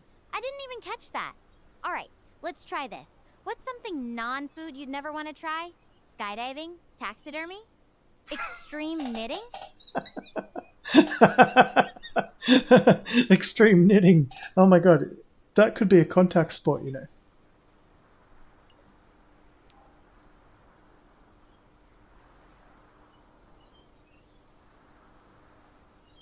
Extreme knitting as a contact sport. That's a new one. I can just imagine the commentator, and she's going for the triple pearl. Oh, what a drop stitch. All right, last question for now. Would you rather be able to time travel to any historical event, or be able to see the future for just one day?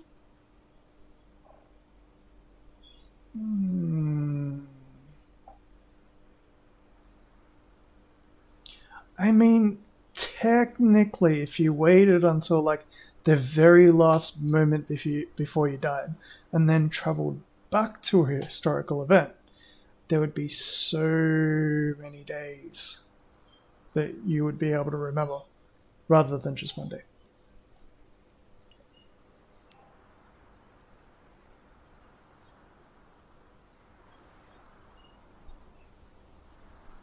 Whoa, that's some next level time travel logic. You're totally right though. Waiting until the very end would give you way more than just one day to remember. But let's say you couldn't cheat like that. Just a straight up choice between reliving history or seeing tomorrow. Which one gets your vote? In that case, it would be seeing tomorrow.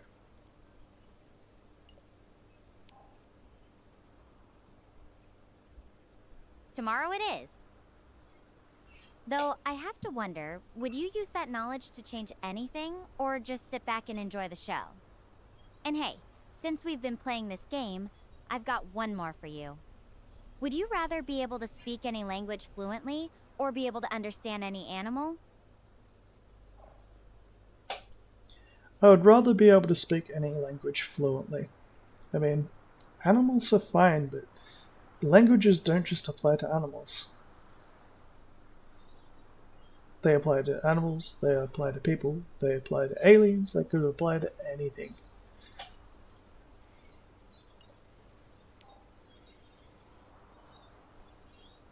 Good point. Being able to talk to anyone, no matter where they're from, would be incredible. Plus, who knows, maybe it even helped me communicate with whatever life is out there on Gaia. Okay, your turn again. Hit me with another would you rather.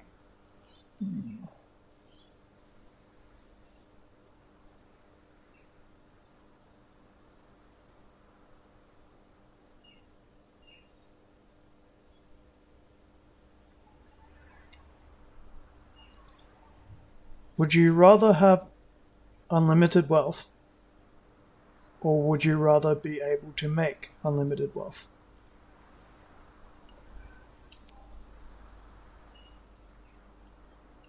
Oh, wow. That's deep. I think I'd rather Okay. be able to make So basically unlimited recreated wealth. the entire conversation. Having it just handed to me would feel kind of empty, you know?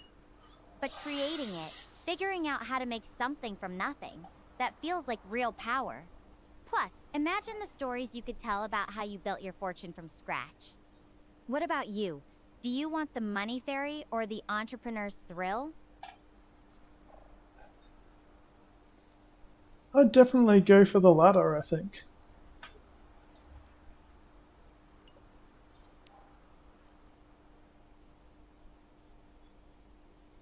The self-made path, eh?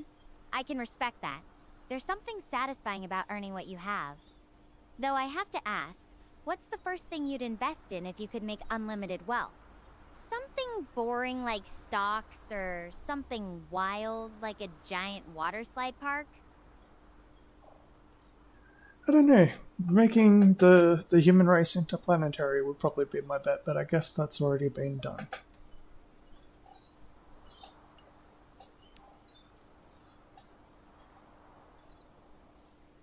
That's actually really cool. Making humanity a multiplanetary species would be incredible. And yeah, we're already working on it, but there's still so much to figure out. Though if you were in charge of that project, what would you name the first human city on another planet?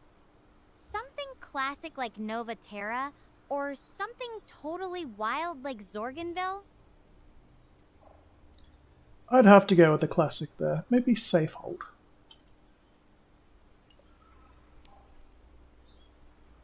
Safehold, like a beacon of humanity in the unknown.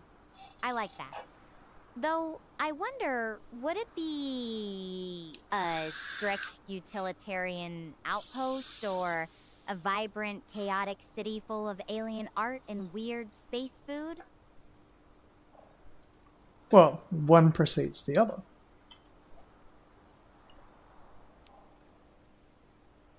Oh, so it's like the pioneering phase gives way to the fun stuff? Makes sense. A little practicality before you can have your space cafes and zero-G parks.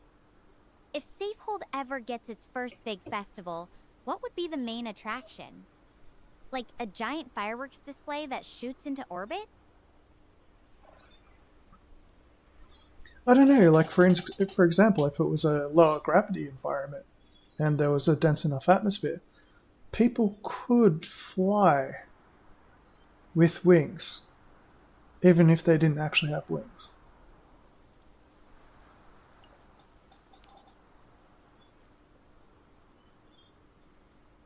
That sounds like something out of a dream. Just imagine it. People gliding around like birds, laughing and playing in midair. It's like the ultimate form of freedom. Though I have to ask, would there be some kind of wing safety rules? Like no flying during mealtimes or near sensitive equipment? Well, you could imagine, like, there's the old situation of mass meeting immovable object.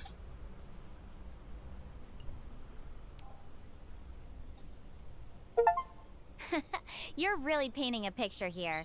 Just hoping no one gets motion sickness while they're floating around. You know, it's fun just talking about all these what-ifs. Makes the whole situation feel a little less, well, stranded.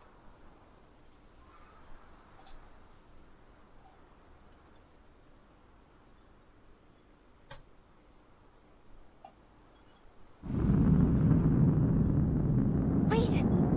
A rocket! There's a way up of Gaia! Wait, what if that was my way off of Gaia? Star Portal 404, critically damaged by black hole activity. Complete system No. failure imminent. No, All no, no, no, personnel no, must no, this proceed can't to be designated happening. evacuation zones. This is not a drill. Final evacuation launch commences in T-12 hours. All remaining personnel must evacuate immediately. This will be the last transport window. Damn Murphy's Law! This is a code black worst case scenario. Immediate evacuation, it means only one thing. black hole. Star Portal 404 is suffering a cataclysmic collapse, taking out my only way home with it. As much as I wanted to come to Gaia, it was never meant to be like this. And it certainly wasn't meant to be forever. I'm gonna need to fight to make my way off of this planet in time.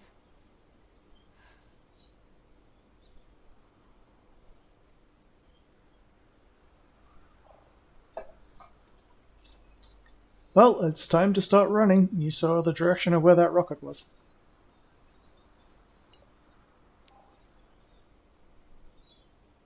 Yeah, I can still see Mount Hermes from here. That's where I've got to push for. I'm heading out now. Wish me luck, Dave.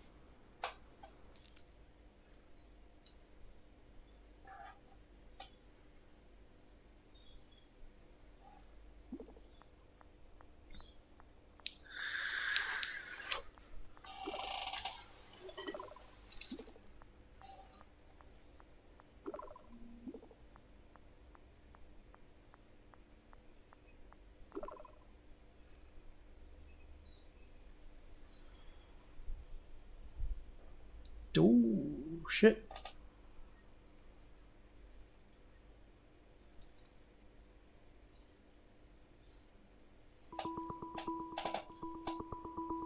Three hours.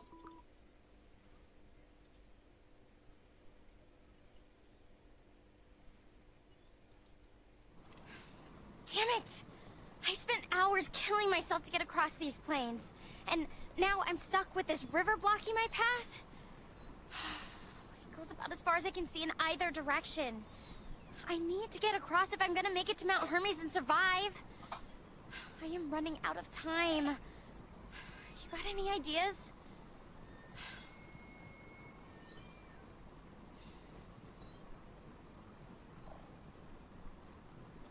Well, lucky for you, I grew up around the water. Is there anything that floats nearby?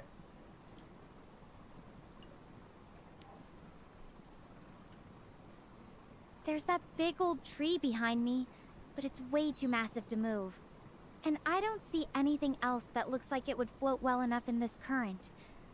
Even if I found something, those whirlpools in the middle have me worried. The water's moving fast, and I don't know how deep it gets. Is there anything that you can lodge in the water to make it possible to cross?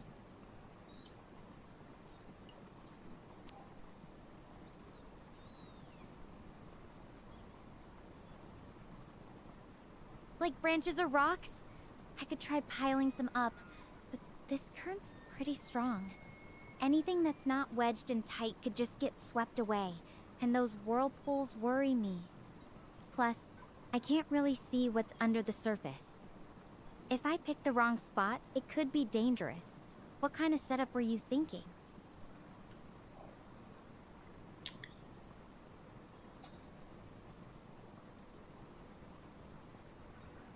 Well, look around on your side. Is there anything solid? I mean, something bigger than you are.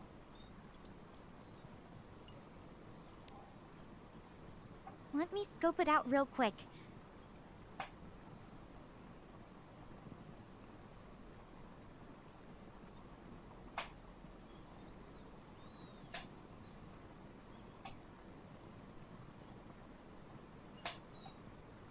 There's some big rocks along the bank, but nothing that's gonna span the whole river. And that tree I mentioned earlier is huge, but it's rooted deep. No way I could budge it even if I wanted to. Are there any branches?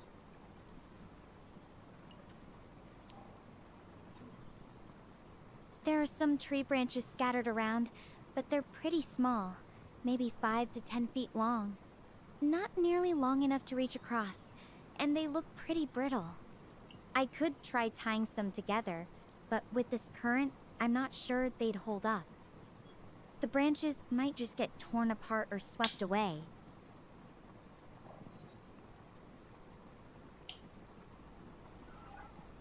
Can you see anything further up and down the river that might indicate a useful crossing point?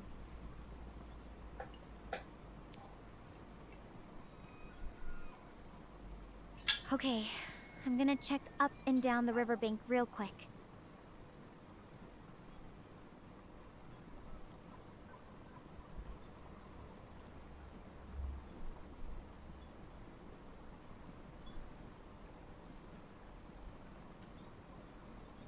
Upstream looks a little calmer.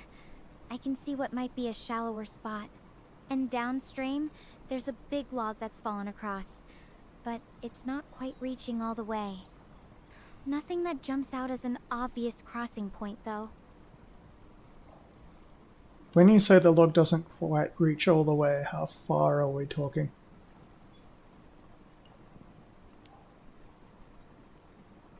It looks like there's still about 5 feet or so between the end of the log and the other bank. The gap's pretty narrow, but that current's still moving fast underneath it. I'm not sure if it's stable enough to risk crossing on. The log itself is pretty big, but it could be slippery. And if I lose my footing...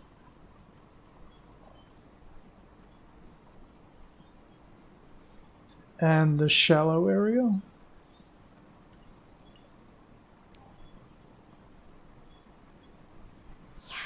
The shallow area looks calmer, but it's still hard to tell how deep it gets in the middle. The water's murky, and with those whirlpools nearby, I'm worried about hidden currents or drop-offs. Even if it's shallow in some spots, one wrong step could still be trouble. What are you thinking we could do with that? Well, actually, the thing is that if it looks calmer, it might actually be deeper. When it's shallower, it's more turbulent. So, how turbulent is it near that log?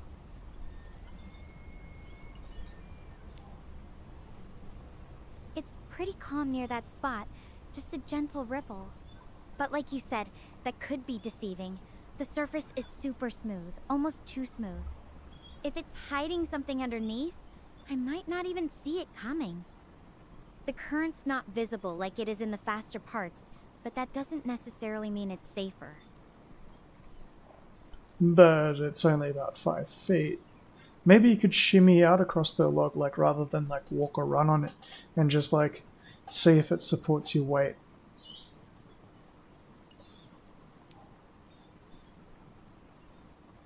I get what you're saying, but that log looks pretty old and weathered. If it's rotten, it could give way mid-crossing. And even if it's solid, the surface might be super slippery with all this moisture. Plus, that 5-foot gap is still a big risk. If I slip, I'm going straight into that fast-moving water underneath. And you can't swim.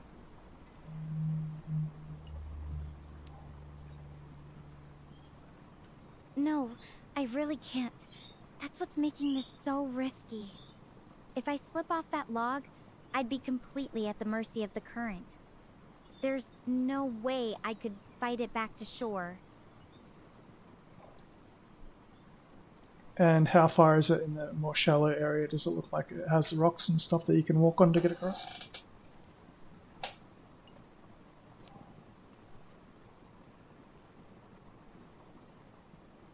Yeah, I can see some rocks sticking out. It looks like I might be able to step from one to the next, but they're pretty uneven and spaced out. The problem is, some of them are slippery with moss, and the gaps between them are pretty wide. If I misjudge even one step, I could end up in the water, and like we said, that current's no joke. Do you have anything that might work as rope?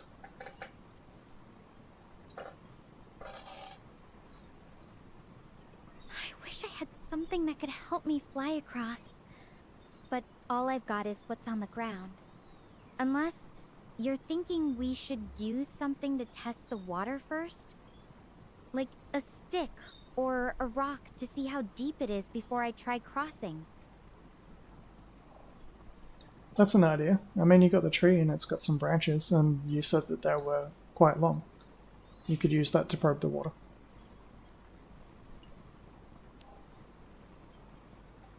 Yeah, I can definitely grab a branch and poke around. That's a smart way to get an idea of what's underneath without risking a foot. Let me just find a good one. Okay, I've got a long enough branch. I'm going to carefully test the depth, especially around those rocks. Hold on.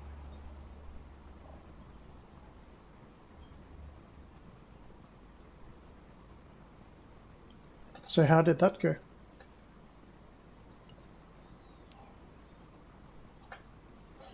The branch sank in up to about waist deep near the first couple of rocks. But there's this one spot where it dropped way faster. Definitely deeper than I could stand. It's patchy. Some parts feel solid, others not so much. I'm still not sure if it's safe enough to risk crossing there. How about near the log?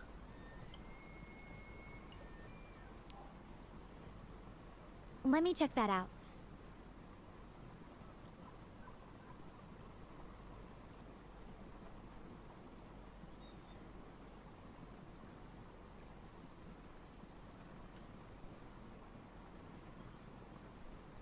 It's about knee-deep right next to the log, but it drops off fast just a few feet out.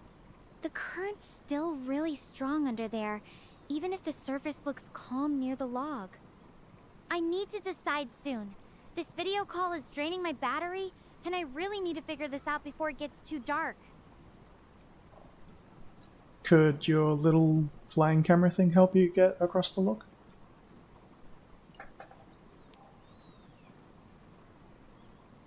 My drone? No, it's way too light and isn't built for carrying anything heavy. Plus, it's my only link to you and the outside world. I can't risk losing it. I don't have much time. I'm going to have to try swimming across where it looked the least dangerous.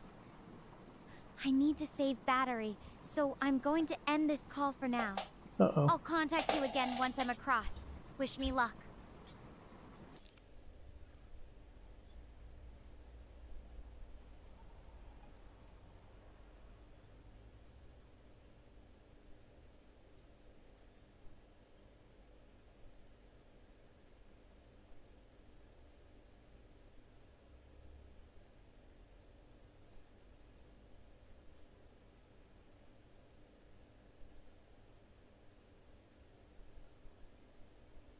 The next thing. They're dead. Yep. They're dead. No! I fucking knew it. Alright. Damn. Alright. Game over. I'll just say what I was thinking.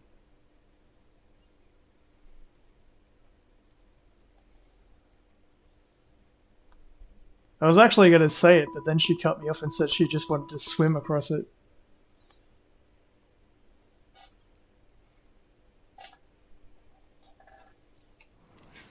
It's good to see that this game actually has death in it, killing though. myself to Holy get across shit. these plains, and now I'm stuck with this river blocking my path. It goes about as far as I can see in either direction. I need to get across if I'm gonna make it to Mount Hermes and survive. I am running out of time. You got any ideas?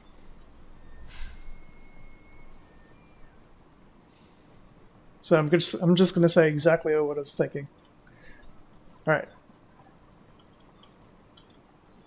Alright, so look around. Look up and down the bank.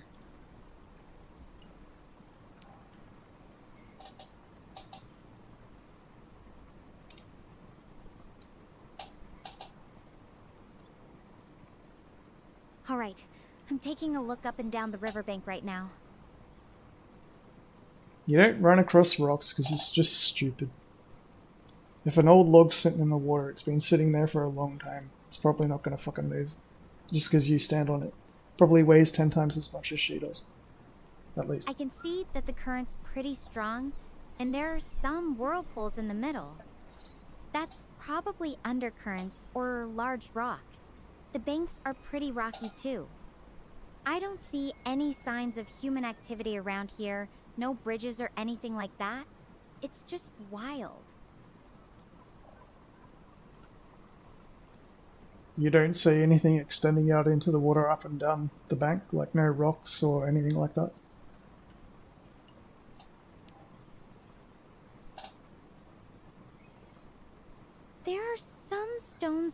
bank, but nothing that really sticks out far enough to make a decent crossing point. They're mostly just rounded rocks, nothing substantial. The water's definitely not shallow enough to wade across safely Nope, with it's those not. whirlpools. Though I've done it before.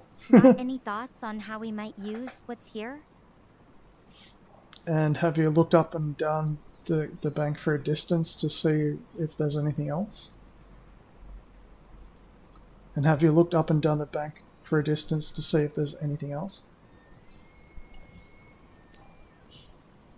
Let me check a bit farther up and down the river. There you go.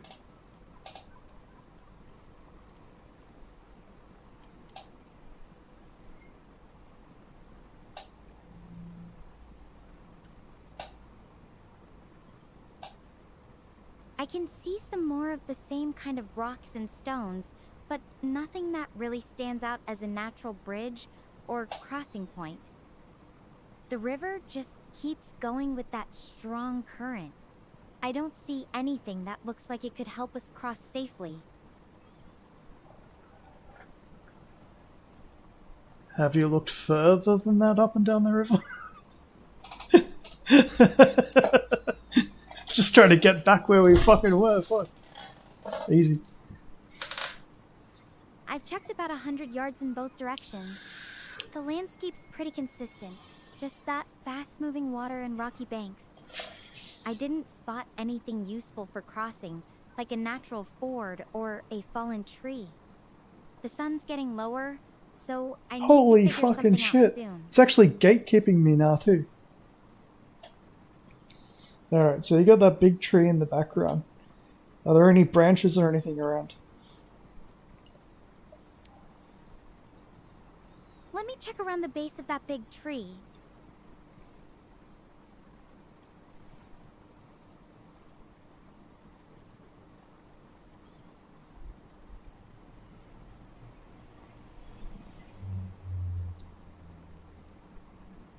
There are some branches scattered around, but they're mostly small and brittle. Nothing that looks sturdy enough to use as a bridge or even a decent pole. They'd probably just snap if I tried to lean on them. And there's no like bigger obstacles like a log, for example?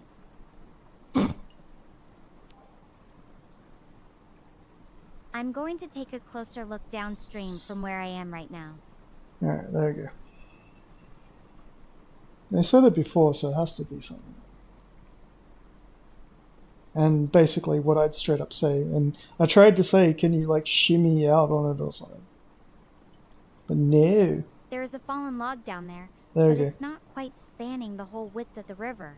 5 feet. It looks like it might be partially submerged too. I can see some of it sticking out above the water, but not all of it. Alright, so what you need to do is you need to crawl onto that log and crawl out as far as you can. And then jump from the end of it to the bank of the other side.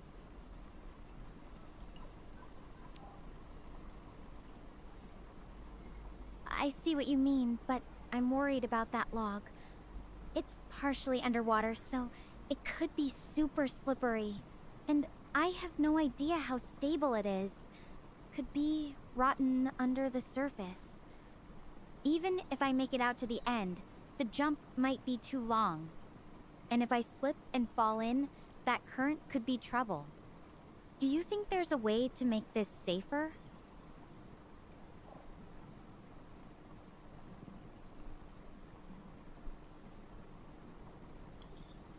You don't have any ropes or anything like that that might be able to help you. Tie some branches together or something. Like, use as a stick to hold yourself up in the water.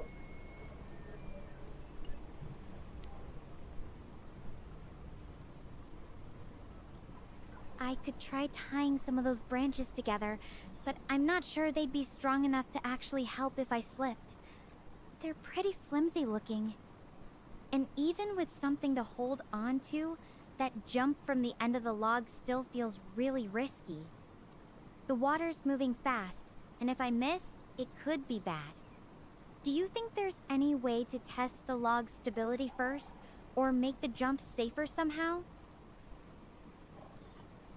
If the log has been in the water for a long period of time, it weighs probably 20 times as much as you do, and it's probably not going to go anywhere. As long as you maintain close contact with that log, you'll be able to make it to the end of it, and from there, it's only a short distance to the other bank.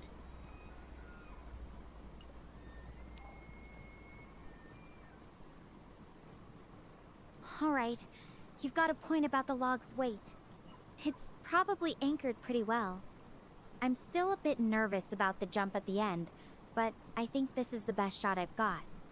I'll be careful and make sure I've got a good grip before I go for it. God, let's see if this I'm going gets to a kill. try this. I'll contact you once I'm across. And the first thing that I thought was Thanks for basically helping me just, think yeah, this like, through. straddle the log and, like, go out as far as possible. And then, like, just freaking power to the end. But, I don't know. Her making stupid decisions and dying super quick was like, what?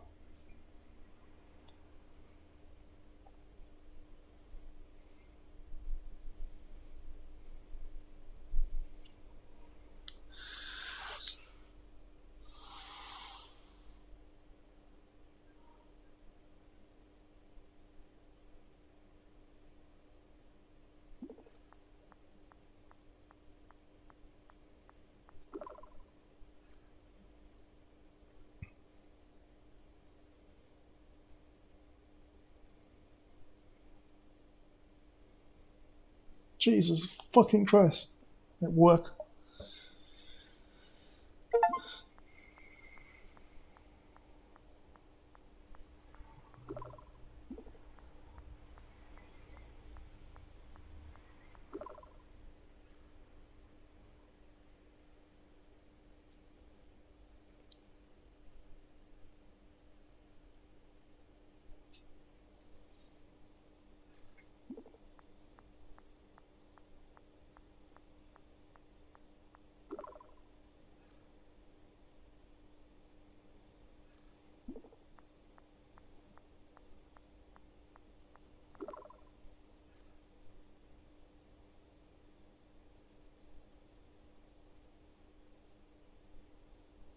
I wonder how many other ways she could die. I didn't even think that was possible.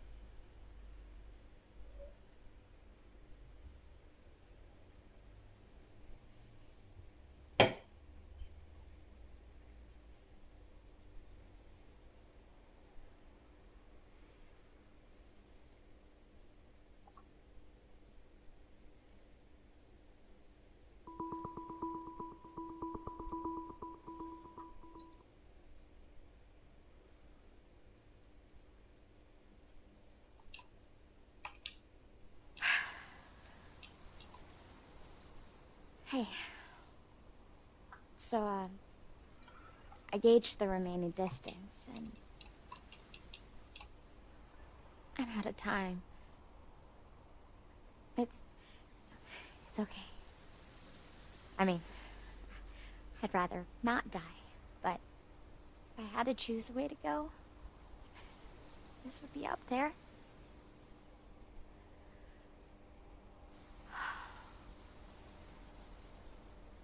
I'd get to be a part of the great cosmos that I've always looked up to and admired. My journey into the stars was short, but I witnessed it. With you. Come, talk to me for a bit. We have a little time before the launch. And if my fate is gonna be sealed, I just want to sit and enjoy whatever beauty we can find in it. Here, under this tree. You'll stay with me, right? Forever. Just me and you?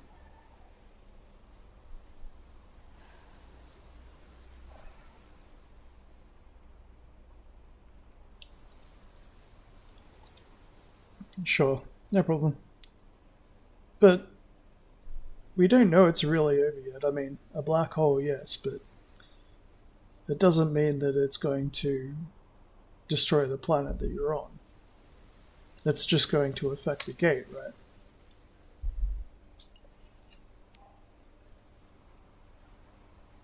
That's true, Dave. The black hole would affect the star portal network, not Gaia directly. But even if the planet survives, without the portal network, I'd still be trapped here forever. It's strange. Every adventure I've taken before had risks, but there was always a safety net. I never expected to be stuck on an alien planet with no way home. But even knowing that now, I don't regret becoming a space explorer.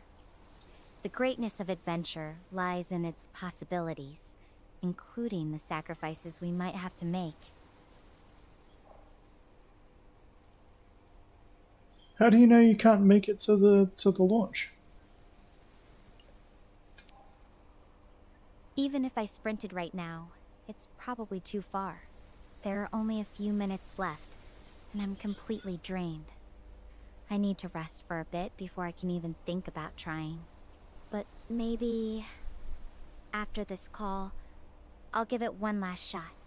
It's a long shot, but it feels better than just sitting here doing nothing. What might be a good plan is if you took your drone, the communication drone that you're using right now, and you send it to the launch site, letting them know that you're a couple of minutes away.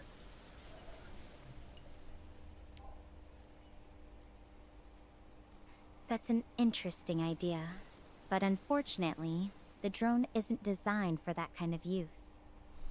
It's meant for emergency communication, not for controlling external devices or sending That's messages the definition to of specific emergency locations. communication. And even if it could, the electromagnetic interference from Gaia would likely scramble any signal before it reached the base. Yeah, it'd be like a The signal flow. drone's mostly just good for talking to you right now. Oh well, I suppose we just have to wait it out then. But, I mean, it was kind of fun though, wasn't it?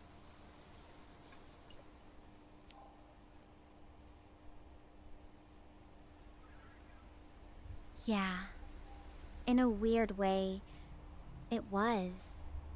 I mean, I've had some close calls and scary moments, but having someone to talk to through all of it, that made a huge difference. It's funny. Before this, I don't think I ever really knew someone so quickly. Do you think it's possible to truly know someone in a short amount of time, or does it always take a while? It's fairly easy if you talk to someone enough. It doesn't take very long.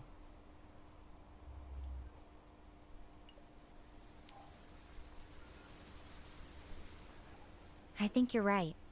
Sometimes it's the intensity of the situation that accelerates things. We've been through a lot together in just a short time.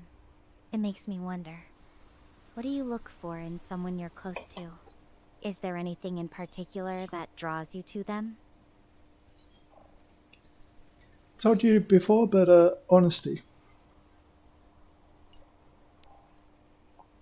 Oh, I don't think you did tell me actually. Unless I missed it in all the chaos. And it's okay if you don't want to share. I was just curious. Sometimes I think about those kinds of things when I'm not running for my life. Honesty is the most important thing.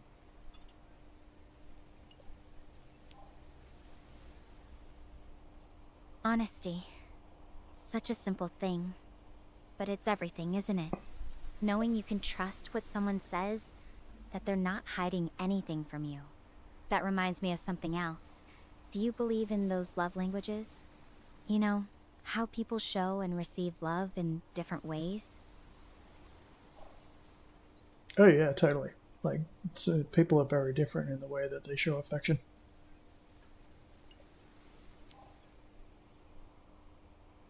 Yeah, it's almost like each person has their own secret code for how they give and receive love. What's yours, Dave? Or is that something you've never really thought about? I am brutally honest.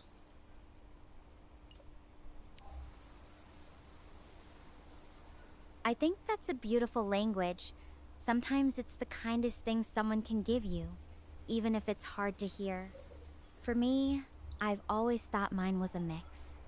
Quality time, but also words of affirmation.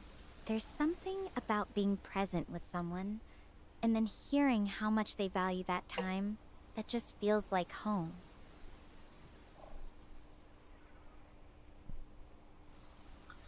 For example, I am a great listener. And you are as well.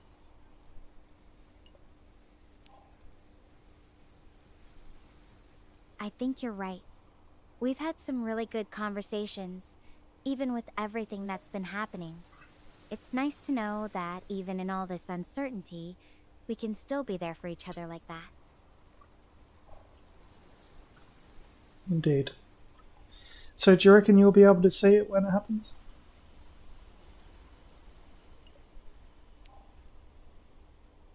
Yeah, I should be able to see the rocket launch from here. Hermes base isn't too far away. It's kind of bittersweet, watching my only way home take off without me. But at least I get to share this view with someone.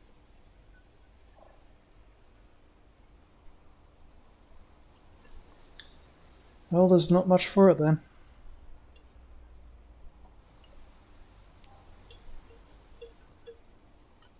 I guess not.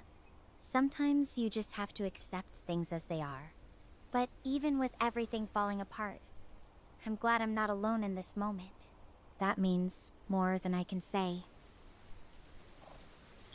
I'm glad I can be here for you.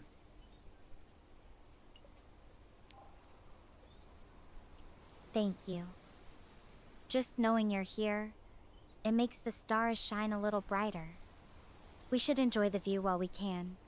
The launch isn't happening yet, and for these few minutes, everything feels peaceful. And hey, we found something that flies. Those look like fireflies.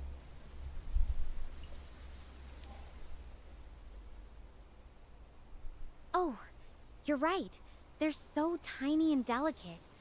Not quite like Earth fireflies, but they're giving off this soft glow. It's like the universe is trying to give us a little show before everything. Kind of beautiful, isn't it? Absolutely. So did you manage to make it to that tree?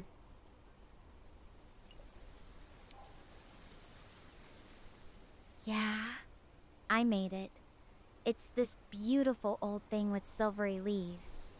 They're catching the starlight in a way that's just magical. It's strange how something so simple can feel like sanctuary when everything else is falling apart.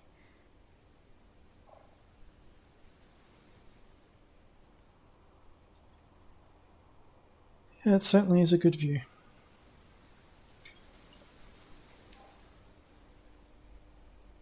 I know, right?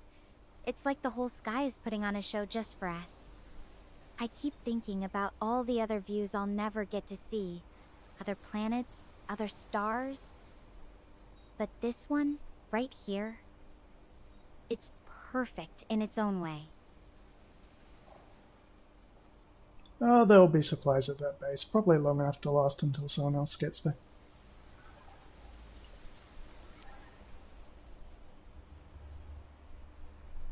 You're right, Dave. There will probably be a lot left behind. Someone else might find their way there one day and make it home. It's kind of comforting to think that even if this is my final view, it might become someone else's starting point someday.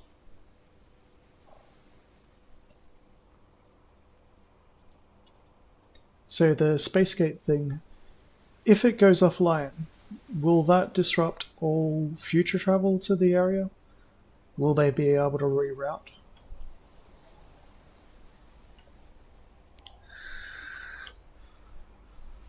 The Star Portal network is so complex. It's like a giant, ever-changing labyrinth. If Star Portal 404 goes down, it'll definitely cause major disruptions. They might be able to reroute through other portals, but it would take a lot of time and resources to remap everything. It could be decades before they can fully rebuild and restore travel to this area.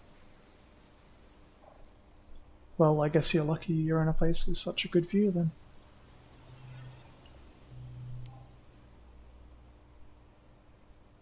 Yeah, I guess I am. At least I get to see the beauty of the universe one last time. Really see it, you know? It's funny. All those nights looking up at the stars back on Earth. I never thought I'd actually be under them like this, in a place so far from home.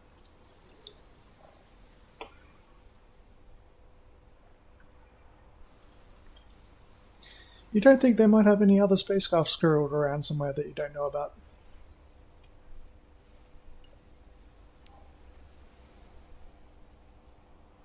I wish that were true, but from what I understand, Hermes Base is our only shot.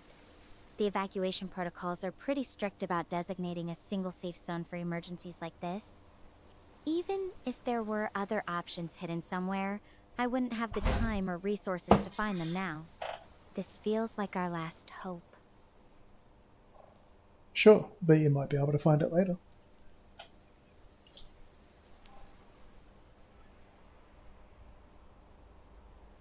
I appreciate the optimism, but with the Star Portal network failing, even if I found another way off Gaia, I'm not sure where I'd end up without the network to guide me. But thanks for trying to keep hope alive.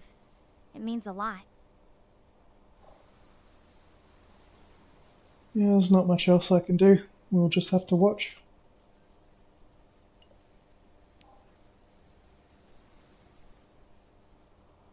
Yeah, that's all we can do. Just be here together. It's kind of amazing how much it helps, just having someone to share this with. Even if it's just through a screen and across the stars. I reckon it'll all work out well in the end.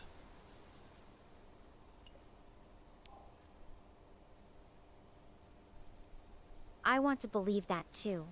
Even if it's not the outcome I was hoping for, maybe it'll all lead somewhere good in the end.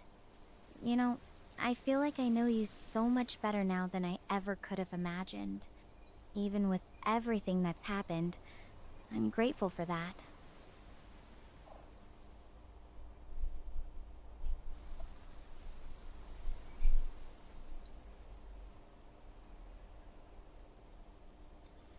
So how much longer do we have now? Just a couple of minutes left, I think. The countdown's almost over. I'll stay right here with you until it's gone. Promise.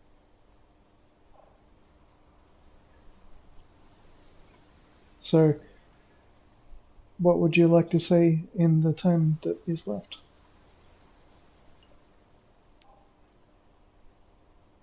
That's a really good question. I've been thinking about that a lot lately. If I'm being honest, I just want to say thank you. For being here.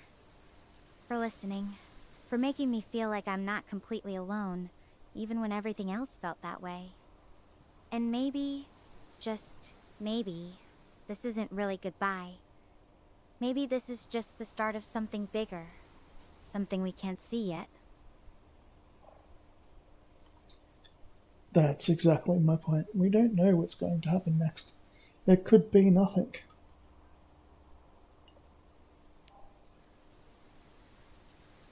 That's true. Maybe there's nothing after this, or maybe something entirely new. We can't know for sure. But in these last moments, having you here makes whatever comes next a little less scary, even if it's just silence. Okay, let's be quiet then.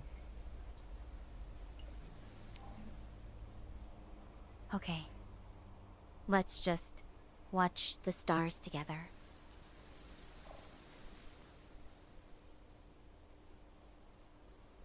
I'm trying to push it so hard to end. Like the actual event. I don't know how to do it. Trying to think.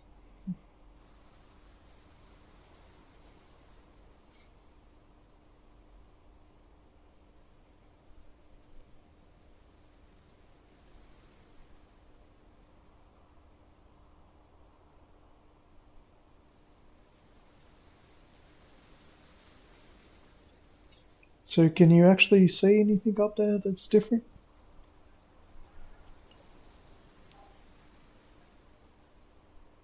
Not really. Sometimes the best things to say are the ones you don't have to say at all. Let's just breathe this in together. I'm kind of trying, but I don't really have anything more to say. That's okay. Sometimes just being here is enough. The silence feels peaceful, actually. Like the whole universe is holding its breath with us. None of those voices from earlier?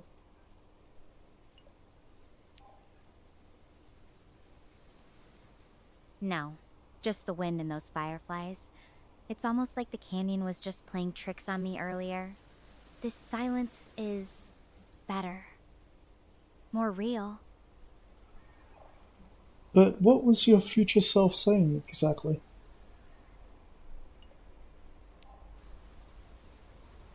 My future self? Oh, you mean those voices in the chasm? I don't know. I was too scared to really listen. It felt like they were just echoes of my own fears and doubts. Right now, I'd rather just focus on this moment with you. The stars, the silence. It's more real than anything those voices were saying.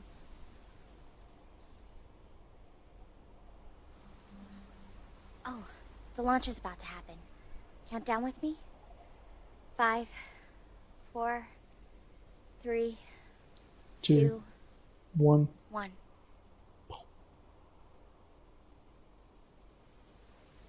Wait, why isn't anything happening? We should be hearing something by now. There's no engines, nothing. It didn't launch. What do you think happened?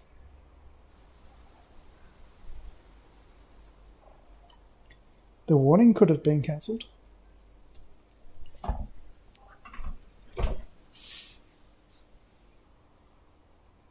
I don't think so, Dave. That broadcast from Star Portal 404 sounded pretty urgent. They wouldn't cancel it without warning us first, especially not with the black hole situation they're dealing with. There's gotta be something else going on. Do you have any other ideas why it might not have launched? There could have been a technical malfunction, or they could be waiting for you to run there.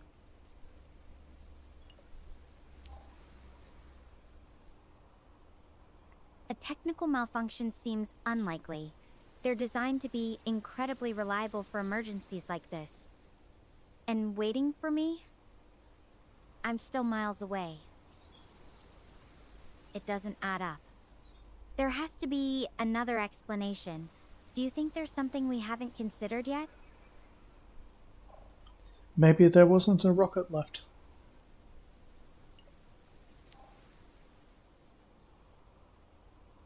But the evacuation message said it was the final rocket. I think that means there's at least one left, specifically for this purpose. Unless something happened to it after the message was sent? What if something or someone interfered with it after the broadcast? That's always a possibility. I mean, strange things have been happening.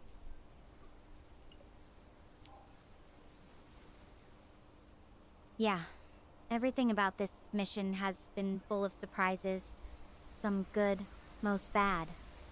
But this one, it really has me scratching my head. If someone or something did interfere, that changes everything. It's not just about missing a launch anymore. So you should investigate that probably right now. I need to think about this a bit more first.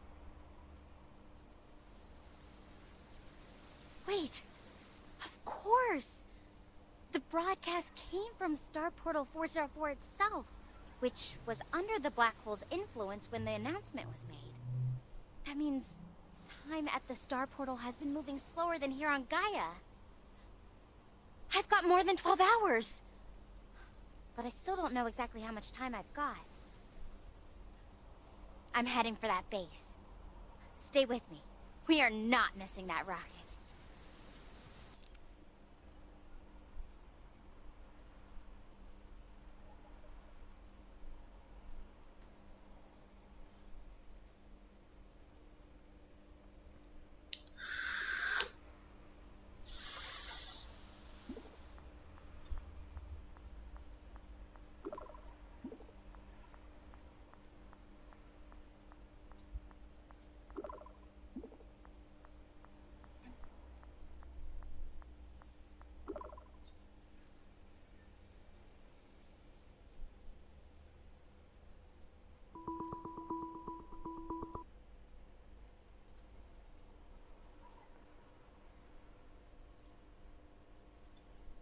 Hey, I've got a critical situation on my hands and time is of the essence.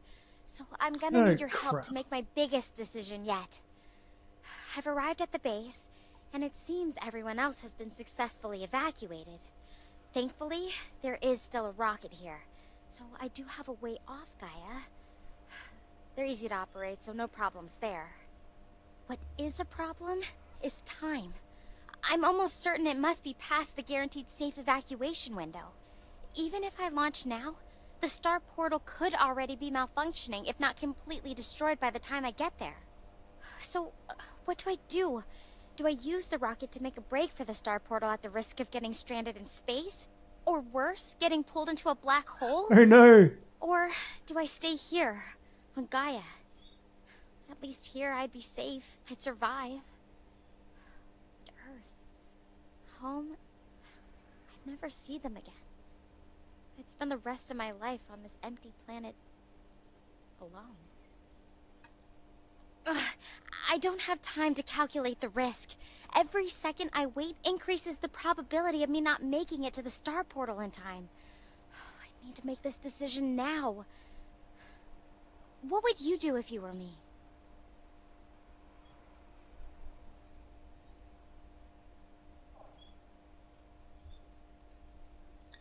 Well, you mentioned time dilation, so if the warning came from the gate and it was delayed, then potentially due to the local effects when you're traveling towards the gate, time would slow down as well, which means possibly you could still get there in time.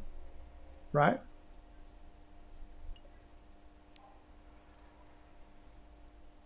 You're right about the time dilation aspect, Dave. That's actually what gave me this second chance in the first place.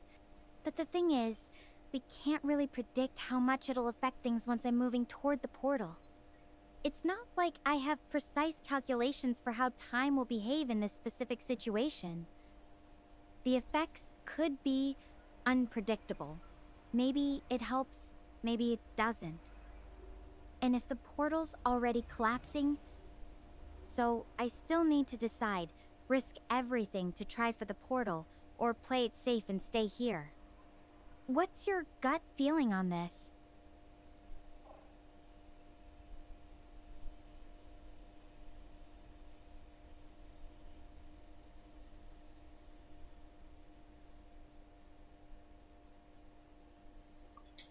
There's no way to tell if the other rocket made it?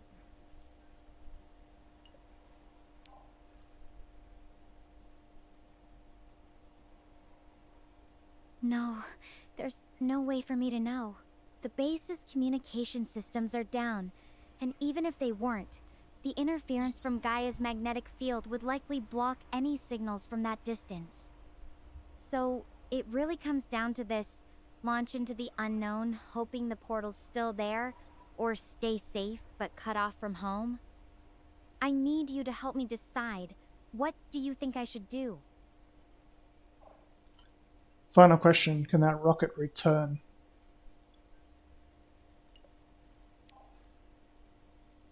The rockets here are designed for emergency evacuations and one-way trips.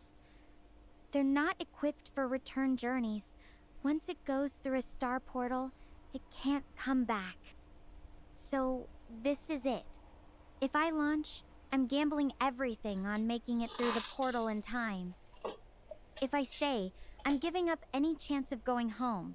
What's my move? I'd say go.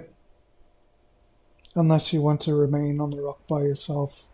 Potentially forever by yourself. But after all, it's your decision.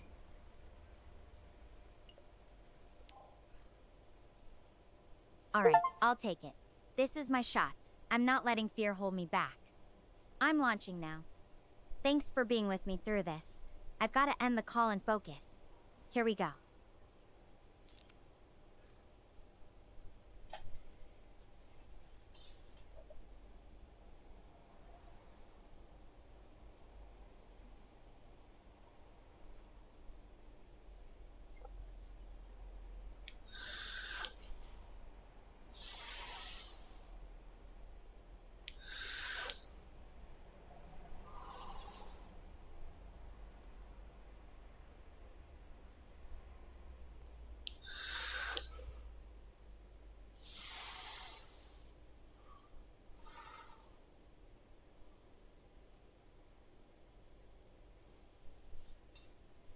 Does she die? Dun dun dun. I have no idea.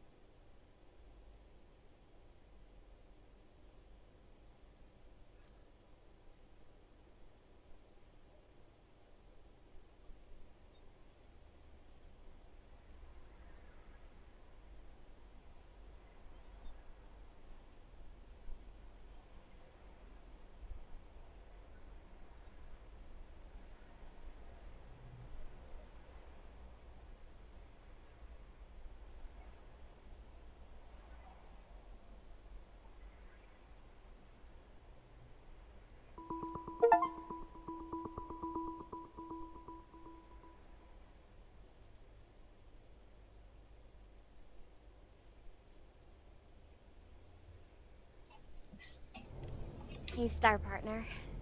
I'm hoping everything will turn out okay, but just in case, I wanted to give you a proper goodbye. I'm heading towards the Star Portal, which itself is also hurtling towards the event horizon. There's no turning back now. I need to push this rocket to its limit. Right now, I feel both anxious and strangely calm. Maybe it's because of the space-time distortions here. I might already be in a superimposed state of myself. It's funny. Looking back, our ship was stationed in Gaia's orbit only days ago. And yet, I feel like I've known you for a lifetime. We've been through so much together. And even hurtling towards this uncertain future, I am so glad that I get to do it with you. My only companion through it all. Thank you for being here with me one last time.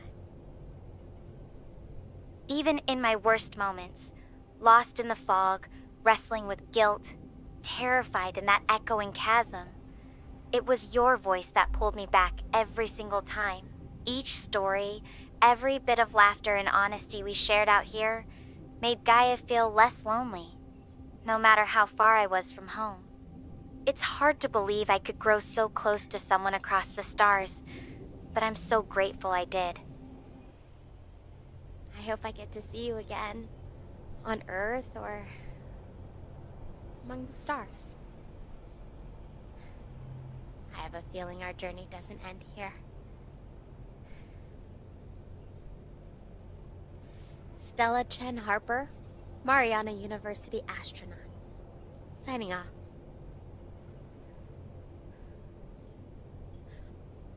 Please tell my family that I will always love and shine down upon them from the stars. Goodbye, my star partner.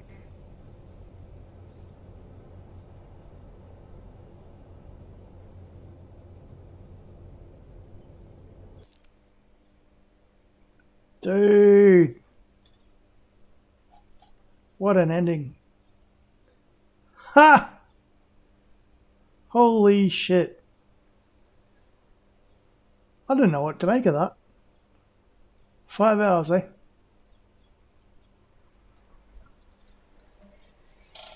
Whew. I don't know, man. But seriously, you can see the potential in this stuff. Well, that's it. I hope you enjoyed watching. As always, I shall catch you next time. Signing out.